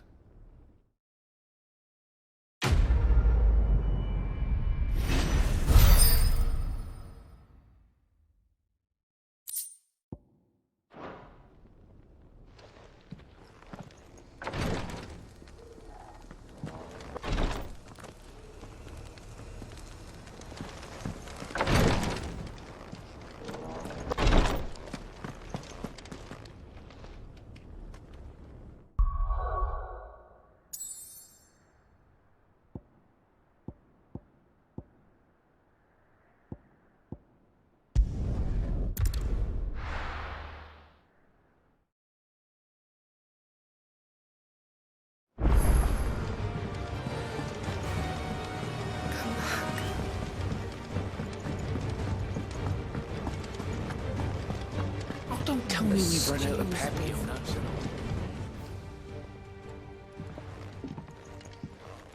Ah, the man himself.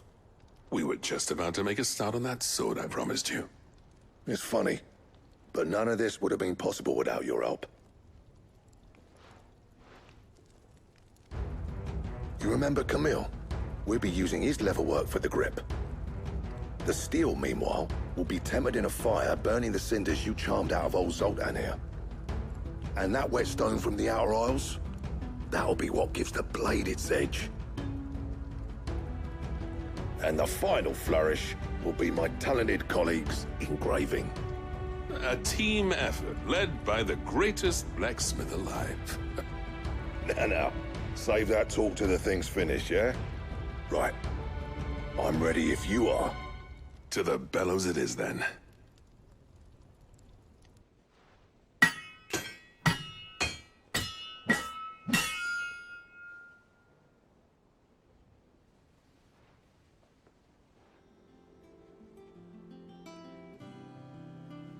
Well, bugger me. We actually did it.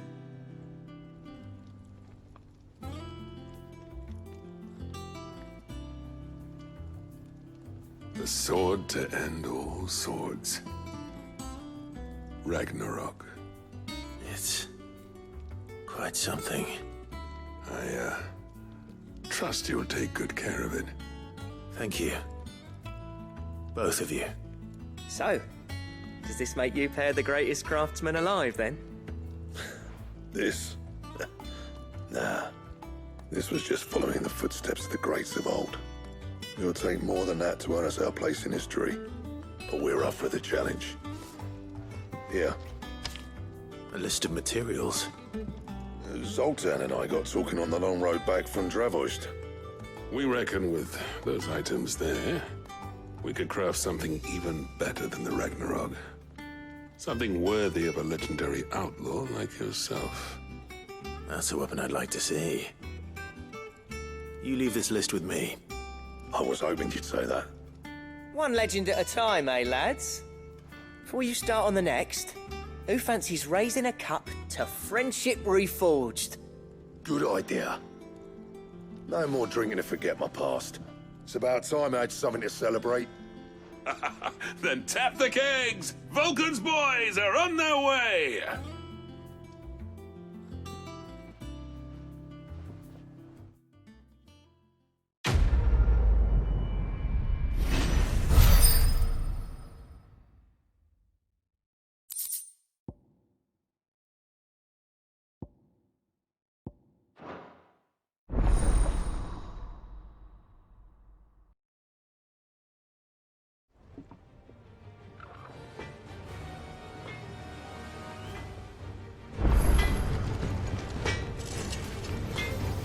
Trouble with your gear, or...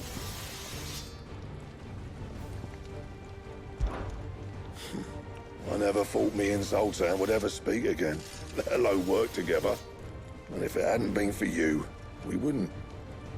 You've been a good friend to me, Clive. The best. What do you want?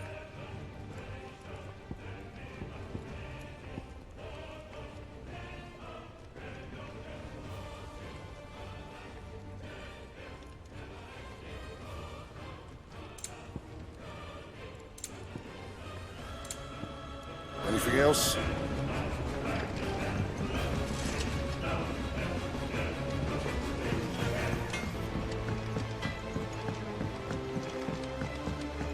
Have you tried Molly's lemon tarts?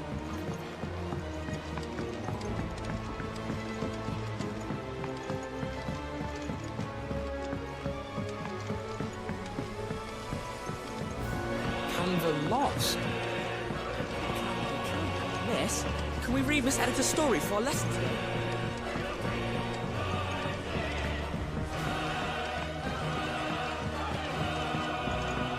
How was she? The Enterprise.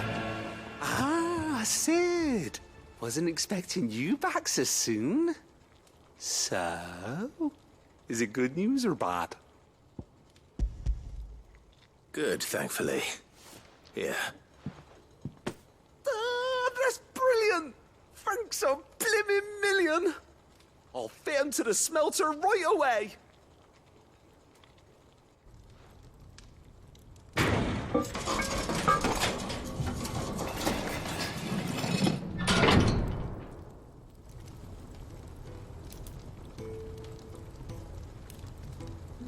May I present to you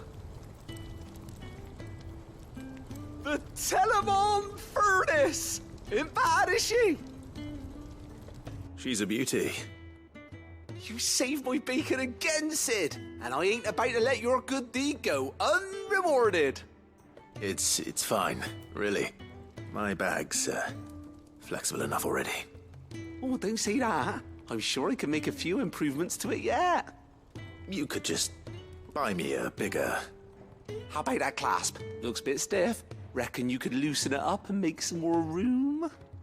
And I reckon I know how. With a new alloy we've been working on. The Telemon Furnace was just what we needed to perfect it. It's a metal, see? So it's lovely and strong, but it's also, well, stretchy, if you can believe it. Stretchy metal. Well, if you insist. That is the spirit.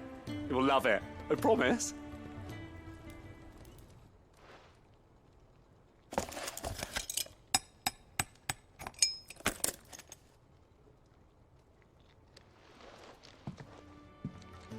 So, what do you reckon?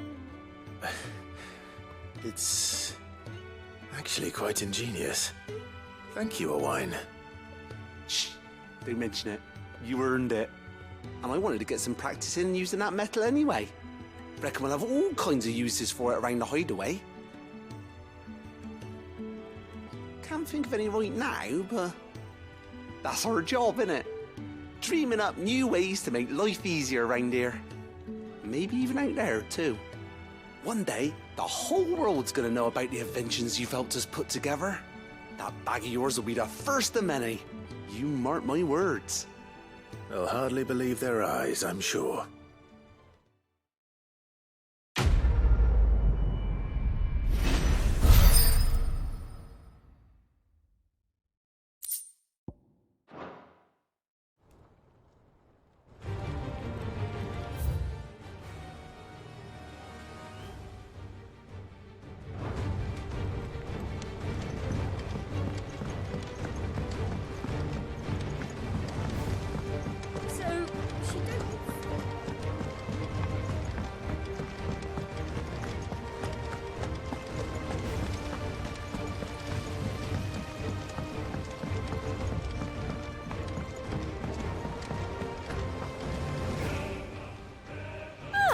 I wasn't expecting you back so soon. Here's everything we've received and everything promised. You earned this.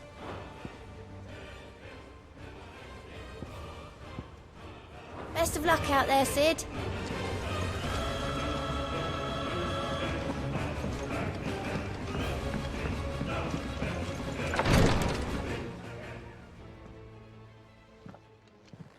How are you feeling, Joshua? Better than I was. But not nearly as well as you should be. Your cuts and burns may have healed, but your body still bears the burden of every spell cast. And what would you have had me do? It was no ordinary foe we faced. It was the Warden of Darkness. Yet still, it was not enough. The king could have ended me at any moment, but instead chose to toy with me like a curl does a mouse. Yeah. You underestimate yourself. Oh, it was crystal clear. Only one man established his dominance that day, and that man was Barnabas. I'm sorry, brother. That was ill-spoken. It's just, I have never felt so powerless. And when so many are looking to us for strength, perhaps the prince feels the same.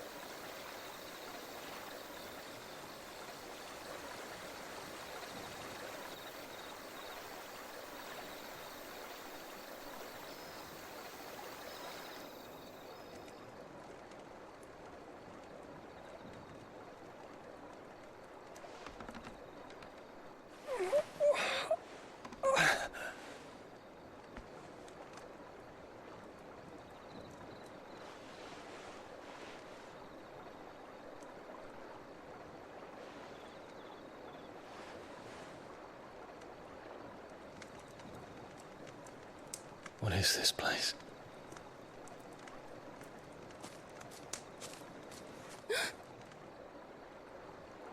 Don't move.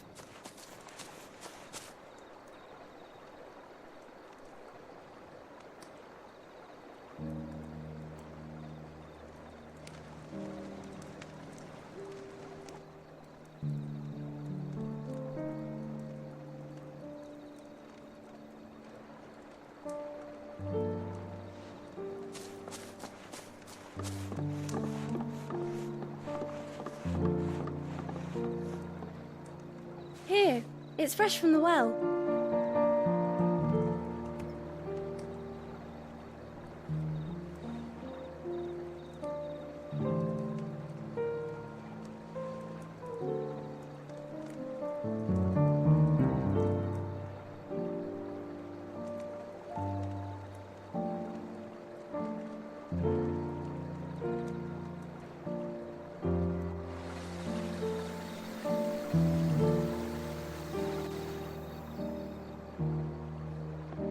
Grandmother told me spirits sometimes get lost, and that the lanterns guide them to their proper place.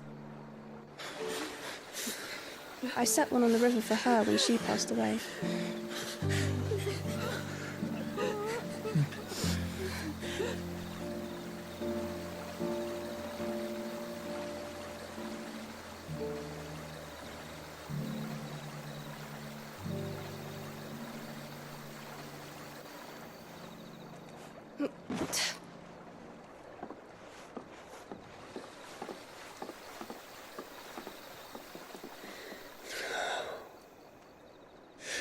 fiend works from the shadows.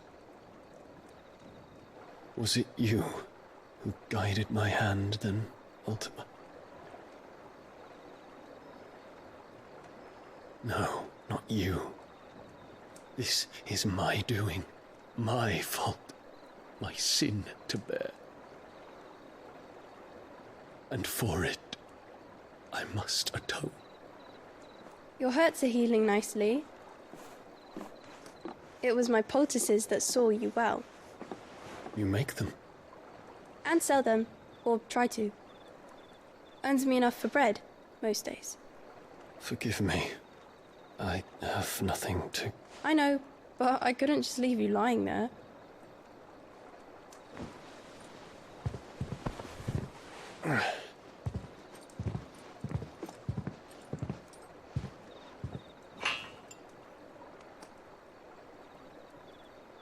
You're going then? Of course. I'm healed. Thanks to you and your poultices. Will you promise to come back and visit?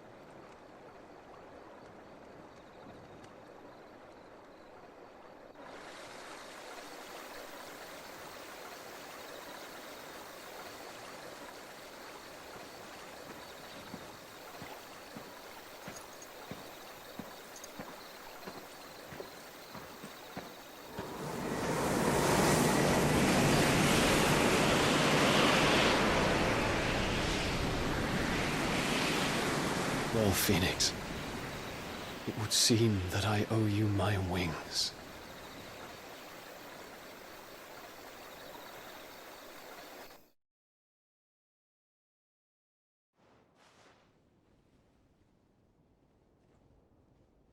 Perhaps he can find an answer. You will be returning to Waloed soon, I gather. I see no reason to wait. Then neither do I. I can think of a few, but I doubt they'll stop you. You will take your medicine. Of course, Lady Tyr. Set on leaving already, are you? How long will it take us to get back to Ash? Dunno, about the same amount of time it took us to get here. Maybe less, if your uncle can find someone trustworthy to patch up the Enterprise. All depends on where we're putting into port, mind. Yes. It's not as if we can put ashore wherever we choose. We have to assume that the whole of Ash is hostile, and that we'll be attacked on sight. Then we must find a place they won't think to look. And I have an idea who might know of one. The Professor! I'll go and tell you come in. While you're plotting our course, I'll be in the shelves with your lawsman. I wish to pick his brains about Ultima. Then I'll talk to Karen about supplies for the journey. They may not be easy to come by in Ash.